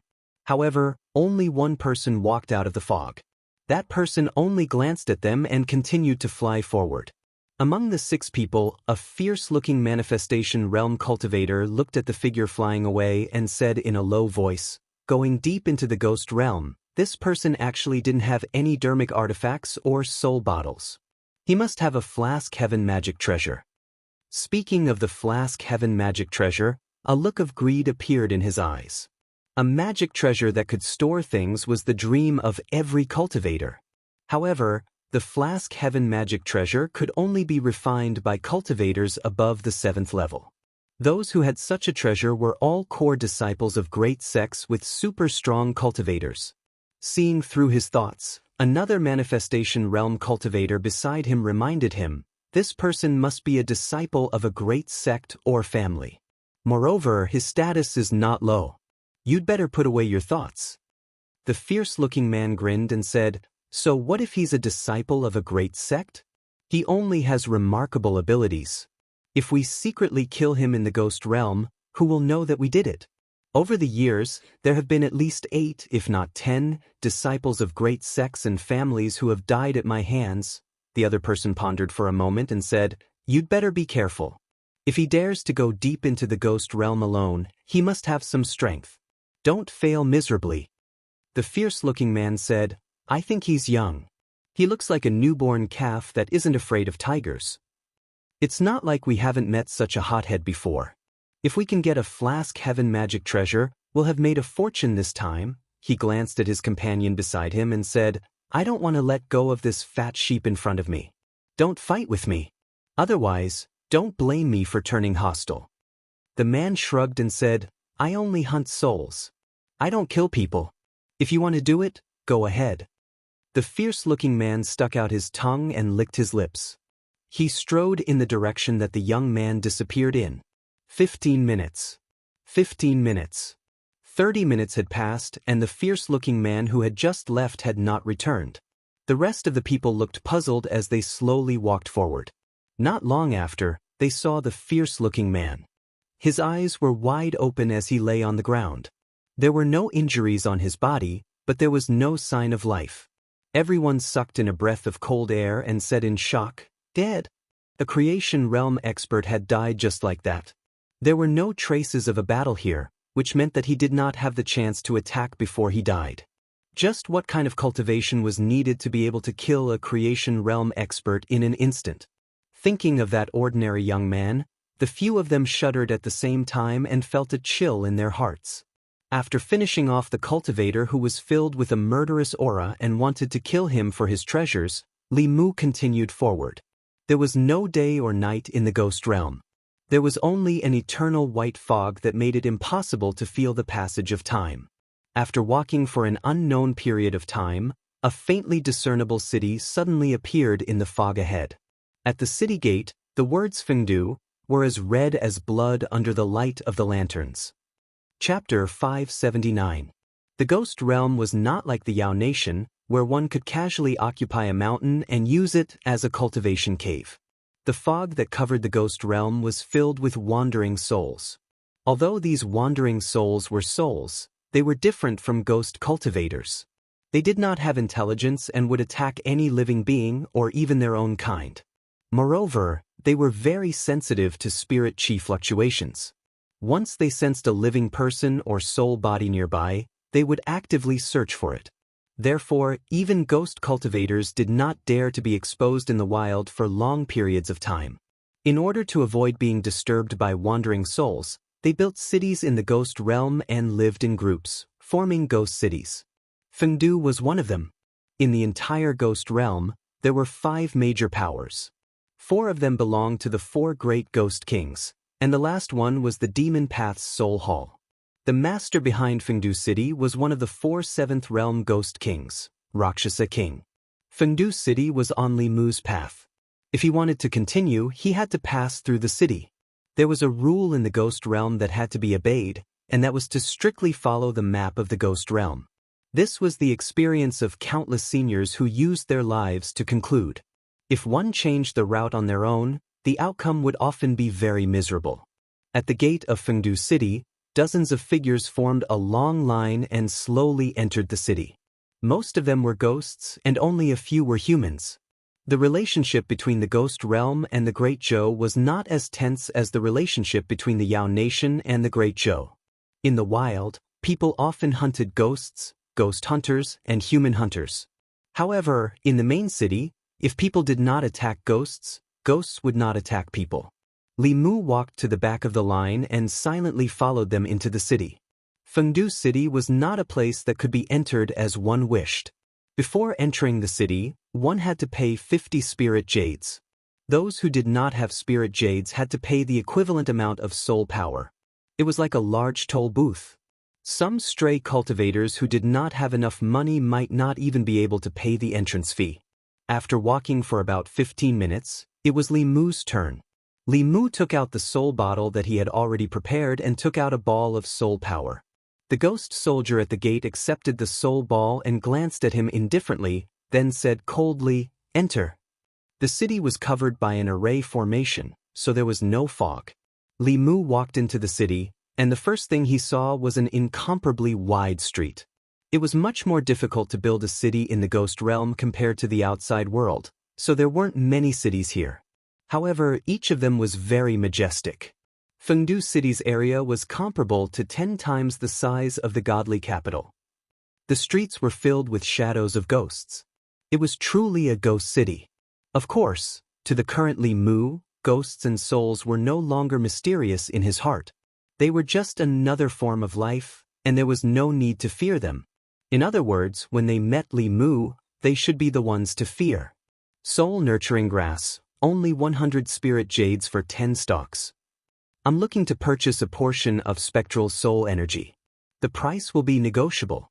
Looking for teammates to hunt wandering souls together. Cultivation must be at least at the 3rd realm. Do not disturb unless you are sincere. On the main street of Fengdu, there were layers and layers of ghostly shadows. These voices continuously entered Li Mu's ears. Other than the dense yin energy, there wasn't much difference between this place and the streets of Divine Capital. Li Mu planned to stay in Fengdu City for a few days to gather information. As for the Ghost Realm's Heavenly Book, Phantom Princess and the Empress didn't have much information. They only knew through spies that the Heavenly Book had appeared in the Ghost Realm before. Li Mu still didn't have any more information about the Heavenly Book. He found an inn to stay in and sat cross-legged on the bed. He closed his eyes and focused. His ears began to emit a faint golden light. This was the highest realm of Buddhism's hearing. It was called heavenly hearing. It had the same effect as the legendary clairvoyant ear. It could capture any sound within a certain range. With Li Mu's current cultivation, more than half of Fengdu City was under his surveillance. However, this divine ability couldn't penetrate the formation. Some places that were covered by the formation weren't within the surveillance range. Li Mu used his divine ability. Gradually, countless voices entered his ears. This year, Fengdu City's taxes have increased by another 10%. I can't live like this anymore. Why don't I go somewhere else next year? Where else can I go? All the big cities are the same. In comparison, Lord Rakshasa King is still better. Soul Hall. I heard that they don't even take taxes. Soul Hall doesn't take taxes, but they take lives. If you join them, you have to work for them, but our Lord Ghost King has too many reasons to increase taxes. Every time little Rakshasa King marries, he has to collect taxes. He only marries once a month. How are we supposed to live? After an unknown period of time, Li Mu opened his eyes. Although he heard a lot of information, there wasn't a single piece about the Heavenly Book. Due to the special environment of the Ghost Realm, long-distance communication was impossible. There were many inconveniences in transmitting information. Perhaps not many people knew about the Heavenly Book. However, for such a big matter, the Lord of Fengdu City, Rakshasa King, must know. However, there was a formation outside the Ghost King Palace. Li Mu couldn't eavesdrop. However, he just heard that today was the wedding day of Rakshasa King's son. All the reputable people in Fengdu City had gone to the Ghost King Palace to congratulate. Perhaps there was a chance to sneak in. Li Mu walked out of his room and came to the street. He walked in a certain direction. He had never been to Fengdu City before, but the place with the most powerful formation in the city must be the Ghost King Palace. The entire Fengdu City was filled with ghost qi. However, the Ghost King Palace was decorated with lanterns and colored banners. It was bustling with noise and excitement. Countless strong ghost cultivators were lining up to present their gifts. Li Mu stood at a distance and observed. He realized that sneaking into the Ghost King Palace was easier than he thought. The ghost soldiers at the entrance only recognized gifts and not people. As long as they presented enough gifts, they would let people in. Li Mu recalled the information he just heard. The Ghost King Palace seemed to only use the monthly wedding as a way to collect gifts and earn money. This was also a disguised form of exploitation of the ghost cultivators in Fengdu City. Li Mu walked slowly to the entrance and took out a fist-sized soul bottle that he had prepared beforehand. Inside it were the spoils of war that he had plundered from Qing Xuanzi and the others. The ghost soldier at the entrance of the Ghost King Palace opened it and took a look. He nodded and said, "Go in." They did not even register their names. The intention of the Ghost King Palace for the wedding was too obvious. However, this also saved Li Mu the trouble of making up an identity on the spot. He walked into the Ghost King Palace and followed the flow of people. He came to a huge palace. There were countless short tables placed in the palace. On top of each table was a pot of wine and a few simple dishes. The ghost region was filled with yin qi. Grains and vegetables from outside could not grow here. The ingredients for these dishes had to be purchased from outside. They were considered precious in the ghost region and were not commonly seen. In the palace, there were already many ghost cultivators sitting in groups of 3 to 5, whispering to each other. Li Mu found a corner and sat down cross-legged. He poured himself a cup of wine and held it in his hand, sipping it slowly. Suddenly, his gaze moved slightly. He looked at the few people in front of him from the corner of his eyes. A golden light flashed in his ears. Several level 5 ghostly cultivators were communicating with each other using their divine consciousness. Have you heard? A few days ago, a page of the Heavenly Book appeared in our ghost region. What's the Heavenly Book? It can't be. If you don't even know about the Heavenly Book, what are you cultivating for? The Heavenly Book is the most precious treasure in the cultivation world. Every time it appears, even if it's just one page, it will cause a storm of blood. This time, I'm afraid many people will die because of it. No wonder Lord Ghost King, who rarely leaves Fengdu, has left. The temptation of the Heavenly Book is hard to resist even for 8th realm and 9th realm cultivators, let alone 7th realm cultivators. A ghost cultivator's eyes flashed. He said, "The Heavenly Book contains the great Tao of cultivation. I heard that this Heavenly Book is the long-lost Ghost Tao Heavenly Book. If we can get it, we might be able to cultivate to the Ghost King realm." Another ghost cultivator shook his head and said, "Forget it. The Heavenly Book is so precious. I'm afraid all the major forces in the ghost region will fight for it. It won't be our turn." That ghost cultivator said, "That's not necessarily true. If we're lucky, lucky?" The ghost cultivator beside him glanced at him and said, "That page of the Heavenly Book last appeared in the land of the fallen gods. Do you dare to go?" That ghost cultivator was still harboring hope, but after hearing the words land of the fallen gods, his body couldn't help but tremble. He immediately extinguished that thought. Other than a few major cities and the roads that connected them, there were more unknown lands in the ghost region. Those regions were filled with danger. Once one entered, it would be difficult to walk out. These unknown lands had different levels of danger. The land of the fallen gods was one of the most dangerous regions. Even 7th realm cultivators weren't willing to go too deep. Land of the fallen gods? In the corner of the hall, Li Mu put down his wine cup. He thought to himself that the soul energy wasn't wasted. There were clearly many high-level ghost cultivators in Fengdu who knew about the Heavenly Book. Without further ado, Li Mu planned to leave immediately and head to the so-called land of the fallen gods. Suddenly, an extremely soft voice sounded in his ears. "If I had known, I would have waited for Lord Li. There's nothing we can do even if Lord Li is here. If Lord Li is here, we might be caught by the Azura King together. What should we do now? The voice came from a side hall in the Ghost King Palace. Li Mu turned his head and looked in that direction. His expression was slightly startled. Chapter 580. Fengdu, Ghost King Palace, in a side hall. A ghost woman floated into the side hall and placed a red wedding dress at the head of the bed. She said indifferently, "Change into this. It's almost time. Young master won't show mercy to women. If you anger him, you and the people around you won't have a good ending." Without waiting for the woman's reply, she floated out of the side hall. Beside the woman, the 4 spies of the bamboo guards looked worried. They were originally here to investigate the news of the heavenly book. When they were passing through Fengdu City, Commander Shangguan happened to be fancied by the son of Luocha King. After Commander Shangguan rejected him, the little Luocha wanted to forcefully kidnap them, and a conflict arose between them. Of course, the little Rakshasa and his subordinates were no match for them. However, the fight in Fengdu City quickly attracted Rakshasa King's attention. He sealed Commander Shangguan's magic power and brought them to Ghost King Palace. There was supposed to be a joyous occasion in the Ghost King Palace today. Little Rakshasa had changed the original bride and wanted to marry Commander Shangguan to him. Before they could find out about the heavenly book, they were already trapped in the unfamiliar ghost region. Shangguan Li sat in front of the bed with an icy expression. She only regretted not listening to His Majesty and working together with Li Mu. If he was here, they wouldn't be in such a passive situation now. However, she also had her own pride in her heart. As the commander of the bamboo guards, if she needed other people's help for everything, how could she live up to His Majesty's trust? This time, she acted alone to prove herself, but she didn't expect to fall into such a situation as soon as she entered the ghost realm.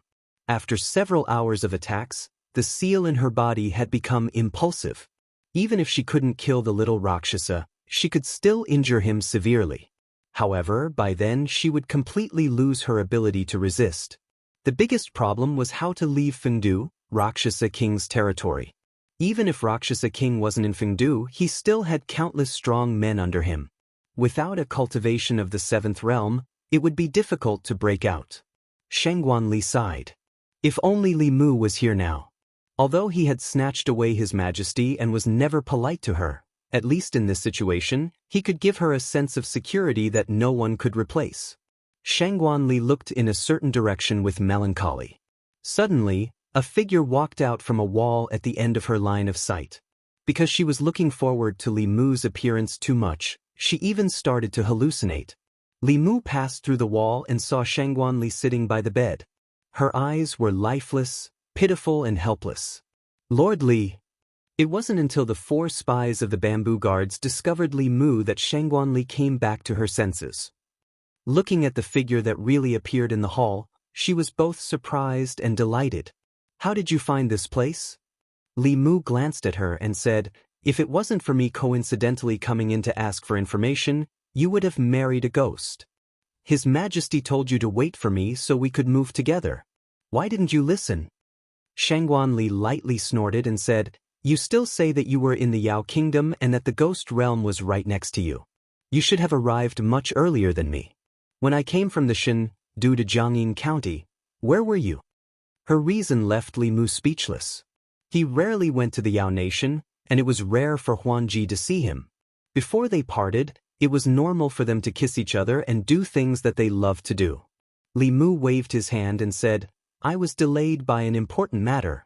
What happened to you too?" After listening to the explanation of a bamboo guard spy, Li Mu found out that the moment they entered the ghost realm, they were captured by Rakshasa King. After seeing Shangguan Li, the little Rakshasa decided to change the ghost bride on the spot. Femme fatale, Li Mu sighed and said to Shangguan Li, "Get on the bed. Your cultivation has been sealed, right? I will help you remove the seal first." For spies stood guard at the door. Shangguan Li and Li Mu sat cross-legged on the bed. Li Mu placed his hands on her back and sent his magic power into her body. She quickly felt an obstruction. It was a seal, but it was already loosening. Rakshasa King still underestimated Shangguan Li. Even though she had just entered the Dongxian Kingdom, She often followed the empress. Her methods were not something an ordinary Dongxian could compare to. If she was given a bit more time, she would be able to break this seal by herself. It might be a bit painful. Bear with it. Li Mu channeled his magic power and attacked the seal in her body. Shangguanli groaned and her face turned red. She gritted her teeth and said, "Can't you be a bit gentler?" Li Mu shrugged and said, "Be careful next time." It was not that he wanted to be so violent to Shangguanli. It was just that unless the seal was removed by the person who said it, there was only one way to break the seal. She only suffered a slight internal injury, which was already considered his outstanding skill. Shangguanli took out a healing pill and swallowed it. Then she asked Li Mu, "Have you found out about the heavenly book?" Of course. Li Mu glanced at her and said, "If I don't check it myself, can I count on you?" Shangguanli took a deep breath. She did not want to be angry with him. She still wanted to say something, but at this time, there was already an aura rapidly approaching outside the door. A gloomy young man pushed open the door and saw a woman wearing a wedding gown and a veil sitting at the head of the bed. He walked forward and said, "Beauty, as long as you are sincere with me, I will not treat you unfairly. In Fengdu City, you can do whatever you want." The woman at the head of the bed did not move. The young man smiled and said, "What's wrong? Are you shy?" He was full of anticipation. He reached out and lifted the veil, but he saw the face of an unfamiliar man. The extremely handsome man smiled at him and said, "Are you surprised? Are you surprised?" The young Rakshasa did not have time to be shocked. The figure of a woman suddenly appeared above his head. A golden hoop fell from above and wrapped around his neck. Then it quickly tightened. The powerful mana fluctuations that had already erupted from the young man's body were immediately calmed down after being wrapped by the golden hoop. Li Mu and Shangguanli worked together to give the son of the Rakshasa king a surprise. After that, they threw him to a corner of the teapot space. His father was a seventh realm Xiange. The young Rakshasa's strength was not weak either. He was at the sixth realm. If they did not catch him off guard and give him a chance to resist, he would cause a lot of trouble for Li Mu and Shangguanli. After Li Mu's arrival, Shangguanli naturally treated him as the backbone. She asked, "What do we do now?" Li Mu thought for a moment and said, "There should be more than one Dongxian in the Ghost King Palace. In order to not arouse their suspicion, let's put on an act first. We'll rest here for a night and leave tomorrow." It was not easy to get here. Li Mu did not want to leave just like that. Since the Rakshasa king was not here, the Ghost King Palace lacked top-notch masters. If he did not plunder this place before leaving, he would be letting Ali down. Of course, there was another important reason. You don't know the cost of money until you're in charge. After truly taking charge of the Fulu school, Li Mu realized that the rise of a sect required too many resources. As one of the 5 major powers of the Ghost Realm, it must have a rich foundation. He planned to search the treasury of the Ghost King Palace tomorrow to supplement his family. Li Mu took the opportunity to lie down on the bed and said, "Let's sleep. We'll talk about other things tomorrow morning." Shangguanli looked around the hall and only saw the bed Li Mu was lying on. Then she asked Li Mu, "If you sleep on the bed, where will I sleep?" "Li Mu, you can just grab a chair and make do for the night." Shangguanli said, "I'm a woman. Shouldn't you let me have my way?" Li Mu glanced at her and said, "Other than your body being that of a woman, which part of you looks like a woman?" The first female official serving the Empress of the Great Zhou, the leader of the spies of the Great Zhou court. With her identity and the things she did not seem like a woman who should be let have her way. Moreover, would a woman like another woman? Shangguanli frowned and said in a low voice, "I really don't know why Her Majesty likes you." Li Mu retorted, "If Her Majesty doesn't like me, does she like you? Am I wrong?" Shangguanli was infuriated by these words. She pointed at Li Mu, her chest heaving up and down for a long time.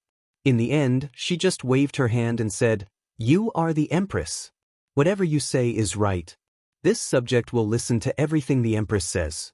Chapter 581. Shangguanli was clearly in a bad mood, and Li Mu knew that it wasn't just a day or two that she was in a bad mood towards him. In the past, Li Mu had at most taken away some of the Empress's love, but now he had even taken away the Empress's person. Li Mu poked at her sore spot, so she poked at his sore spot in return. For a man, those words were extremely insulting. Fortunately, Li Mu's skin was thick. Although she was a woman who liked women, Li Mu still couldn't lie on the bed with a clear conscience. He got up from the bed and sat on the chair beside the table, saying, "You're injured, you sleep on the bed." Shangguan Li didn't get on the bed, but poured herself a cup of tea and drank by herself. Li Mu also poured a cup of tea, took a sip, and then asked, "Ah Li, when did you start to like women?" Shangguan Li glanced at him and lightly said, "What does it have to do with you?" Li Mu shrugged and said, "Since we're idle, why don't you tell me, how did you start to like Her Majesty?" Shangguan Li simply ignored him. The reason for her special feelings towards the Empress, Li Mu could somewhat guess. She had been by the Empress's side since she was young, and couldn't come into contact with other outstanding men.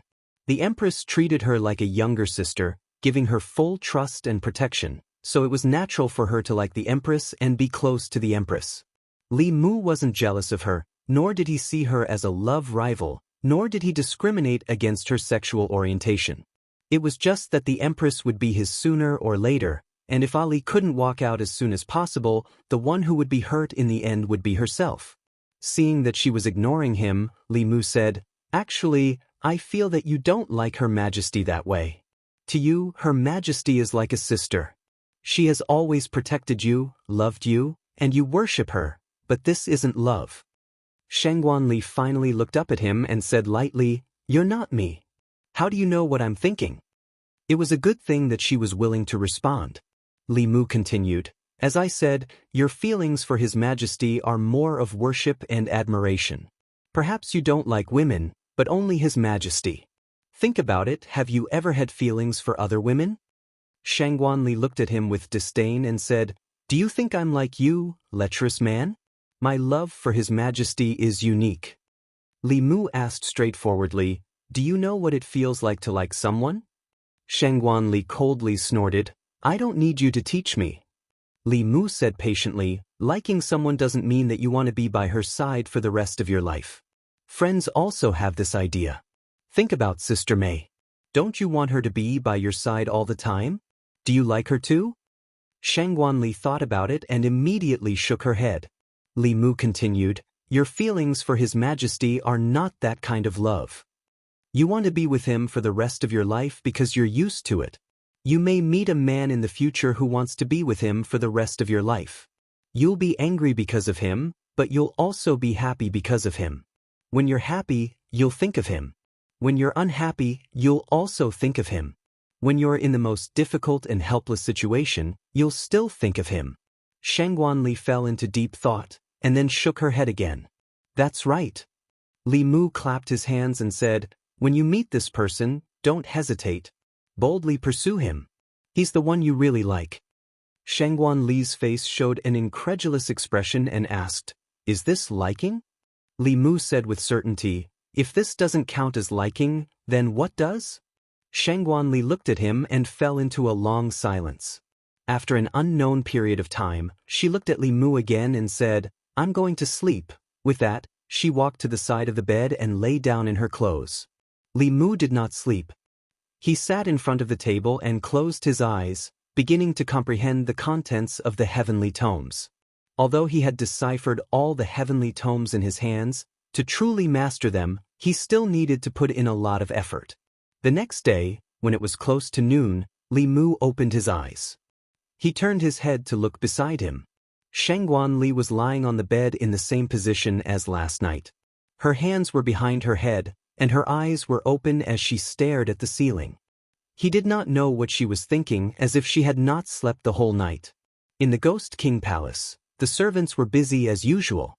Ever since the young master entered the new madam's room last night, he had not come out. The servants in the palace were already used to this and did not find it strange. After an unknown period of time, the door of the palace opened from the inside. Two figures walked out. The servants bowed one after another. "Greetings, young master." "Greetings, madam." Li Mu, who had turned into a little Rakshasa, waved his hand and said, "Dismissed." I'll bring Madame around to familiarize herself with the house. It was not until the two of them were far away that the servants of the Ghost King Palace opened their mouths in surprise. What's wrong with the young master?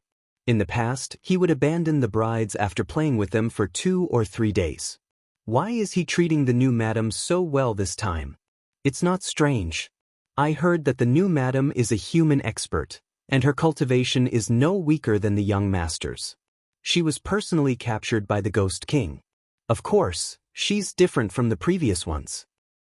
If that's the case, the palace will have a new madam in the future? Who knows? Let's just do our own thing. Don't ask about other things that you shouldn't ask. Li Mu wandered aimlessly around the Ghost King Palace with Shangguan Li. It seemed like he was bringing her around to familiarize herself with the place, but in reality, Li Mu was not familiar with the place. It was too risky to recklessly capture a servant and search their soul. There was also the risk of being exposed. Before plundering the Rakshasa King's treasure, Li Mu did not want to be exposed. Although 7th Realm experts usually had their own Flask Heaven space, the Flask Heaven space of the 7th Realm was not very big. They might carry some important treasures with them in the Flask Heaven space. As for other basic resources, the Flask Heaven space could not contain them at all. What Li Mu needed were spiritual jades, soul energy, and other basic cultivation resources. He had many treasures on him. The Dao Bell for defense, the sky-piercing spear for close combat, and the sun-shooting bow for long-range attacks. As for other things, he was not interested in them at all. After passing through another door with Shangguan Li, a 3-story palace appeared in front of Li Mu's eyes. The palace's entrance was heavily guarded. There were actually 4 5th Realm ghost cultivators. A palace that could be guarded by so many experts was naturally not an ordinary place. Just as Li Mu walked forward, another ghost cultivator cupped his fists and said, "Young master, Lord Ghost King has ordered that no one is allowed to come near this place." Li Mu glanced at him and said, "Of course I know. I don't need you to remind me." Then he looked at Shangguan Li and said, "Madam, remember, Father doesn't allow anyone to come near this place. You shouldn't come near in the future either. Otherwise, if Father blames you, even I can't help you." In order to cooperate with Li Mu's act, Shangguan Li could only accept this form of address. She nodded and said, "I know." Li Mu left with Shangguan Li. After passing through another door, he said, "Give me your hand." When Shangguan Li heard this, not only did she not do as she was told, but she also took a step back. She hid her hands behind her back and looked at Li Mu warily. A few black lines appeared on Li Mu's face. He said unhappily, "What are you thinking about all day? I want to use my mystical power to enter that palace. If I don't hold your hand, how am I going to bring you in?" When Shangguan Li heard this, a trace of shame flashed across her face. She hurriedly stretched out her hand. Li Mu, on the other hand, did not move. He snorted and said, "Since you don't believe me, then wait here by yourself. I will go in alone." Shangguan Li hurriedly took the initiative to hold his hand. She lowered her head and said softly, "I'm sorry, I was wrong.